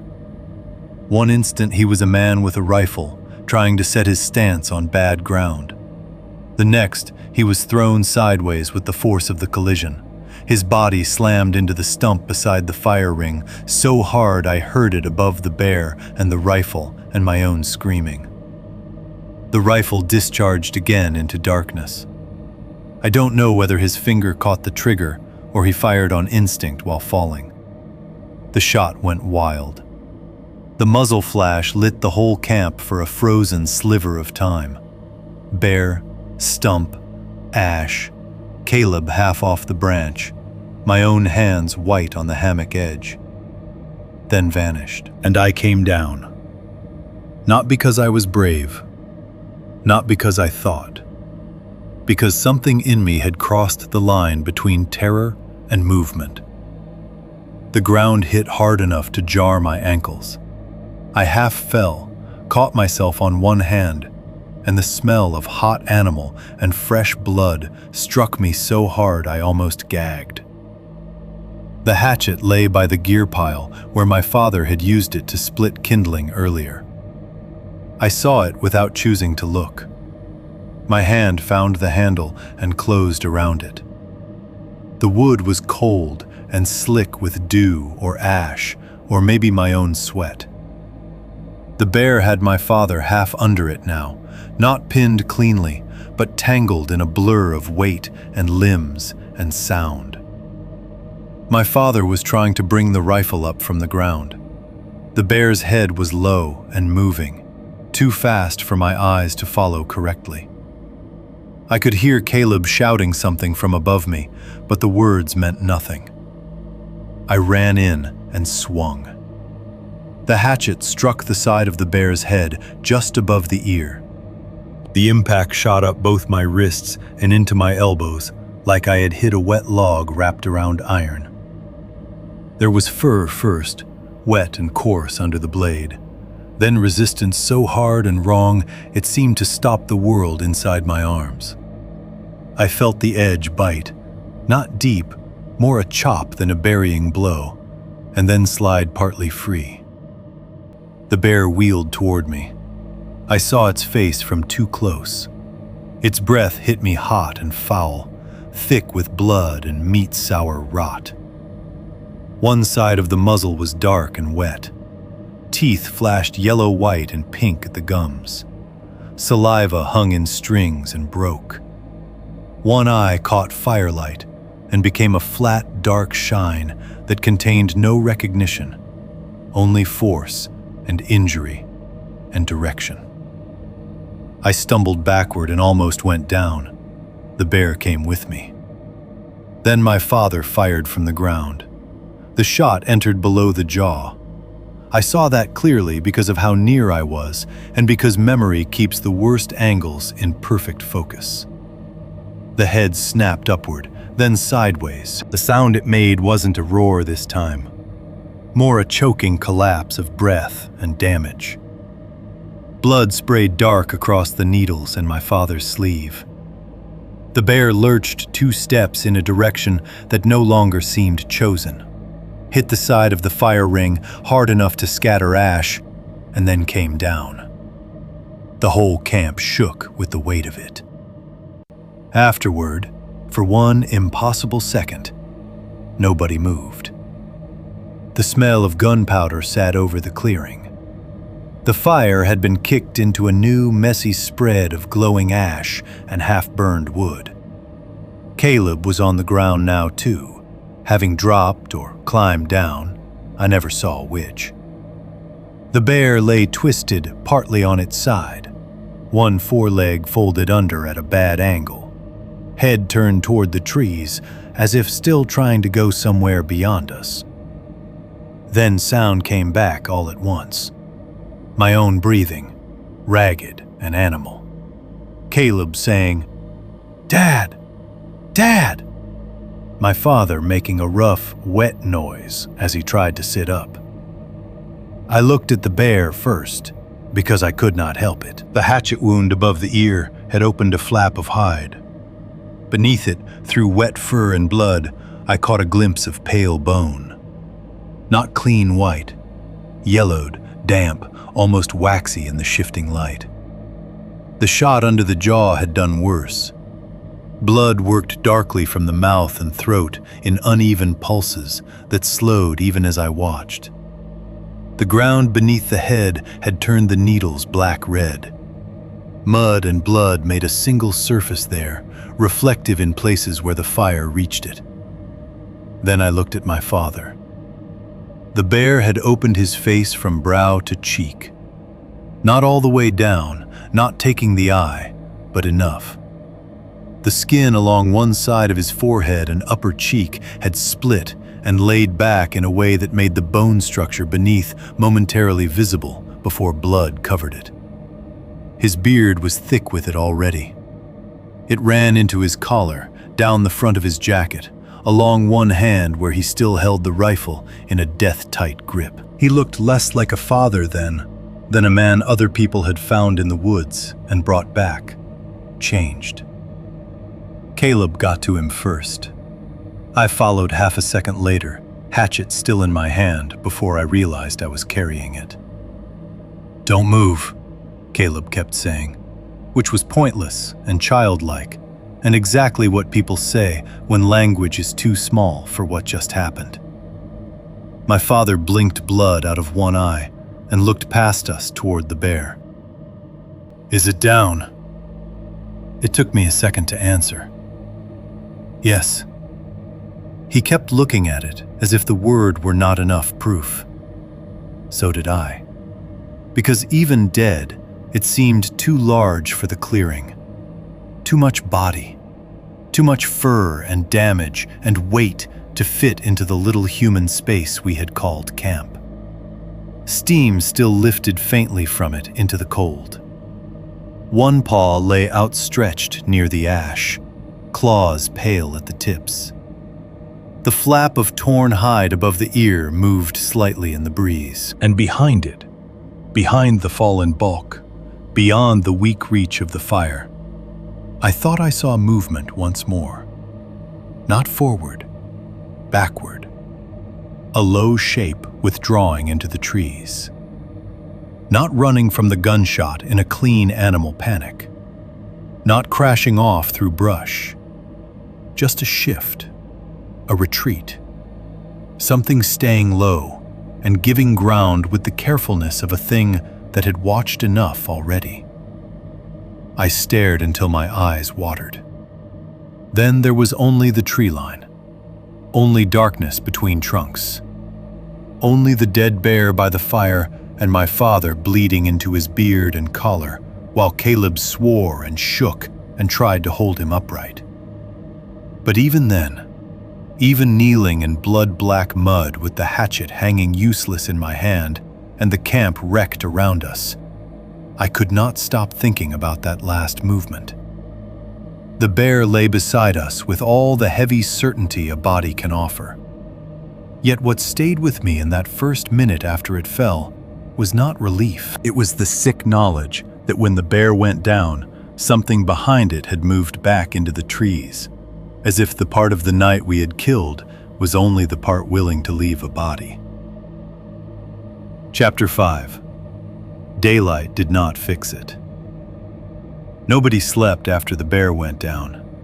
I don't mean we stayed awake in the ordinary sense, talking around a dying fire and waiting for first light with our nerves stretched thin. I mean, sleep became impossible in a way that felt almost insulting. The body still wanted it. Mine kept reaching for it in little blind drops whenever I sat still too long or blinked too slowly. But every time I started to drift, some detail yanked me back. The sound of my father breathing through pain. The shape of the bear lying too close to camp.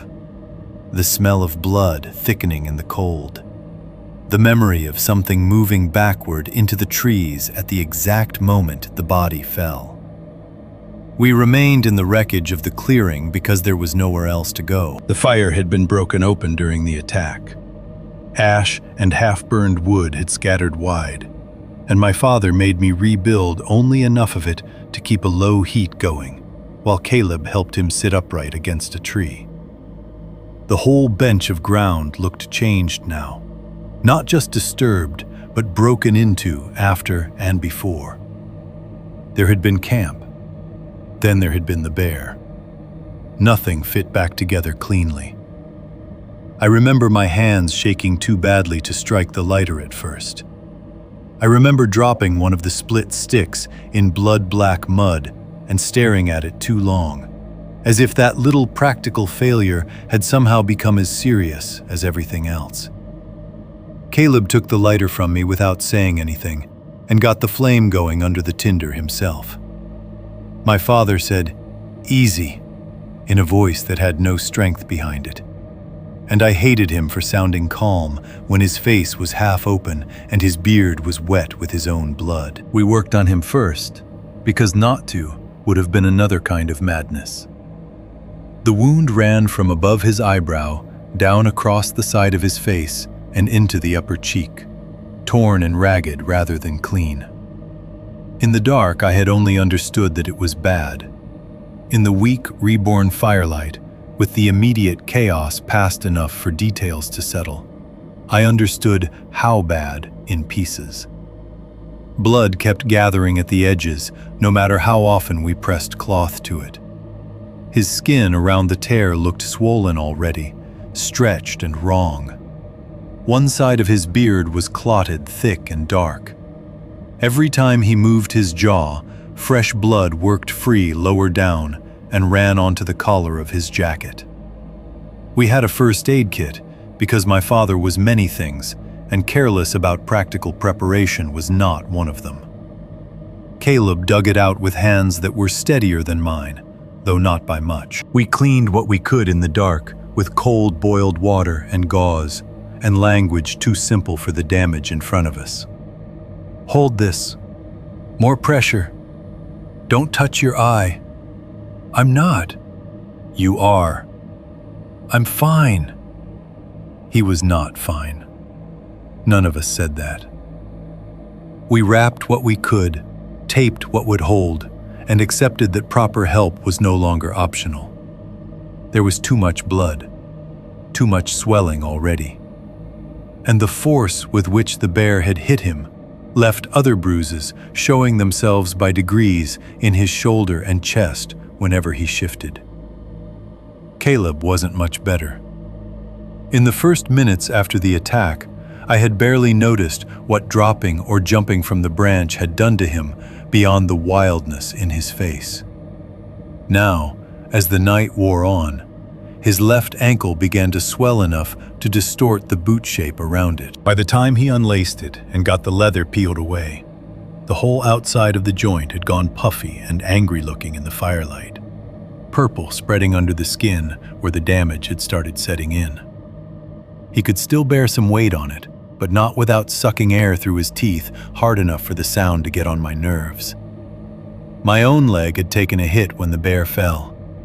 Not a bite, not a full strike, just enough contact from a paw or shoulder as the body collapsed near me to leave a deep bruising impact along the outside of my thigh and knee. It had not mattered then. Pain had no place to stand while everything else was happening. Now it began to pulse in rhythm with the rest of me, hot and heavy under the denim, making every squat and stand feel stupidly personal. There were other small damages too. Bark splinters in one palm, a burn on the back of my hand from catching myself too near a kicked ember, my wrists throbbing from the hatchet impact, as if the shock of it had lodged in the bones. None of it felt heroic. That is the thing stories always clean up afterward. People speak of surviving animal attacks with a tone that makes endurance sound noble. There was nothing noble in that clearing. Only damage sorted by urgency. At some point, after we had done everything our limited supplies could do for his face, my father told Caleb to get the satellite phone. His voice had gone strange by then. Not slurred, not weak exactly, just thinner than usual, as if each sentence had to pass through pain that trimmed some part of it away. Caleb brought the phone from the pack and handed it over, but my father's fingers were slick enough with blood and cold that he nearly dropped it. He caught himself, breathed once, then keyed the device on and waited through the slow, ugly pause where machines in the backcountry decide whether they are going to help you or remind you how far from ordinary life you really are. When he finally got a signal and a connection, he called one of the guide friends he trusted most. I had heard that man's name half my life. Hunting seasons, fence repairs, truck problems, weather calls. His voice had been threaded through our home in one form or another for years. I had never been so relieved to hear my father say it out loud. He kept the explanation brief. Got hit. Pause. Big black bear. Pause. No, we dropped it. Another pause, longer now, while he listened. Then, face is open. Caleb's ankle. We need help out. His control held, but I could hear what it cost him. Each sentence came a touch too measured, as if he were building himself plank by plank over something rougher underneath. At one point, he closed his eyes during the other man's response and pinched the bridge of his nose with blood-dirty fingers. When he spoke again, the words came slower. We're on the bench above the lower creek cut. You know, the old drainage. That made me look at him sharply. The old drainage. Not our location explained fresh, not coordinates first. A place already known between men. He finished the call with practical details, repeated them back once, then shut the phone and sat still for a while with it loose in his hand. How long? Caleb asked. My father swallowed. Hours. How many? A few if they make good time. A few. That was all morning, maybe more, stretched ahead of us in the same little damaged clearing, with the body of the bear still lying where it had fallen. Dawn came slowly and without mercy. The first gray of it entered the bench before any warmth did, thinning the dark but not improving anything. It made the camp look flatter and meaner. The trees lost their mystery and became trees again, but not in any comforting way. The ground around the fire showed its full mess. Mud churned by boots and claws. Ash spread into black smears. Blood in thick, dark patches where I had not understood the volume of it during the night. Gear knocked sideways. One half-torn section of Caleb's hammock hanging loose from the branch like shed skin. And the bear.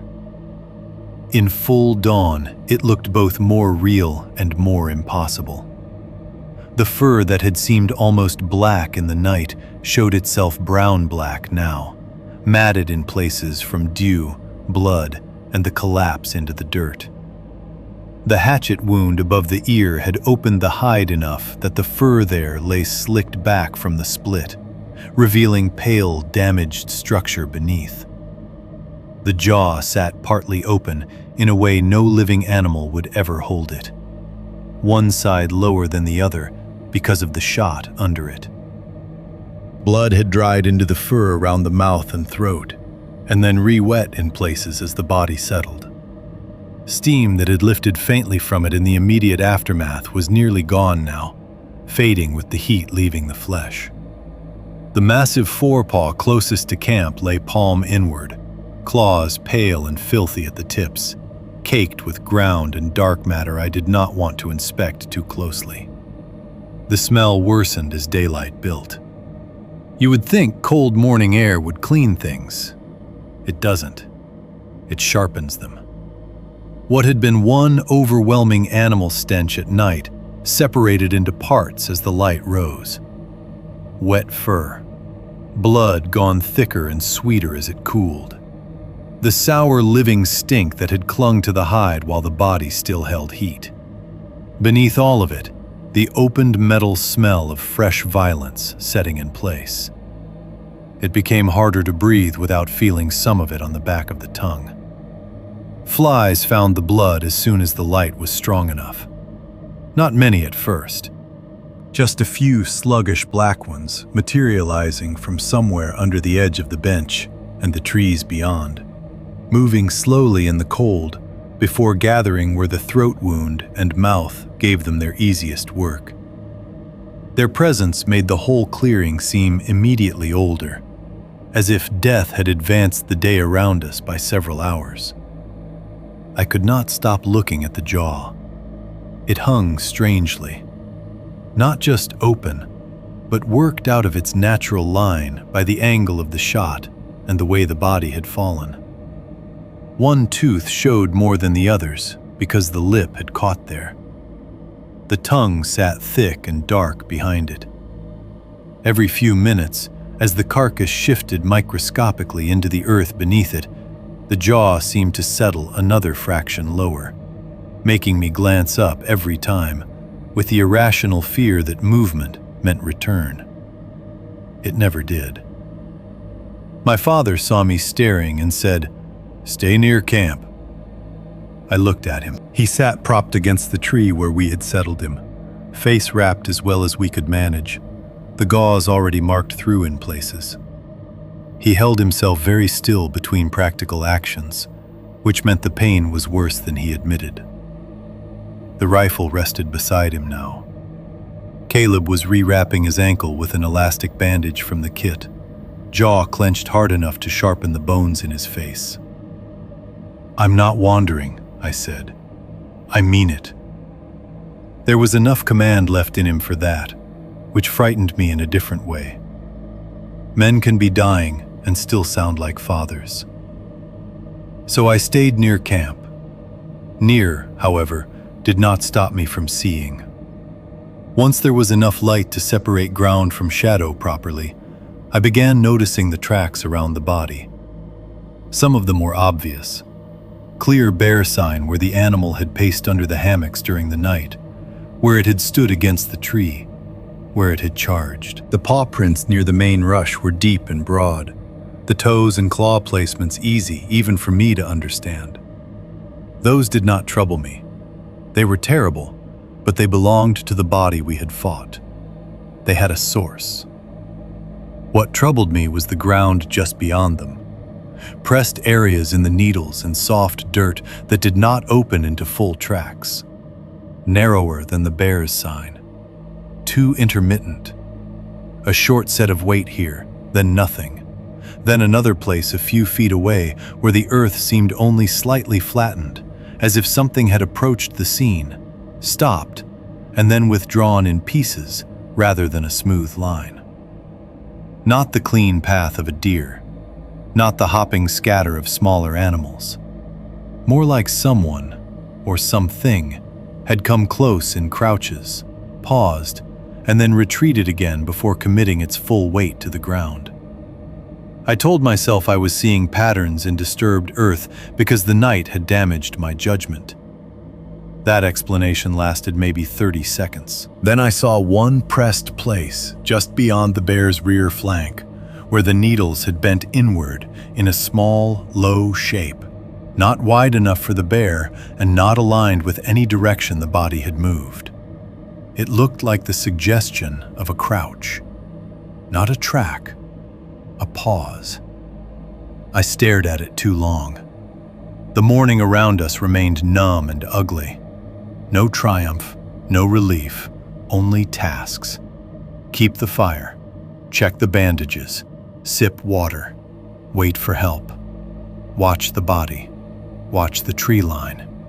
Try not to think about how much farther from the road we were than anyone back home would guess if told the story later in one clean sentence. At some point, Caleb noticed where I was looking and said, "What?" "Nothing," I answered automatically. That was a lie, but it was one I had already learned from our father. When the truth has no clean shape, people choose smaller words to keep from opening it too wide. Still, I kept watching the ground, and the more I watched it, the less the morning looked like a simple aftermath. It looked like a site other things had already visited, or were considering visiting still.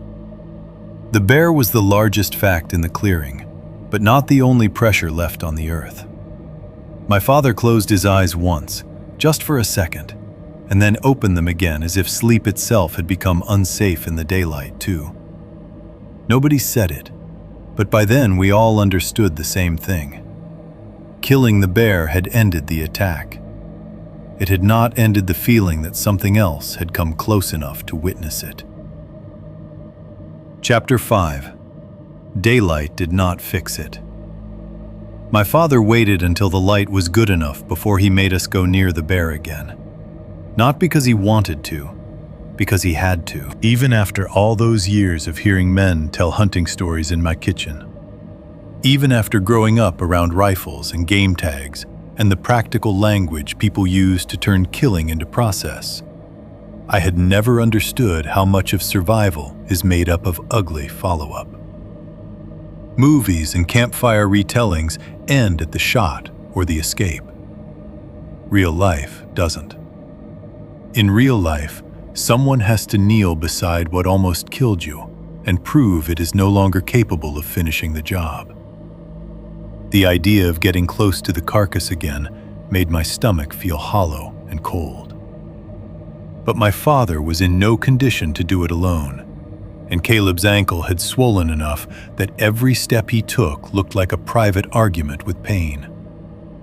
So after a long stretch of dawn where none of us wanted to say the obvious thing, my father finally pushed himself up from the tree, one hand against the trunk for balance, and said, "We need to check it proper." Caleb started to rise too. "Sit," my father said. "I can help." "You can help from here if I need something." The tone he used should have ended it, but Caleb was stubborn in a way that usually came from our father anyway. He got halfway up before the ankle betrayed him, and he sucked a breath hard enough to show he had lost. He sat back down with a muttered curse. My father looked at me then. That was somehow worse. "Come here." I think I hesitated visibly because his face, what was left of it unbandaged, shifted into something impatient and exhausted at once. "It's dead," he said. The problem was that I knew it was dead and still did not believe my body cared. I set down the mug I'd been pretending to warm my hands around and stood. Every bruise from the night before seemed to wake at once when I moved. My thigh throbbed where the bear had clipped me going down. My wrists still ached from the hatchet strike in a deep, resentful way that made gripping anything feel wrong. The cold had settled into the bench again, now that the morning sun was still struggling through the cloud cover. And the whole clearing smelled like blood and wet fur and old ash. The carcass lay only a few yards from the fire ring, but the walk to it felt longer. Up close, the scale of it became offensive all over again. The bear was not just large, it was too much of every physical thing. Too much shoulder, too much neck, too much paw and claw and skull. The fur along one side had dried into rough, dark clumps where blood and dirt had worked together. The hatchet wound above the ear had crusted at the edges, but still showed wetness lower down, where the hide had split and folded back. The shot under the jaw had left the lower fur black and sticky and stiffening in ugly patches. My father crouched slowly, one hand braced on his own knee.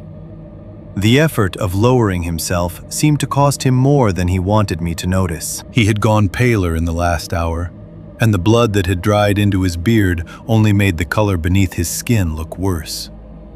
"Rifle," he said without looking back. I handed it to him.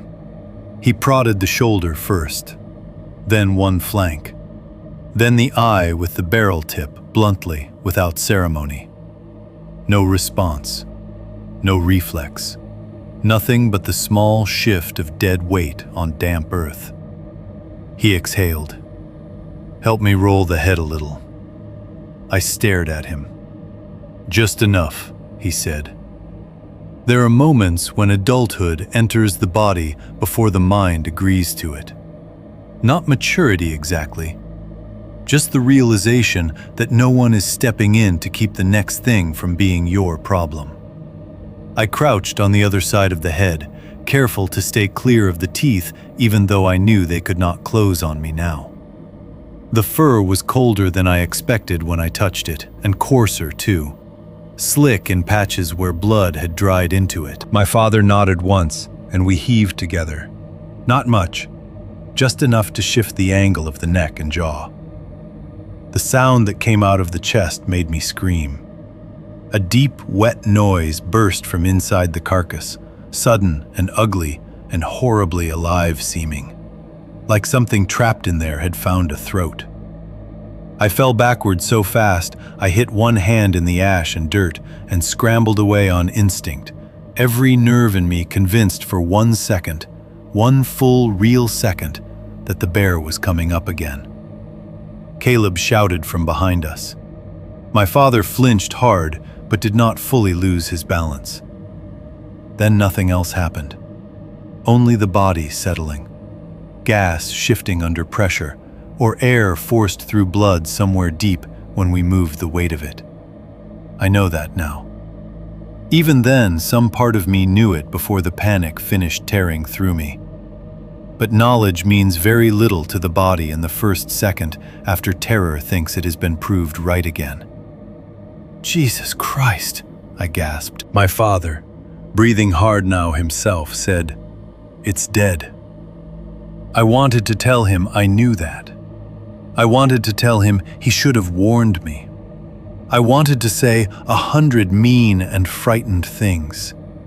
Instead, I just pushed myself back into a crouch, ash clinging to my palm, my own pulse beating high in my throat. We tried again, slower. This time, the head shifted enough for the lower jaw to angle open a little more. That was when I saw the inside of the mouth properly. The teeth were not the clean white knives fear gives them in memory. They were worse for being real.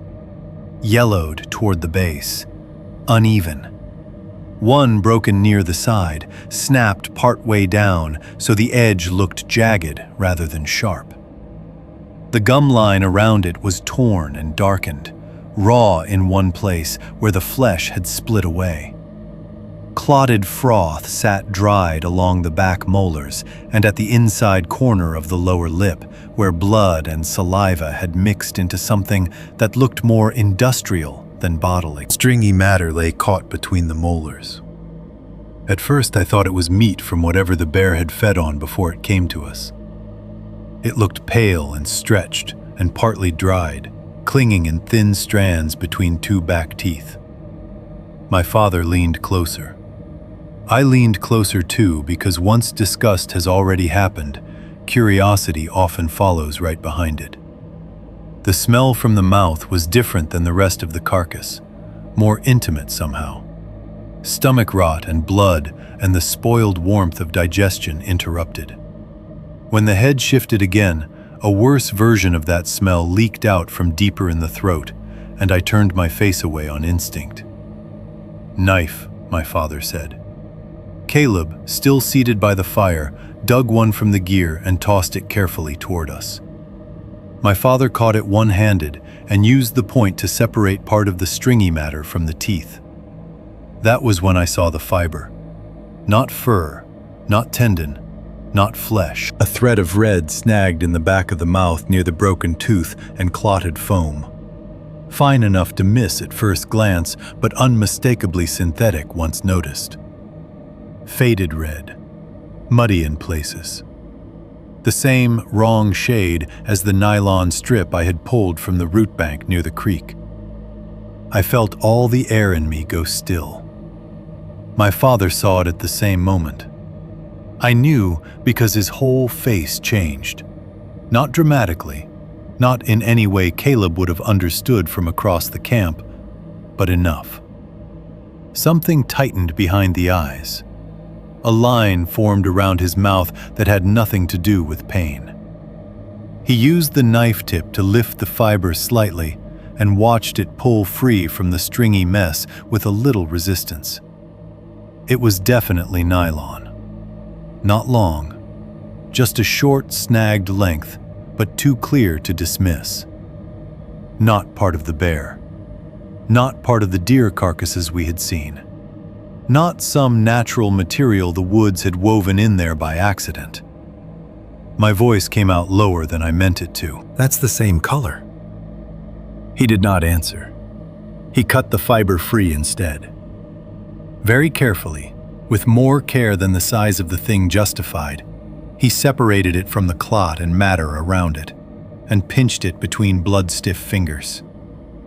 Then he folded it once and slid it into the pocket of his jacket without explanation. That disturbed me more than if he had denied what it was, because denial would still have been speech, a shape, an attempt to control meaning. This was worse. This was recognition handled in silence. I heard Caleb say, "What is it?" My father did not turn. Nothing. The word sounded dead on arrival. I stared at his pocket. The faded strip from the creek, now this. Red nylon in the mouth of the bear. Not just passing contact either. Caught behind a broken tooth and into the clot of whatever else had been lodged there. It meant the animal had tangled with something synthetic before reaching us. Camp material. Gear. A strap. A hammock. The old campsite. Something from those abandoned rings in the drainage. Or something carrying the remnant of them. My mind moved through possibilities and rejected each one too slowly to be comforting. Maybe the bear had scavenged through some old camp trash. Maybe it had torn through forgotten gear somewhere in the timber. Maybe that explained everything. Except it didn't. Not fully.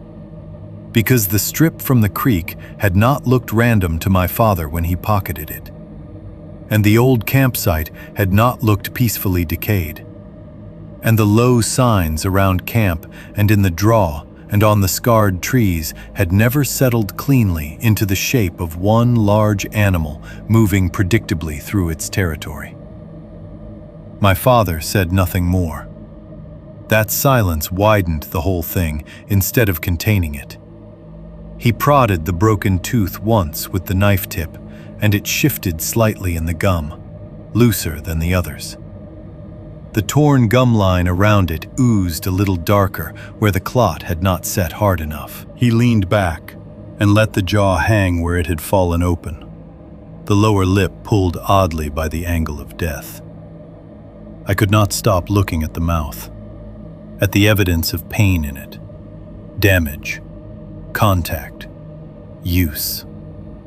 The bear had not arrived in our camp as some pure force of nature descending fresh from the woods. It had come carrying signs of prior contact, prior feeding, prior entanglement. Something had already marked it. "What did it get into?" I asked finally. My father stood with care and wiped the knife on a rag that was already ruined with blood. "Could have been anything." Again. Could've. The phrase landed between us like rot. He returned the knife to Caleb and sat back down by the tree without another word, the effort leaving his face drawn and gray under the bandage. I stayed crouched beside the carcass a few seconds longer, staring at the broken yellowed tooth and the clotted froth drying around the back of the mouth. The flies had multiplied. Not swarming, not yet, but enough now that they came and settled and lifted and returned in small black negotiations around the jaw and throat wounds. Every time they touched down near the torn gum line or the clotted string between the molars, I had to fight the urge to crush them with my bare hand. Eventually I stood and stepped back. The bear remained exactly what it was, the body we had fought, the weight we had survived, the visible danger given skin and bone and smell. But it no longer felt self-contained. The red nylon in its mouth had attached it to the rest of the drainage in a way that memory alone never could have. To the old camps, to the hidden ring, to the stories my father had chosen not to finish, to some earlier contact that had left a trace durable enough to survive teeth, blood, and the night. That was the thing about physical evidence. Memory can be doubted. Fear can be blamed. A thread of faded nylon caught in a dead predator's broken mouth is harder to explain away cleanly. I looked toward the trees beyond the bench then, not because I saw anything move, but because the idea had already settled in me and would not leave. Maybe the bear had pushed into some remnant of old camp material before it reached us. Or maybe something wearing those remnants, carrying them, or moving among them, had tangled with it first. My father's silence did not deny either possibility. And that made it worse than if he had laughed outright. Chapter 5. Daylight did not fix it. Help came late enough that I had started to believe it would arrive only after the clearing had changed again. Morning had stretched into that ugly middle portion of the day where time no longer felt like movement, only accumulation. More flies, more smell, more stiffness settling into bruises, more blood drying where you hadn't noticed it before. The fire had to be fed. The bandages had to be checked. Water had to be boiled. The bear stayed where it was, too large and too present for the clearing to belong to us again. Every so often, the wind shifted and brought the smell of the carcass back full into camp, sweetening in the wrong way now. Not enough for rot, but enough for the body to understand where things were heading. We listened for engines long before there was any chance of hearing them. Then for voices. Then for the blunt, mechanical clatter of men moving through timber with purpose. When the sound finally came, it didn't feel like relief at first. It felt like another interruption in a place that had already become too full of them. I heard one branch crack uphill, then another. Human movement this time. Less careful than the night sounds had been. Weight committed openly. Somebody swore under their breath about the slope. Then a voice I recognized only from phone calls and summer visits to the house cut through the trees. "Jim?" My father answered before either Caleb or I could. His voice was rougher than it had been on the satellite call. "Here." The guide friend stepped into the clearing first, another man close behind him. The first was named Warren. He was a broad-built, weathered man with a beard gone more white than brown, and the kind of old mountain posture that made fatigue look like a separate species of movement. The second man I knew only vaguely from around town, another hunter, another father-shaped figure from the orbit of my own. Both of them entered the bench already assessing before they had fully seen us. That was obvious in the way their eyes moved. Wound, rifle, ground, carcass, tree line, injury, gear. Then Warren saw the bear. He stopped dead for a second. Jesus Christ. Not said in awe, said in calculation. He came to my father first, crouching in front of him and studying the bandaged side of his face with the quick, unsentimental concern of someone who had seen damage before and knew exactly how much time bad wounds could steal if you acted impressed instead of useful. The other man moved to Caleb's ankle, then looked at my bruised leg, then at the wrecked hammock setup and the ground under it. Practical questions came fast after that. How long ago? How much blood lost? You black out? Can you stand? Ankle stable? Any sign of cubs? Anybody hit besides what I'm seeing? The practical concerns dominated everything immediately, and I understood why. They had to. Once people arrive to help, the body becomes the story until it is carried to some place with cleaner light and more tools. but the speed with which everything else got pushed aside still startled me. Warren looked at the bear, then at the rifle, then at the torn hammock hanging from the branch, and the outline of a story assembled itself right there in his face before anyone finished speaking it aloud. "Came into camp?" he asked. My father nodded once. "Under the hammocks. Food? Didn't go for it first."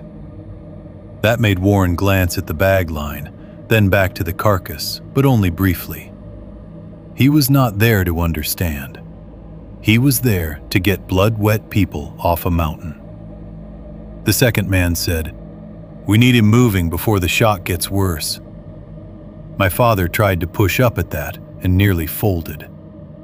Warren swore softly and told him to wait, then turned to Caleb and me. "You two listen close. We do this simple. No hero stuff now." No hero stuff.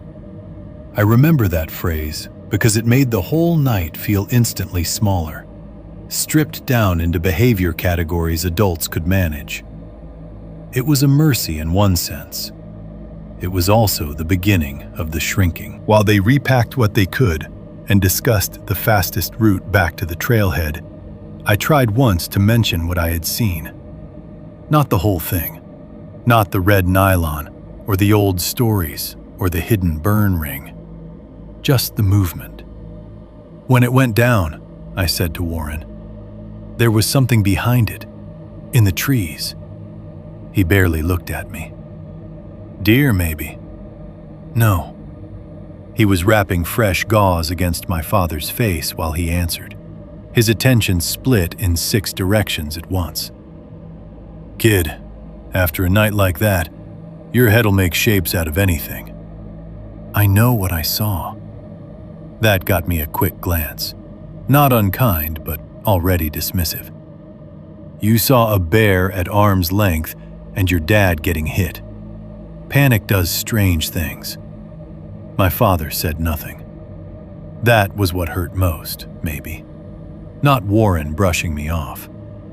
Adults outside the family had always done that to fear in girls. Named it imagination, called it nerves, told you later you'd laugh about it. But my father's silence beside him felt like consent. Like an agreement that the useful story was already forming, and I was the only one rude enough to keep handing it loose pieces. Caleb, for his part, didn't help me. He wasn't cruel. He was hurting and pale and riding the edge of shock himself. But when Warren said, "You boys did good not dropping into it too early," Caleb only shook his head and corrected him automatically. She came down. Warren glanced at me, then at the hatchet by the gear. "Well," he said, "everyone did what they had to." It should have been enough. Instead, it made the truth feel thinner, because what they had to left out the shape of the terror, the smell, the pacing, the thing staying low behind the bear for one beat too long. It compressed everything into action items. That is what rescue does to story. It amputates whatever cannot help carry a man downhill. We moved out before noon. Warren took most of my father's weight on one side. The other man carried more gear than anyone should have to, including medical supplies and the rifle. Caleb hobbled with a stick, cut on the spot, to take some of the load off his ankle. I ended up behind them all, carrying less than I should have, but still enough for my bruised leg to object at every slope change. Before we left, I looked once more toward the tree line, beyond where the bear had fallen. The body remained because there was no taking it with us in our condition. Warren said they'd report it properly later and deal with what needed dealing then. The carcass looked already less like a predator and more like a problem of paperwork and retrieval, which is what happens to dead things as soon as enough living people stand around them. I almost turned away. Then I saw a depression in the needles a little beyond the edge of camp. Not large, not clear. Not a track anyone could photograph and point to as proof. Just a place where something had been low to the ground long enough to press the top layer flat in an oval suggestion. No clean paw shape, no heel, no obvious direction. It might have been nothing. It might have been where brush had fallen and sprung back. It might have been the residue of my own need to find a witness to the feeling that had followed me all through the drainage. But it looked wrong enough that I stopped. "What?" Caleb asked from ahead of me, impatient with pain. "Nothing," I said. Again that word. Again the narrowing. I left the depression where it was and followed the others out of the clearing, but I looked back once before the trees swallowed the bench. That was when the feeling of being watched returned strongest. Not from one exact point, not with any visible sign to justify it. Just the total bodily certainty that something knew we were leaving and was not surprised by it. The kind of sensation people talk themselves out of in daylight, because the alternative is too embarrassing to admit. I carried it all the way down the mountain, the pack out blurred by pain and repetition. Roots, mud, deadfall. Stop, breathe, shift weight. Keep my father upright when the terrain pinched too narrow for Warren to do it alone. Wait while Caleb swore at his ankle. Keep moving. The men talked route and timing in the practical, stripped-down language of people solving a physical problem. Nobody discussed the old campsite. Nobody discussed the red nylon. Nobody discussed anything that could not be measured in blood loss, distance, terrain, or how long before better care. That was the second phase of shrinking. By the time we reached the truck, the event had already begun hardening around certain facts and shedding the rest. Bear came into camp. They were trapped in the hammocks. Caleb got the hammock loose. Jim got the rifle. Bear hit him. Bear got dropped. Those pieces stayed because they were useful. They moved a body from danger to survival in a line other people could follow. Everything else started fraying off. The trailhead itself felt obscene, too open, too ordinary. Truck metal, cooler lids, gear piled on tailgates, the smell of old gas and pine pitch warming under weak daylight. The moment we stepped back into that human-made pocket of the world, emergency care began in earnest. Fresh bandages, water, better leverage to get my father into the passenger seat. Caleb's ankle wrapped tighter and elevated. Questions repeated by people who wanted clean answers fast. My father gave them. That was the third phase. By the time we were bumping down the logging road toward anything resembling a real road, he had already begun telling the story in a version that fit inside the cab of a truck. Bear came in under Caleb's hammock. Pause. We got trapped. Pause. Caleb got the canvas over it. Pause. I made the shot after it hit me. The details shifted with each retelling, not in the sense of becoming false exactly, but in the sense of becoming smooth. No mention that the first shot missed, and that the miss had changed the meaning of everything. No mention that I had seen something behind the bear. No mention that the bear had paced camp for hours, studying us, rather than stumbling in like an opportunistic animal. No mention of my father choosing the drainage, knowing old stories clung to it. No mention of red nylon caught in the bear's mouth. Even my own place in it started changing. At first, he said, she came down with the hatchet. Later, when speaking to somebody else through the half-open window while stopped once for better signal, it became, the kids held it together. Then later still, we all did what we had to. Which was true in the bluntest possible sense, and false in every way that mattered to memory. I sat in the truck bed among the gear because there was no room elsewhere after the rescue shuffle. The wind on the road made my eyes water and dried the blood on my jeans into a stiff, dark patch. My sleeping bag was shoved near the wheel well, beside the bloody section of torn hammock Caleb had ripped free. Everything smelled of smoke, mud, bear, and the cold iron scent that clings to gear after violence, no matter how much air you give it. I stared at the pile because it was easier than listening to the cleaner version of the night taking shape in the cab. That was when I saw the tooth. Wedged near the edge of my sleeping bag, caught in a fold of the canvas and a strap, sat the broken bear tooth. At first, I only knew it as something pale where nothing pale should have been. Then the road jostled the truck, and it rolled half an inch into clearer view. Yellowed at the base, jagged where it had snapped. Dark matter still clinging near the root. I stared at it so hard, the rest of the truck bed blurred. No one in the cab saw it. No one had mentioned it.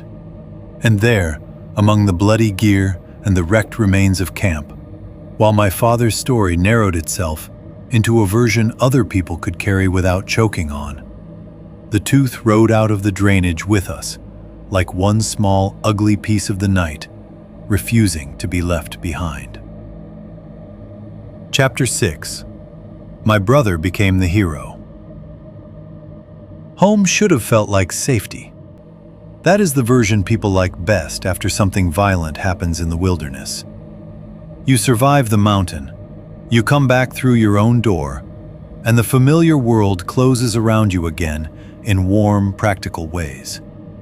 Light switches, running water, clean sheets, kitchen chairs that don't sway on uneven ground. The ordinary noises of domestic life folding over the memory until it becomes story instead of atmosphere. That is not how it felt. When we pulled into the driveway, the house looked exactly as it always had. Oil stains dark under the truck, the mudroom light on, the porch steps damp with old frost melt. But it seemed smaller than I remembered. Not safer, just smaller. Like the whole structure had been built for people whose fear still fit into walls. My mother was outside before the truck fully stopped. She came down the porch so fast she nearly missed the last step. Robe half buttoned over day clothes, her hair not done. One hand already over her mouth before she reached the passenger side and saw my father properly. Relief hit her first. I saw that clearly. The raw physical fact that he was alive and upright enough to be brought home. Then she saw the bandages, the dried blood in his beard and collar, the swelling already distorting one side of his face beneath the hospital dressing. And relief turned to something else so quickly it almost looked like whiplash. Not grief. Anger. The kind that arrives only after the worst possibility has passed and leaves enough room for blame. She said his name first. Then, "What the hell happened?" in a voice so flat it made me shiver more than if she had screamed. No one answered right away. Warren gave the quick, practical version because that was what men like him did in moments like that. Deliver information like equipment, stripped to weight-bearing parts only. Bear in camp. Attack. Shot. Hospital. Stitches. Watching for infection. Rest. Follow-up. The same shape of story already taking root. My mother listened without interrupting. That frightened me almost as much as the night itself. When she finally looked at my father again, the anger had settled into something harder and quieter. She did not yell on the porch. She did not break down. She just stepped aside so the men could help him out of the truck and into the house. And in that movement alone, there was enough contained fury to light a field. Caleb came in next on a borrowed brace and one crutch, because the ankle had turned out worse than a bad twist, and not quite broken enough to satisfy anyone's need for clean naming. He loved the crutch less than he pretended, loved the attention around it more than he admitted. I followed last, carrying less than I should have, simply because no one looked at me long enough to ask whether I could. That sounds bitter now, and maybe it is. But bitterness was one of the first things to grow back in me after the raw panic wore off. It arrived alongside guilt and shame and relief and all the other ugly post-survival feelings people rarely mention because they ruin the moral shape of the story. Inside, the house had the same smells it always had. Coffee, detergent, old wood heat, venison from the freezer in the garage when someone opened that door. But now those smells fought with the sharp chemical hospital scent on my father's bandages and the lingering animal rot still trapped in our gear. The contrast made me feel briefly sick. I stood in the kitchen while my mother set clean towels out and asked practical questions no one wanted to answer fully. Did the doctor say concussion? How many stitches? Was the eye all right? Did anyone get bit? Has he had antibiotics? When was the last pain dose? She never once asked if he had been right to take us there. Not in front of the others. That question lived behind everything she did for the next week anyway. The recovery period began immediately and badly. My father's face healed the way mountain injuries often do. Functional first, ugly second. The swelling spread before it receded. One whole side of him went thick and mottled under the gauze, then purple-yellow as the bruising migrated downward with gravity. The stitches made him look less injured than rearranged. He had to shave around the wound, but not over the rest of the beard, which only made the asymmetry more striking.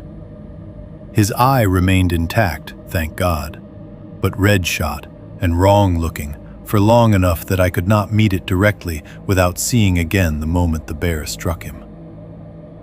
Caleb's ankle kept him in the brace longer than he wanted, though he moved to one crutch fast out of pride, and then limped around the house with the exaggerated irritation of teenage boys who believe pain should grant them stature.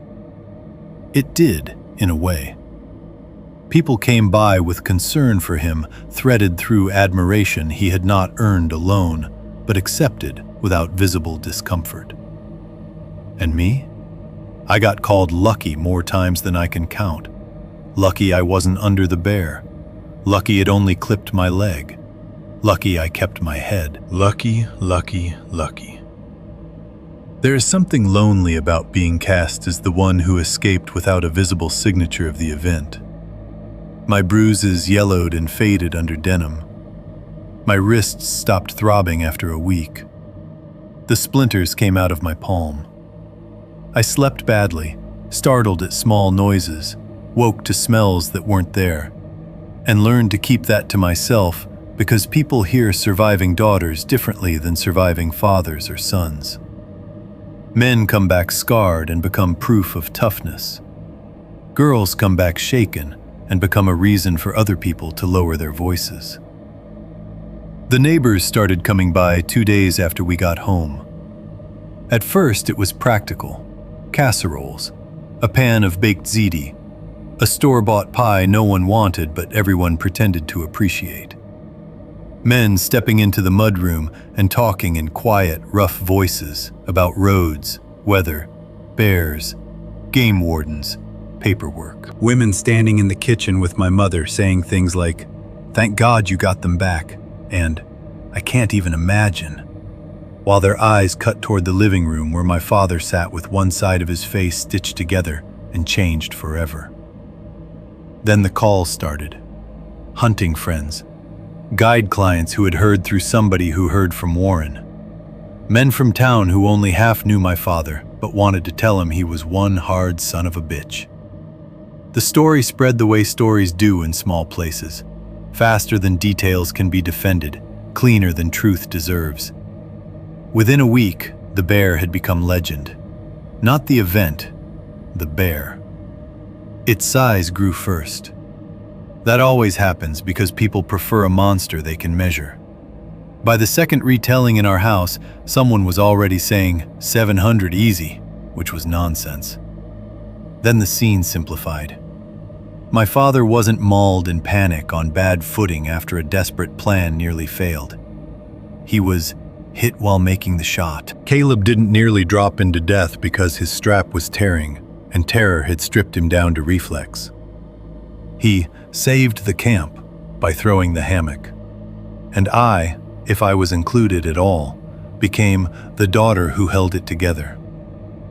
That phrase followed me for months. It sounded complimentary enough that no one heard the erasure inside it. Held it together. Not came down with the hatchet. Not saw things nobody wanted to account for. Not the one who kept insisting the shape of the story was wrong. Just the frightened daughter who didn't completely fall apart. I should have been grateful. That is the part I still judge myself for sometimes. We had all survived. My father had kept his face, mostly. My brother had kept his leg. I had come home walking. No one had died on that bench. No one had gone missing in the drainage to become one more unfinished story around the burn ring. There was so much to be grateful for that resentment felt almost obscene. And yet, resentment lived there anyway. It lived in the way people looked at Caleb. They loved him in the story. The son on the branch. The quick-thinking boy. The one who dropped the hammock over the bear's head at exactly the right second. Fathers in town clapped him on the good shoulder and told him he had ice in his veins. Men who had never once asked him a serious question before suddenly spoke to him like he had crossed some invisible threshold into the fraternity of people who had done a hard thing with a rifle or knife nearby. Caleb accepted it awkwardly at first, then more easily.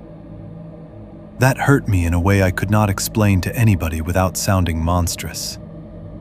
Because he had been brave. He had done exactly what needed to be done. He had also been terrified, almost dropped, almost died, and would have admitted all of that if asked plainly enough. But nobody wanted the plain version. They wanted the shape of him becoming a man in one violent night under our father's eye. And my father, God, my father fit into his own role so fast it felt like watching a wound scar over before the blood underneath had fully stopped moving. Men praised the shot under attack. They praised how close he let the bear come before taking it. They praised his calm, his control, his instincts, his refusal to fold even with his face opened up. No one praised his judgment in bringing us there. No one asked him why he chose that drainage. No one asked if the old stories about camp circling things had been part of the route decision. My mother did not ask in public either. But at night, through the wall between my room and theirs, I heard enough of their voices to understand the shape of the marriage changing around it. Not screaming. That would have been easier. Her voice low and furious. His lower, defensive, then exhausted. Long silences after. Once, very clearly, I heard her say, "You took them in there knowing enough to know better." He answered too softly for the words to carry. That sentence stayed with me because it was the closest anyone came to saying aloud what I had been feeling since the trailhead. Survival had not vindicated him. It had only kept the question from becoming funeral language. The trophies came up before I was ready. That was another thing nobody warns you about. Men start discussing what becomes of the body almost immediately, as if skin and bone are the only morally acceptable way to complete the event. A game warden came through. Paperwork got done. There was talk of retrieval, of salvage, of whether the skull would clean up well, of how much of the hide was too damaged near the head and throat to mount cleanly. Warren said something in the kitchen about the hatchet mark, as if it were almost funny. Someone else said, "That skull's gonna tell a hell of a story." I left the room. The first time I heard them discussing boiling and cleaning the skull, I had to go outside and stand by the oil-stained driveway until the cold did something useful to my face. Because I was not ready for the bear to become an object. Not while the smell still lived in my memory. Not while I could still wake with the taste of powder in my mouth and see, before my eyes even opened, the flap of hide above the ear and the pale glimpse beneath it. Not while the red nylon still existed in my mind like a hook catching on everything else. That was the final cruelty of the aftermath. Survival did not reconnect us. It revealed the roles we preferred. My mother became the practical keeper of the house and the contained anger inside it. My father became the wounded but competent man who had faced down the bear. Caleb became the son who had earned a better place in the family mythology. And I became the girl who was there, the witness, the almost victim. The emotional weather around the real event. Sometimes I hated them for it. Sometimes I hated myself for hating them.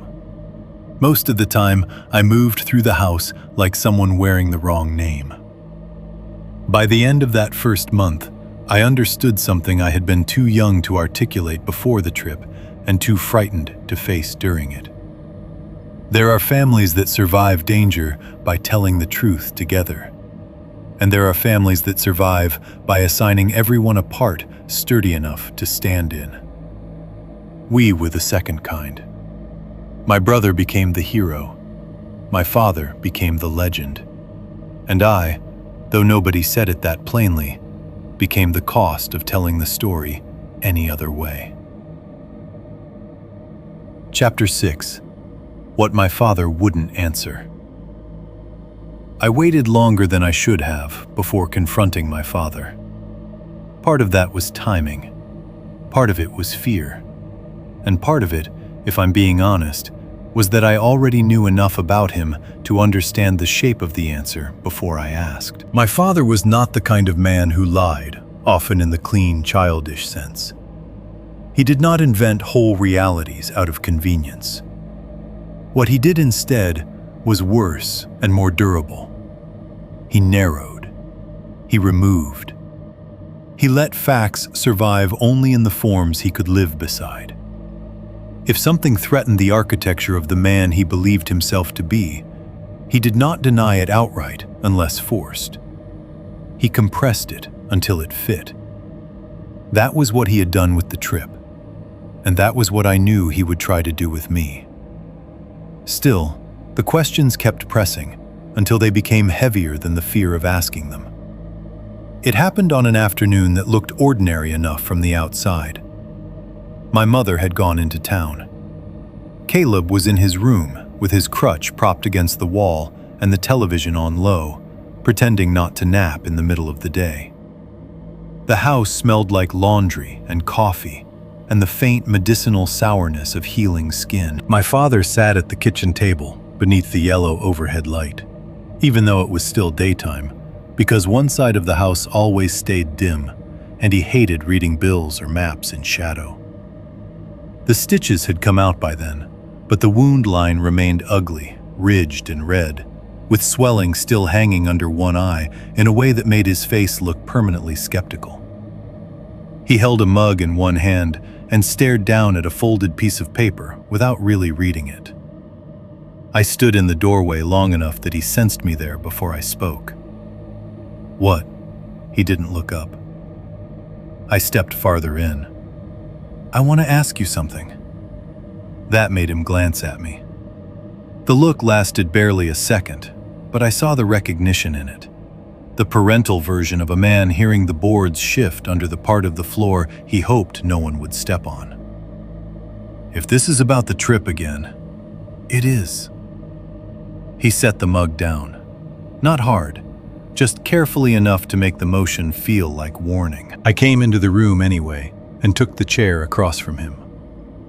For a second, neither of us said anything. The refrigerator hummed. A truck passed somewhere out on the county road.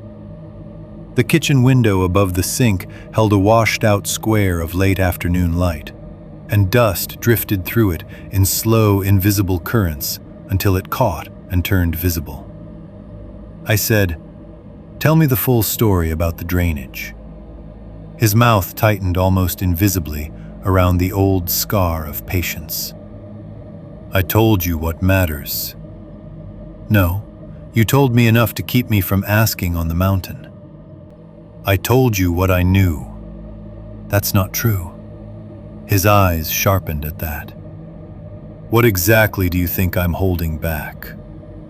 The question came out too smooth, too prepared. That alone made me press harder. The old story, the guide, the camp, the red nylon, the thing I saw behind the bear. He looked away first, not down, not at his hands, toward the mudroom where boots dried on the tray, and the back door showed only a blur of cold yard beyond the glass. It was such a small movement, but I knew him well enough to read it. He was choosing his ground. "Trauma confuses people," he said finally. "You see a bear at arm's length, you see your family in danger. Your mind fills in around what it can't process clean." I felt heat rise through me all at once. That is exactly what everybody keeps saying. Because it's true. Then why did you pocket the fiber? The words hit him harder than I expected. His eyes came back to me immediately. Not shocked, more like caught out by the speed of the strike. "What fiber?" I leaned forward. "Don't do that." He said nothing. "The red nylon in the bear's mouth," I said. "Same color as the strip from the creek. You cut it free and put it in your pocket. So don't tell me I'm the only one making connections." He sat still for long enough that I heard the refrigerator cycle off. The silence in kitchens is different when adults stop pretending. It has domestic shape around it. Table legs, dish towels, light fixtures, cup rings on wood. And that makes it feel more dangerous somehow, not less. My father's voice, when it came, had gone lower. "Some things get tangled in country like that." That's not an answer. It's the one I'm giving you. "No," I shook my head. "You knew more before we went in. You knew enough to remember the place. You knew enough to keep looking at the same draw on the map. You knew enough to pocket the nylon. So tell me what you actually heard." Something in him hardened. For a second I thought he would shut the whole conversation down with that old paternal force I had spent half my life either obeying or fighting. But the injury had changed him in ways neither of us fully understood yet. He no longer had the luxury of pretending physical certainty automatically made him morally untouchable. He looked tired. That was the first crack. Then he said, very carefully, "Years ago, a guide found a camp hit in that drainage." The sentence landed softly, which made it worse. "What kind of hit?" My father rubbed his thumb along the handle of the mug once, not drinking. "Raided, I guess. That's what he called it." "By what?" He gave a dry little breath that had no humor in it. That was the problem. He couldn't say. I kept quiet then, because I knew enough to hear the shape of incoming truth and not interrupt it if I wanted all of it. He went on. Food was untouched. That was what bothered him first. Bags still hanging, no tears, no bite marks worth naming. But gear had been moved around camp. Packs opened, one stove kicked into the brush. Blankets dragged partway out and left, hammocks slashed. The last words seemed to hang in the room longer than the others. I said, "Slashed?" My father nodded once. "Not chewed, he said. Not shredded by claws the way you'd expect if a bear got curious or angry. Cut, according to him. Or torn in lines he couldn't match to anything that made sense. A cold pressure started building under my ribs. Whose camp was it? His and a client's. What happened to them? They were alive. That answer should have relieved me. It didn't. He said something kept circling below them during the nights before it happened. My father continued. Not one clean animal pattern. Sometimes footsteps, sometimes nothing. Sometimes he'd wake up and swear the ground under one hammock looked pressed, but there'd be no clear sign around it come daylight. He said once he thought he saw something low move between camp and tree line and stay low when it should have bolted. He stopped there. I could feel him wanting to.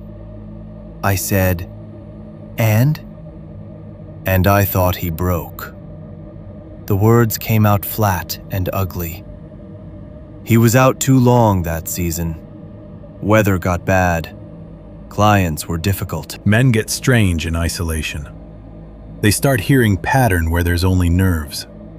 They start making stories because stories are easier than admitting they're tired and frightened. I stared at him. Until this trip, I said. His eyes did not leave the mug. He did not answer. That was answer enough. The kitchen felt suddenly smaller.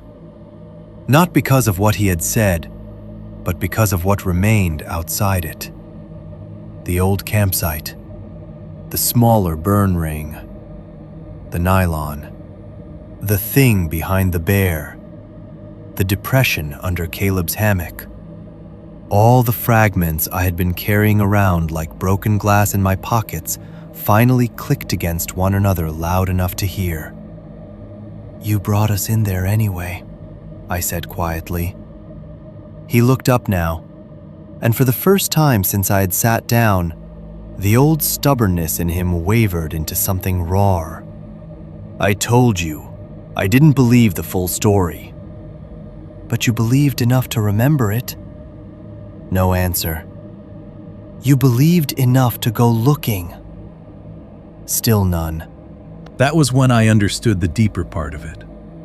Not just that he had wanted to prove the old guide wrong, though he had.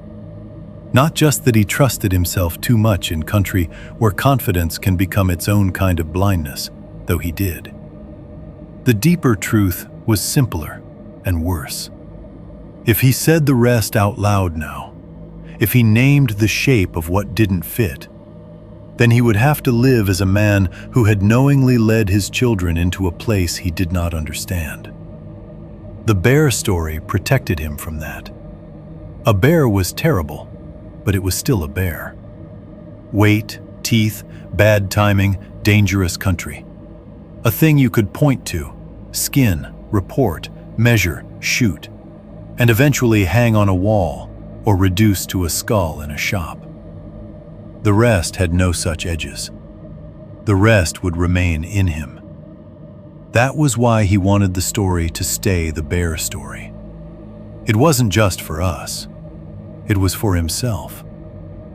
I said, "You don't want to know either." His jaw moved once. That's enough. There it was. The wall. Not loud, not dramatic. Just lowered into place between us with the old certainty that had governed most of my childhood. I could have kept going. I wanted to. I wanted to drag every withheld detail out under the kitchen light and force him to look at it until his neat version of events cracked wide open. But the truth was, I had already gotten what I came for.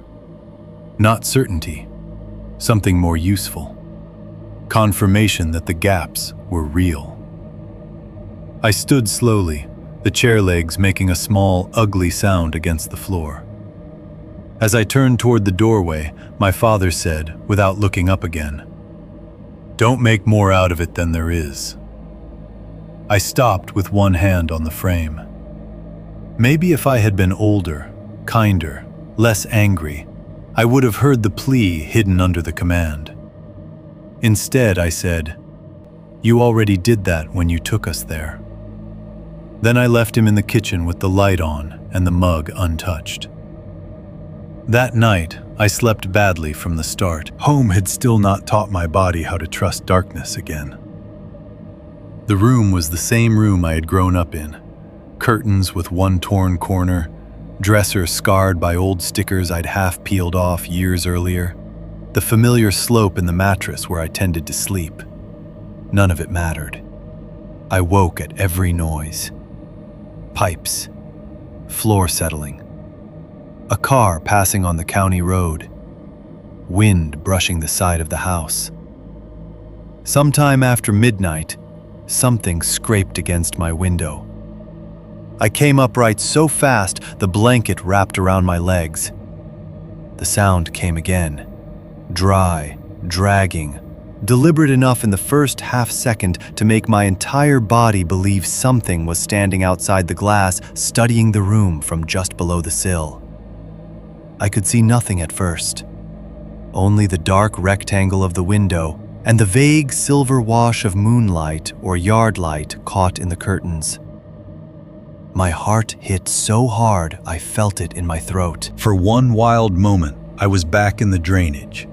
Not even with the bear this time, but with the earlier horror. The thing below. The low presence under camp. The sense of something staying close to sleeping bodies and refusing to show itself fully. The scrape came once more. Then the branch moved. Just a branch from the tree beside the house, pushed by wind hard enough to drag across the siding and window frame before sliding off again. Nothing more. No figure. No breath. No shape below the sill. I lay there afterward with my hands shaking so badly I had to sit on them. That was the final insult of the whole thing, maybe. The way the mountain came home in pieces. Not as one clean haunting. Not as proof. Just as a changed relationship with every ordinary sound. A branch becomes a watcher. A scrape becomes intent. A dark window becomes a question you cannot answer fast enough to calm your own pulse. And lying there in my childhood room, staring at the glass until my eyes hurt, I understood that my father had been right about only one thing. Trauma does confuse people. But it does not always confuse them by inventing what was never there. Sometimes it confuses them by teaching them exactly how much can be there without ever being named. Chapter 6. The Tooth in My Pack. A few weeks after we got back, I cleaned out my gear because my mother made me. That sounds smaller than it was. In families like mine, cleaning something is rarely only cleaning it. It is also an attempt to restore order by forcing objects back into their proper categories. Wet things get dried. Bloody things get scrubbed. Broken things get thrown out or stacked for repair. Equipment is checked, folded, and put away. The event becomes residue, and residue can be managed. My mother believed in that kind of management with a faith that almost counted as religion. So one Saturday afternoon, when the weather had gone gray and thin outside, and the garage held that cold, trapped smell of old cardboard, oil, and chest freezer frost, she told me to stop circling my room and clean the pack before mildew set in for good. I took it out to the mudroom first. The bag looked smaller than I remembered from the trip, which should have comforted me, and didn't. A hunting pack at home is just nylon and straps and old stains. In the mountains, it had become part of my body, a thing I sweated under and leaned against and resented and trusted to hold whatever I was not strong enough to carry in my hands. Now it sat on the bench by the heater vent with dried mud flaking off the bottom, and one side stiff where something dark had soaked in and never come fully clean. I stared at it longer than I needed to. The house was quiet in the way weekend afternoons sometimes were. My mother upstairs running laundry, Caleb in the living room, with the TV low enough to suggest he wasn't really watching. My father out in the shop or the garage. I could never fully tell anymore without hearing him cough or set down a tool.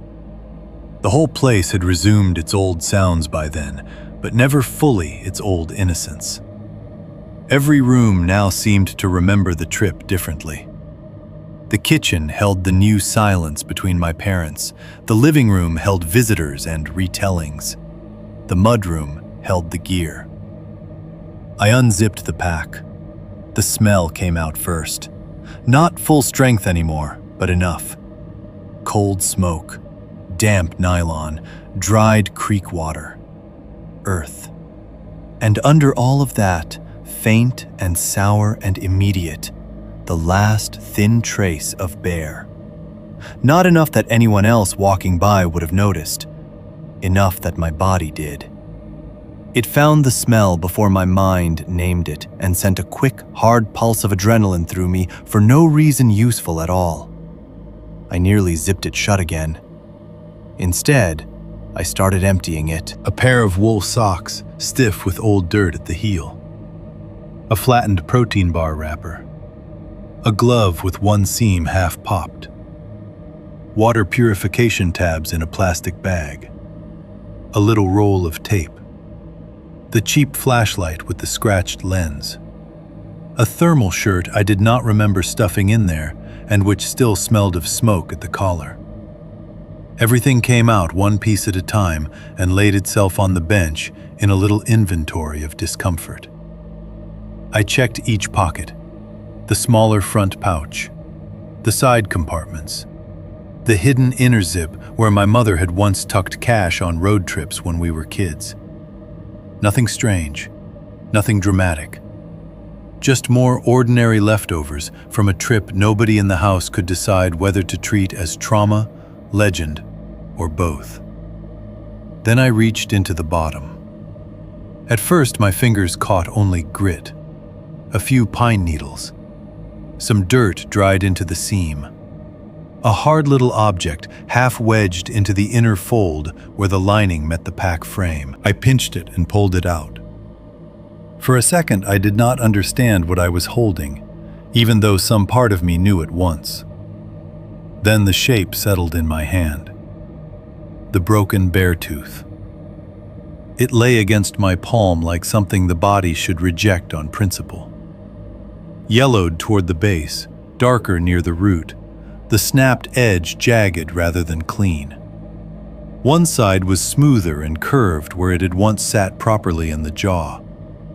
The broken face looked rough and exposed, tiny ridges and irregular inner structure showing where it had sheared.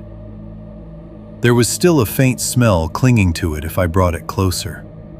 Not rot exactly, not anymore, but the stale mineral animal smell of something that had lived inside a warm mouth and then left it badly.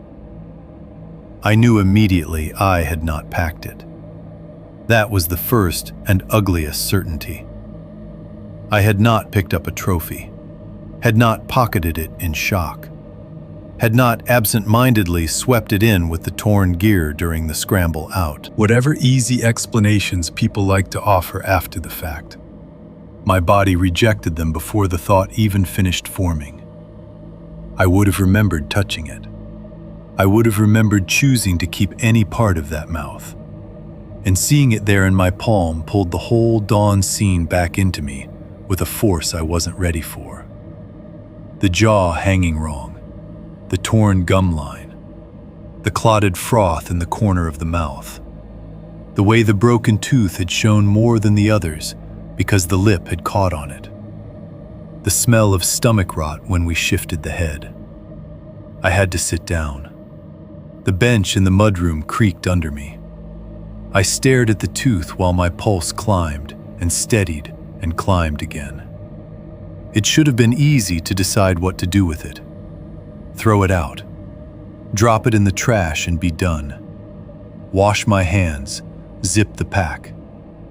Let the object return to the category of residue. Instead, I sat there holding it like proof. Not proof of one clean thing, proof that the night had left fragments behind, whether we wanted them or not. I found Caleb first. He was stretched on the couch with one leg up, brace still on, a bowl of pretzels balanced on his stomach, while some stupid Saturday rerun played to no one in particular. The room smelled like salt and television heat, and the detergent my mother used on throw blankets. I stood in the doorway and said, "Look." He muted the TV but didn't sit up all the way until I crossed the room and opened my hand. For a second, he only stared. Then he frowned. "What is that?" "The bear's tooth." That got him upright. He took it from me carefully, turned it between thumb and forefinger, and grimaced. "That's gross." "That's not the point." He looked up. "Where'd you get it?" "It was in my pack." He shrugged almost immediately, which made something hot and bitter rise in me. So? So I didn't put it there. He turned the tooth once more, then handed it back. "It probably fell in during the fight." That answer arrived too easily, as if he had been waiting for something that small and dismissible his whole life. "How?" He frowned at me now, already tired of the conversation. "I don't know. Stuff was everywhere. You were on the ground, Dad was bleeding, the bear got hit. It broke loose. It fell in your gear." "That doesn't make sense." "Why not?" "Because nothing about it felt accidental. Because the tooth had shown itself later, not at camp. Because the world inside my memory no longer allowed for simple coincidence without first making me fight past 10 other possibilities. Because I was so tired of being the only one who heard how thin easy explanations sounded. I said none of that. Caleb unmuted the TV. "That's all it is," he said. "You're making yourself crazy." Maybe I was. That did not make him right. I found my father in the garage. He stood at the workbench under the fluorescent strip light, with one hand braced flat against the scarred wood, while he sorted something small from a coffee can full of screws, bolts, and other hardware too useful to throw away and too disordered to keep properly. The light above him made the healing line on his face look even harsher than it did in the softer house light. Not fresh anymore, not open, but still angry red, still pulling slightly at one side of his expression so that even in silence, he looked like he distrusted whatever he was seeing. He glanced up when I came in. "What?" I held out the tooth. He didn't touch it at first, he only looked. That was enough to tell me he knew exactly what it was before I said a word. "It was in my pack," I said. He took it then, turning it in those broad, careful fingers of his that had cleaned rifles, skinned deer, tied lines, dressed wounds, and cut red nylon free from a dead mouth without explanation. "Maybe it fell in during the mess," he said. Maybe. Of course. I was beginning to think he would go to his grave with that word set on his tongue like a coin. I almost turned away then, almost let the answer die there in the same airless place as all the others. But something in me had sharpened over the weeks since the trip. Not courage exactly, more a refusal to let every difficult object become harmless just because the adults around me preferred it that way. So I held out my hand again. "Give it back." He did. I looked at it under the fluorescent light, angling it the way he had, and that was when I noticed the filament. Tiny. So small I might have missed it entirely if I hadn't already been primed to look for that color. Caught along one cracked edge near the root, embedded where dried matter still clung in the roughness of the break, was a thread of red nylon no longer than a fingernail clipping. faded, synthetic, unmistakable once seen. My whole body went still. My father saw my face change and looked more closely. He didn't deny it, didn't reach for it either. The two of us stood there in the fluorescent buzz with the tooth between us and that red filament bright as a wound in its tiny way. Same color as the strip from the creek. Same color as the fiber cut from the bear's mouth. Same wrong artificial trace surviving among old camps, old stories, torn gear, and the body we had fought. The contact had happened closer than coincidence should have allowed. That was the realization. Not just that the bear had moved through old camp material somewhere in the drainage. Not just that it had brushed a forgotten strap or torn at abandoned gear in some luckless scavenging pass. Something about the red nylon belonged to the pattern. Old camps, ruined hammocks, the hidden burn ring. The guide story my father had only half admitted. Low movement, circling sleeping bodies in the dark. And now the tooth in my hand, carrying the same stubborn trace. My father said nothing, not one word. That was worse than denial, because denial would still have been a form of engagement. Silence meant the truth had become too structurally dangerous to the version of the story he needed to survive inside. I slipped the tooth into my pocket. "You should throw it out," he said finally. That was all. Not because it was meaningless, because it meant too much. I nodded as if I might, then left the garage and did not throw it away. Instead, I hid it. There was a shallow drawer in my dresser where I kept things that had no good category. Old movie stubs, earrings missing their pair, a motel keycard from a trip my mother and I took once, folded notes from school friends I hadn't spoken to in years.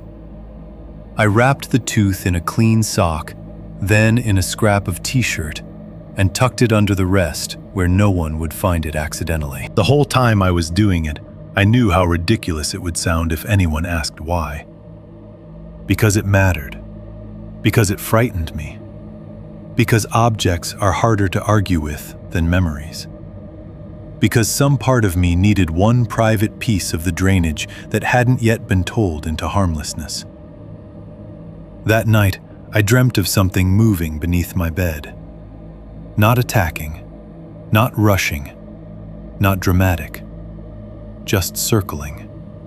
Slow, deliberate passes from one corner to the next, then across the foot, then back again along the wall side where I couldn't see it without leaning too far over the mattress.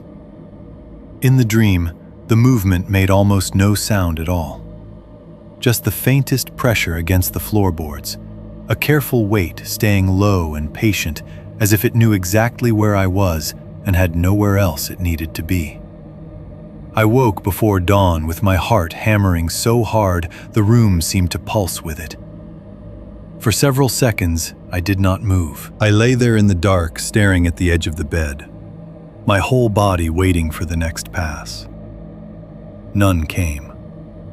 The room was empty, the house quiet, the drawer closed. But even after I knew I was awake, I could not shake the feeling that some things do not need to follow you home in the body to keep circling.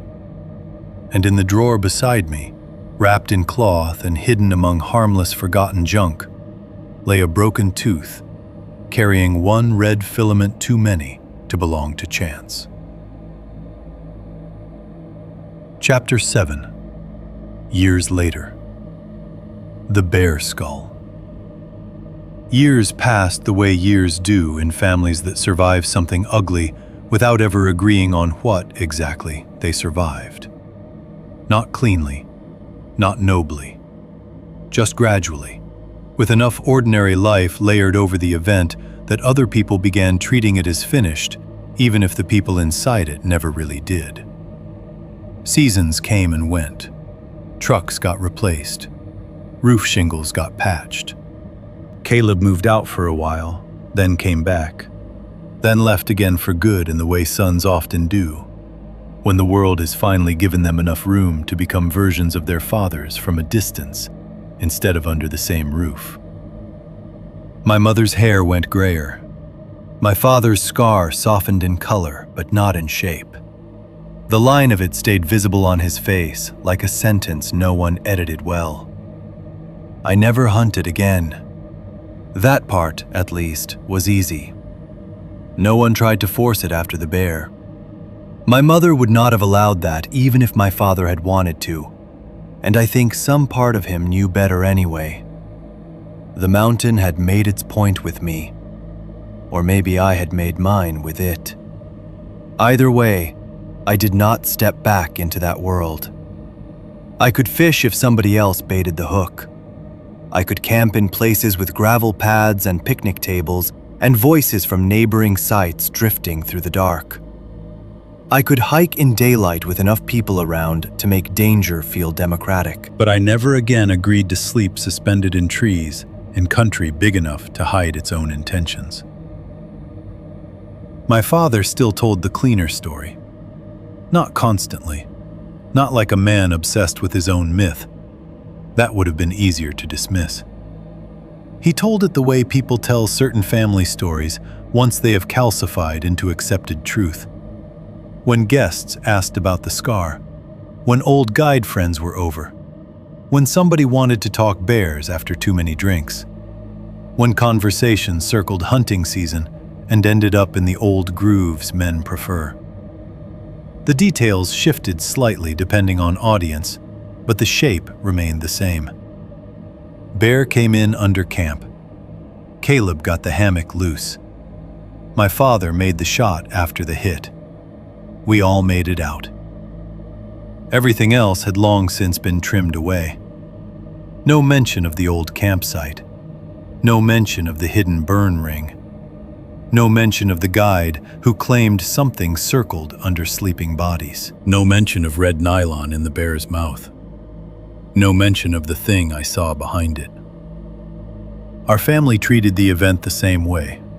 A brutal memory, yes, a frightening one, but finished, contained. A thing with a body and paperwork and scars. A thing that belonged to the past because the bear belonged to the past.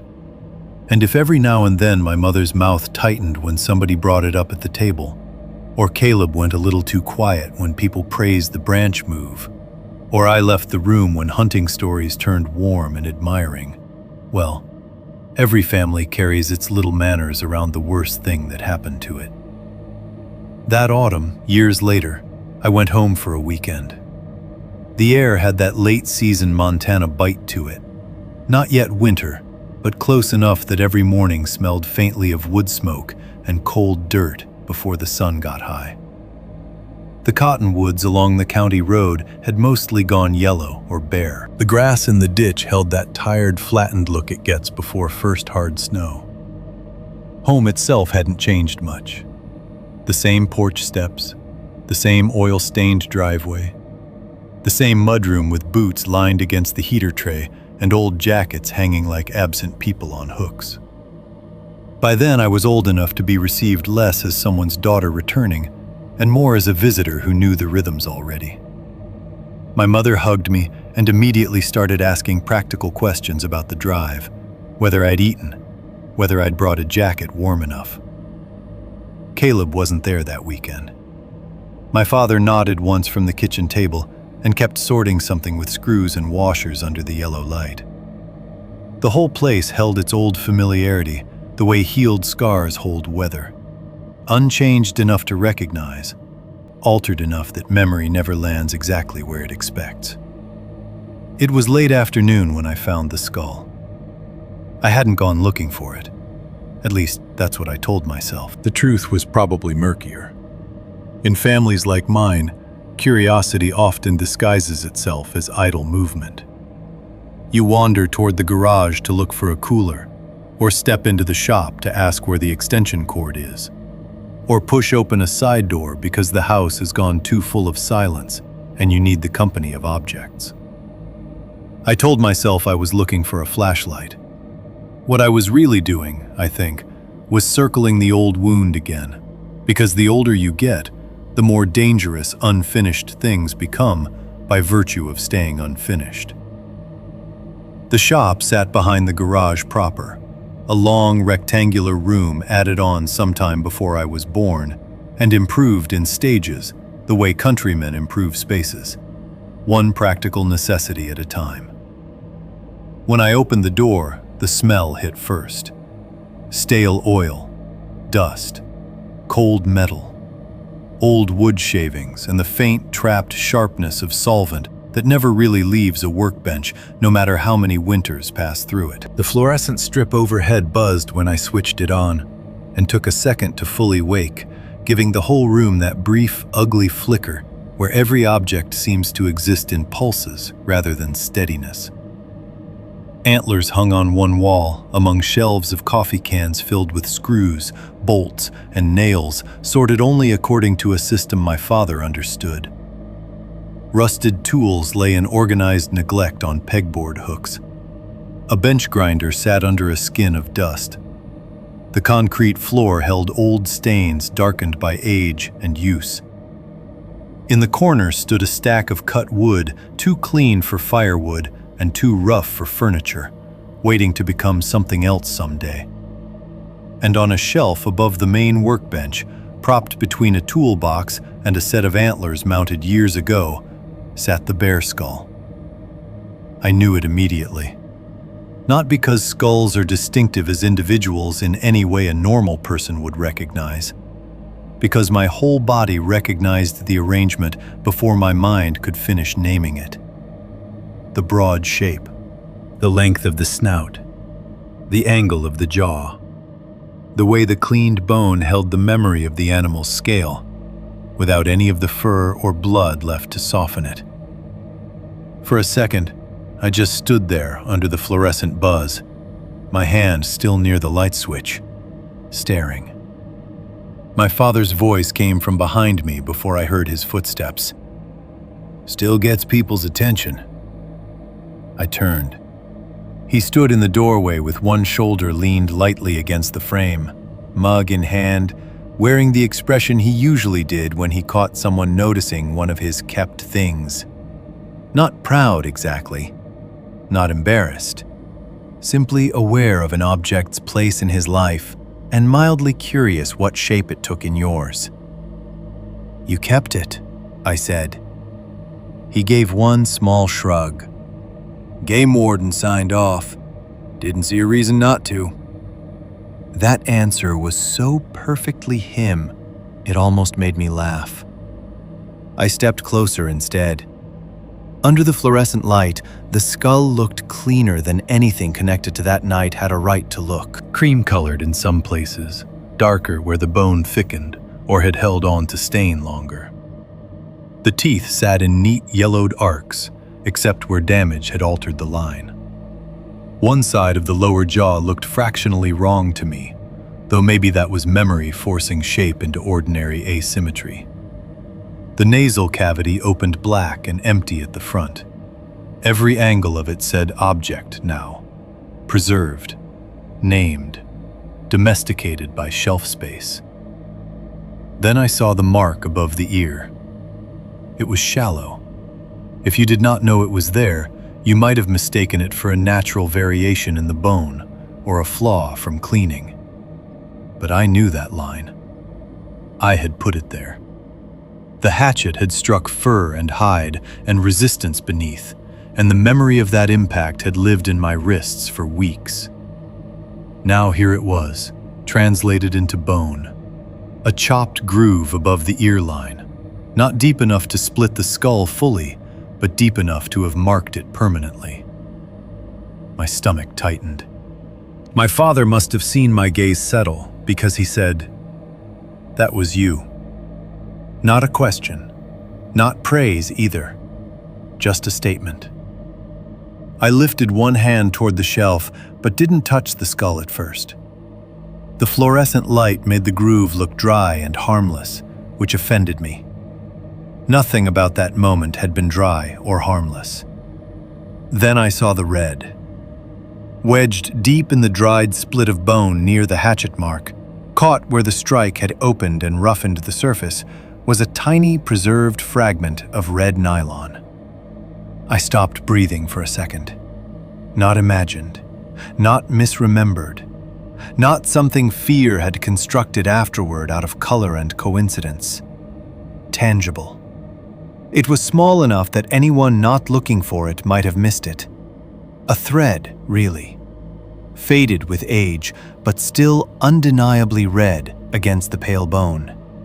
Embedded too deeply to have landed there by accident after the fact. It had gone in with force or pressure when the tissue was still wet around the wound and dried there in place.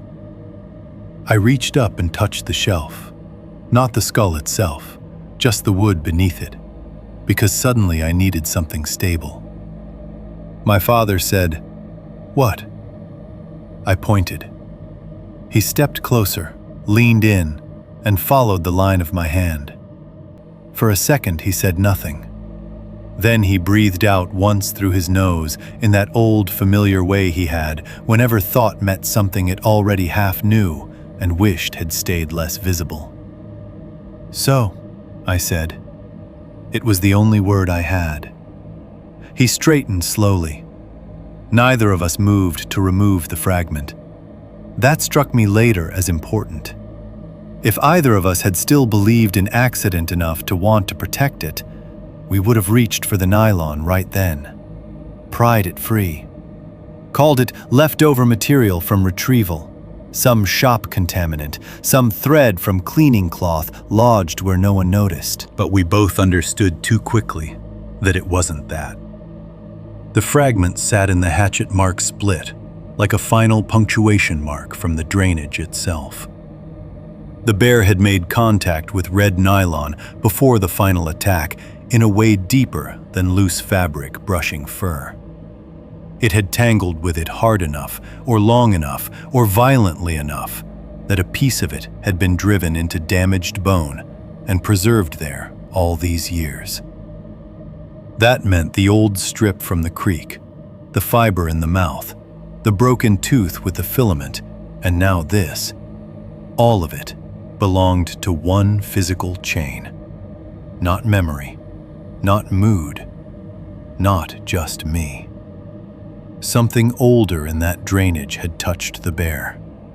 Or the bear had touched what it left behind.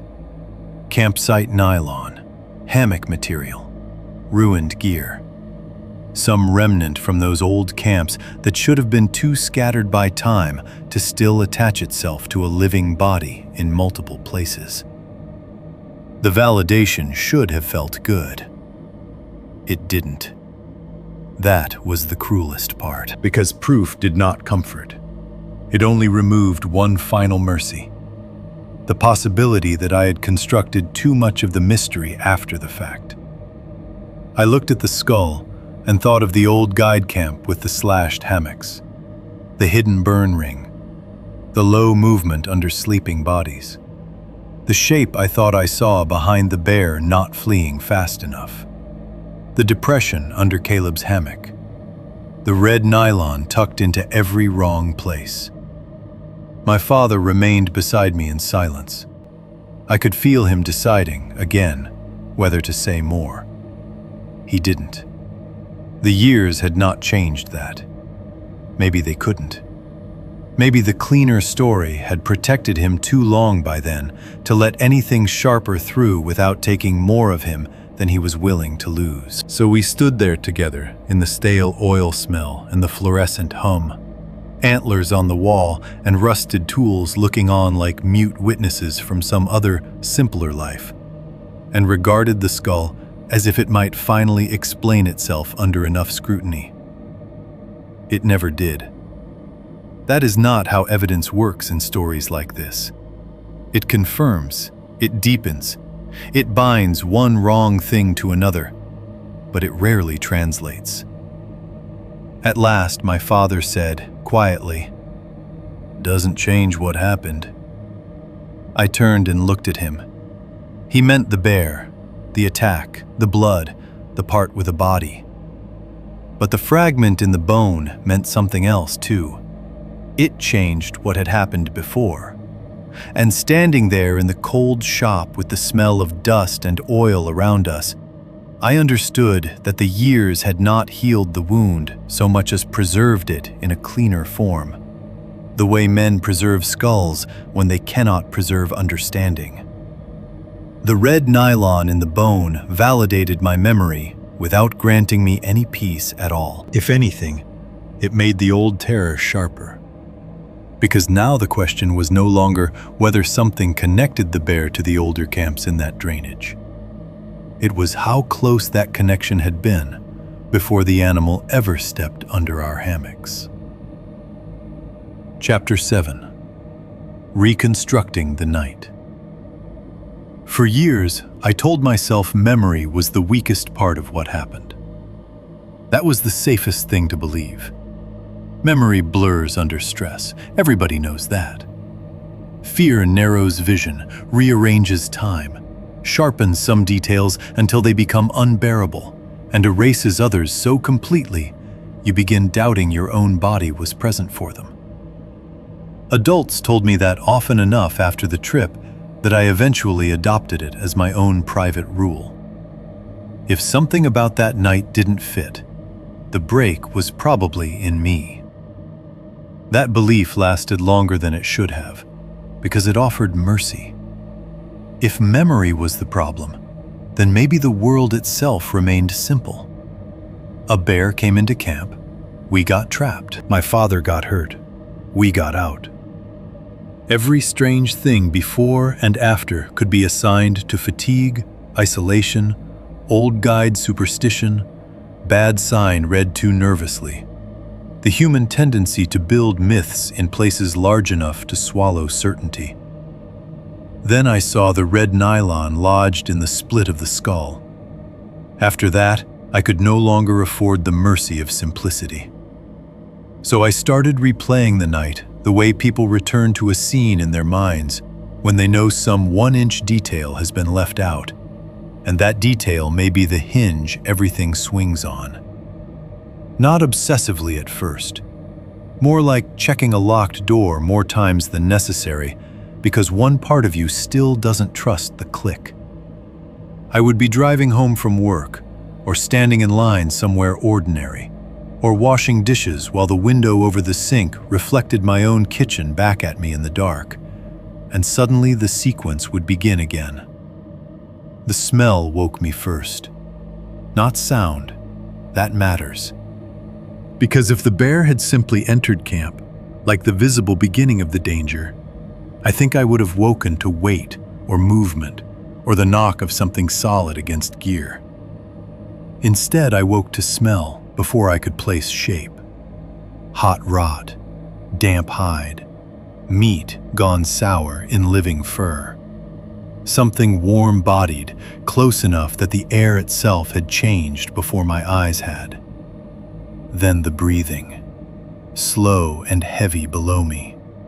Not theatrical, not the kind of breathing movies use to announce a creature. Real breathing, near enough to occupy space, near enough to make the smell pulse stronger with each exhale. Then I looked down. And this is where the memory used to harden into certainty too quickly. For years, I said, even to myself, I looked down and saw the bear. That was the tidy version, the useful version, the version closest to every other retelling. Now I'm not sure that is quite true. I think I may have seen the whole bear only after my mind had already begun assembling the scene around something else. What I remember first, before the full standing shape resolved, before the paw against the bark, before the steam from the nostrils caught the ash glow, is a lower darkness under Caleb's hammock. Not clearly separate from the bear, not clearly anything at all. Just an interruption in the dark, low to the ground, close enough to the tree that when the bear rose, I may have unconsciously folded the two images together into one clean answer. This is the part people hate. Not because it sounds impossible, but because it refuses to become impossible cleanly. If I said I saw a second monster, the mind could reject it or accept it and be done. But that is not what I am saying. I am saying I woke into smell and breathing and shape in a darkness already occupied by something too low and too still. And by the time the bear fully rose into view, I may already have been looking at the aftermath of another presence yielding ground. That possibility has changed the entire night for me. I think back now to the flattened depressions under camp. Not one, more than one if I'm honest. The broad, pressed place under Caleb's hammock after the first circling night. The disturbed ground under the later camps where my father could not get the sign to settle into one readable pattern. The narrow, intermittent presses near the bear's body in daylight, too slight to call tracks and too placed to dismiss entirely. I think of the old guide story my father finally admitted. Not a clean animal pattern, food untouched, gear moved, hammocks slashed. Something staying low and circling beneath people while they slept. I think of the old campsite and the smaller burn ring tucked away from the main camp, as if somebody needed a fire apart from the others. I think of the red nylon strip by the creek, the fiber in the bear's mouth, the filament caught on the broken tooth, the thread embedded in the hatchet-mark split of the skull years later. Not one random contact, a chain. And when I let all those things sit together without forcing them to become tidy, a possible reconstruction begins to form. Not certainty, something worse. A shape that can carry the facts without making them kinder. Something else had been under or around camp before the bear moved in. That is the version that now feels most honest to me. Not necessarily something supernatural. I need to be careful with that, because the temptation, once a story has lingered long enough, is to let the unknown swell into fantasy, simply because fantasy offers emotional clarity. A monster is easier to hold in the mind than a wilderness that behaves like a system of partial intelligences overlapping each other. So I won't say monster. I'll say this. The woods did not feel empty, because they were not empty. Not in the way my father wanted to believe. Maybe it was another animal, a scavenger, a smaller predator, something habituated to camps and sleeping bodies in ways the old guide couldn't explain and my father couldn't classify. Something low, cautious, more interested in the edge of human space than in direct confrontation. Something that circled, tested, stayed near, and left sign too inconsistent for a clean reading because it moved carefully enough not to give one. Maybe the bear encountered it. Maybe the bear followed the same disturbed pattern through the drainage, the way large predators will sometimes move towards smaller disruptions if scent, carrion, or territorial irritation brings them in. Maybe it came upon that low circling presence in or near our camp and entered a space already occupied by a different kind of watcher. That would explain some things. Not all, but some. It would explain why the first sensation was not simple movement, but atmosphere altered. Why the depression under Caleb's hammock seemed broad yet not quite bear-shaped the morning after the first circling. Why I thought I saw something lower behind the bear at the final camp. Why, in the instant before the plan broke open into violence, a second, darker shape seemed to remain in place a beat longer than panic should allow. And it would make the camp that last night not a straightforward animal intrusion, but a point of convergence. That phrase is the one I keep returning to. A point of convergence. Our sleeping bodies, the old drainage, the remnant sign from older camps, the bear moving through with nylon already caught in its history. Something else low to the ground, already circling or already there. A collision rather than an isolated event. That idea frightens me more as an adult than it did when I was 15. At 15, terror had a practical center. Survive the next second. Don't fall. Don't scream. Watch the bear. Find the hatchet. Live long enough for dawn or for a shot to land right. The mind under direct threat has no spare room for philosophical dread. Adulthood gives you that spare room. Too much of it sometimes. Now what unsettles me is not simply that something may have been there beyond the bear. It's that whatever it was did not need to reveal itself fully to shape the entire event. It only needed to remain at the edge of understanding. To move through the same camps, the same gear, the same low spaces beneath sleeping people, leaving behind just enough sign to contaminate certainty without replacing it. That, to me, is more disturbing than any clean monster would be. Because a clean monster creates clean fear. This does not. This creates the possibility that the oldest danger in some places is not a single thing with a body, but a pattern of occupation. A way certain drainages hold on to the repeated proximity of hunger, caution, and human vulnerability until each new camp steps into more than its own night. I know how that sounds. I know exactly how it sounds, which is why I almost never say any of this aloud. And I am still willing to admit uncertainty. I may be wrong about the sequence. I may be wrong about what I saw before the bear fully resolved. I may be assembling old fragments into a shape that only feels convincing because too many years have passed without a final answer. The branch at my window years later was still only a branch. Fear does teach the body to overread darkness. But uncertainty is not the same thing as safety. That is the line I keep coming back to.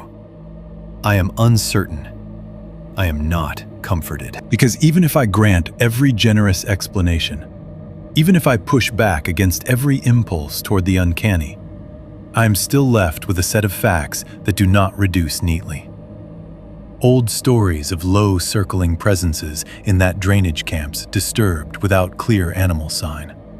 Slashed hammocks, red nylon appearing in too many connected places. My father's half-belief before we ever entered the mountains. The depression under Caleb's hammock. The movement behind the bear. The preserved fragment in bone years later. Taken together, those facts do not prove a legend. They prove only that the bear was not the whole shape of the night. And once I allow that, the mountains of my memory change forever. Not into fantasy, into occupied space. Not haunted in the childish sense, not empty in the adult sense either. Just full of more intent than my father's clean, practical worldview had room for. The woods did not feel alive around us that week in the way people mean when they speak romantically about nature. They felt inhabited. That is the word I would use now if someone forced me to choose one. Inhabited by old use, old fear, old roots of movement, old remnants of camps half absorbed into the ground, and by one low pattern of attention that may never need a name to remain dangerous. And if that is true, if only in part, then the final horror is not that we fought a bear and something else watched.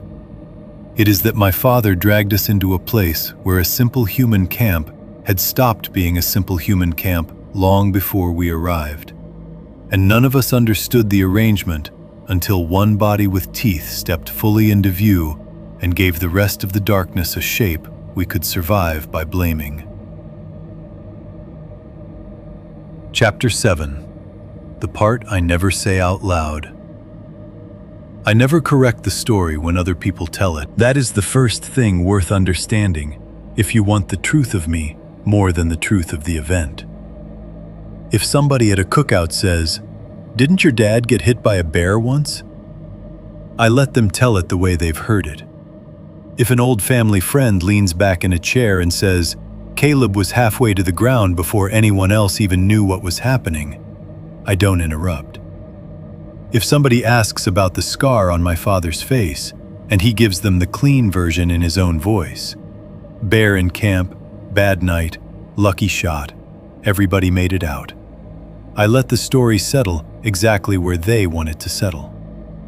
People prefer the bear story because it ends where the body falls.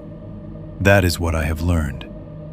The bear story has a shape human beings know how to live with. There is an animal. It enters a camp. It becomes a danger. Men react. Somebody gets hurt. Somebody gets brave. The animal dies. Afterward, there is blood, then rescue, then scars, then eventually a cleaned skull on a shelf, and a hide, or a memory, or some proof that the thing can be reduced to weight and damage and aftermath. Even grief fits inside that story. So does pride. So does fear, if you sand it down enough. My version does not end there. That is why I keep it mostly to myself. Because my version does not stop when the shot lands. It keeps going backward into the old camps and forward into ordinary rooms. It refuses to stay in the mountains where people would prefer to leave it. It contaminates too many unrelated things. I still cannot sleep in hammocks. Not because of some dramatic vow I made afterward. Not because I sat down and consciously refused them. My body simply decided for me. The one or two times in the years after when I found myself near one, at a lake house, a friend's yard, a campground where some cheerful person had strung one between pines for an afternoon nap. The sight of that suspended sag of fabric over open ground made something in my chest tighten with immediate force. The mind can say, it's daylight, it's safe, it's backyard canvas from a department store. The body only sees a hanging bed and remembers what used to pass underneath. I still check below things without thinking. Hanging bunks in cabins. The gap under raised porches if I walk by one at night. The dark under a tree stand ladder if I happen to pass one near a property line. Even the space beneath some low hotel beds if the room feels wrong enough and I wake too quickly in the dark. It embarrasses me every time. I do it anyway. There are habits fear installs so deeply they stop feeling like responses and become posture. I still hate one particular smell more than anything else in the world. Wet nylon and old campfire smoke together. Either one alone is survivable. Wet gear in the back of a car after rain, no problem. Smoke in a sweatshirt after sitting outside on a cold evening, fine. But put the two together, especially if there's cold night air around them, and I am 15 again so fast it feels less like memory than falling through thin ice. And even now, years later, if somebody tells the story in front of me and gets to the part where the bear stood under Caleb's hammock, I can feel my body begin dividing itself in two. One half remains where I'm standing. The other goes back to that first smell, that first breath below me in the dark. That is why I don't correct people. Not because I've forgiven the simpler version, not because I think it's harmless, because saying the fuller version out loud changes the room in ways other people do not want changed. And then I am left holding their discomfort on top of my own. So mostly I let the official explanation live. The bear story belongs to everyone else. The other one belongs to me. A few months ago, I visited home again in late fall. It was near dusk when I stepped out to the garage. One of those evenings when the sky goes from silver to bruised blue, so slowly you don't notice the exact second day gives up. The air smelled like cold dust and distant smoke from somebody burning slash piles or wet leaves. My mother had asked me to grab an old cooler from the garage, and for a second I honestly considered pretending I couldn't find it. But the request was too ordinary, too easy, and I have spent too many years refusing to let ordinary things win by default. So I walked out there with my keys in my pocket and the gravel crunching softly under my boots. The garage door was up. Inside, the light had not been switched on yet, so the whole place sat in that low, gray, half-dark, where objects keep their shapes but not their details. Shelves, tires, the chest freezer, a rake leaning against the wall. Beyond the main garage, through the open interior door into the shop, I could see the faint outline of the shelf where my father kept the skull. I stopped. Not because I was surprised to find it there, because even in low light, I recognized the arrangement immediately. The pale shape among darker objects, the antlers on the wall nearby, the bench beneath it cluttered with old tools and coffee cans full of hardware. The whole room holding that stale oil and cold metal smell that has not changed since I was a teenager. I stepped closer without switching the light on. That was a mistake, probably. Or maybe not. Bright light makes some things easier to bear by flattening them. Dusk does the opposite. It lets edges hold on to more than they should. The skull on the shelf seemed less like a curated object then, and more like a face the room had been keeping in reserve for me. As my eyes adjusted, I could see the hatchet mark above the ear. And there in the crack, faint but still visible if you knew where to look, the red nylon strand. It had not gone away. It had not been cleaned out. It had not become less real with time. That tiny preserved thread sat in the bone exactly as it had the first time I saw it, and the sight of it did something almost physical to the years between then and now. It shortened them. Not fully. I am not exaggerating for effect. I was still myself, still an adult woman standing in a garage at dusk, still holding car keys, still capable of leaving whenever I wanted. But the body does not experience proof in calendar time. The body experiences it all at once. I stood there long enough that the dark in the corners of the garage deepened around me. Somewhere behind the house, a door shut. The wind moved lightly through the cottonwoods near the road. From inside, faintly, came the muffled sound of my mother moving around in the kitchen. I bent to grab the cooler. That was when I noticed the floor beneath the shelf. Not tracks, nothing that clean. Just a shallow, swept place in the dust near the garage wall, low and narrow, as if something had paused there and shifted its weight before moving on. Not a boot sole, not tire marks. The sort of small, disturbed patch you would normally dismiss instantly because garages collect all kinds of meaningless disruptions. Mice, dragged extension cords, a dropped rag kicked aside. But this wasn't random enough for my pulse to ignore.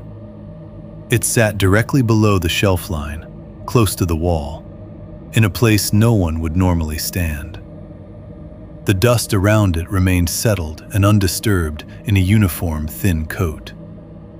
Only that small area had been brushed or pressed or swept shallowly in one direction and then stopped. I stared at it. Every bad instinct in me woke up at once. Investigate. Call for my father. Switch on the light. Kneel down. Measure it with my hand. Demand the world become one thing or another. I did none of those. That matters too. People think courage always looks like pursuit. Sometimes it looks like refusal. I picked up the cooler. I stepped back from the shelf. I kept my eyes off the floor after that, because I knew if I gave the disturbed dust one more full look, I would still be there an hour later, trying to reason an answer out of particles on concrete, while dusk turned the whole garage into a mouth. I walked back to my car instead. Didn't say anything to my mother. Didn't mention it to my father. Didn't linger for another cup of coffee or one last conversation at the kitchen counter the way I sometimes do before heading out. I loaded the cooler, got in, and left before dark fully settled. That, more than anything, is what the story changed in me. Not that I became dramatic. Not that I spend my life seeing monsters in every shadow. Quite the opposite. I have become careful about where I allow uncertainty to stand.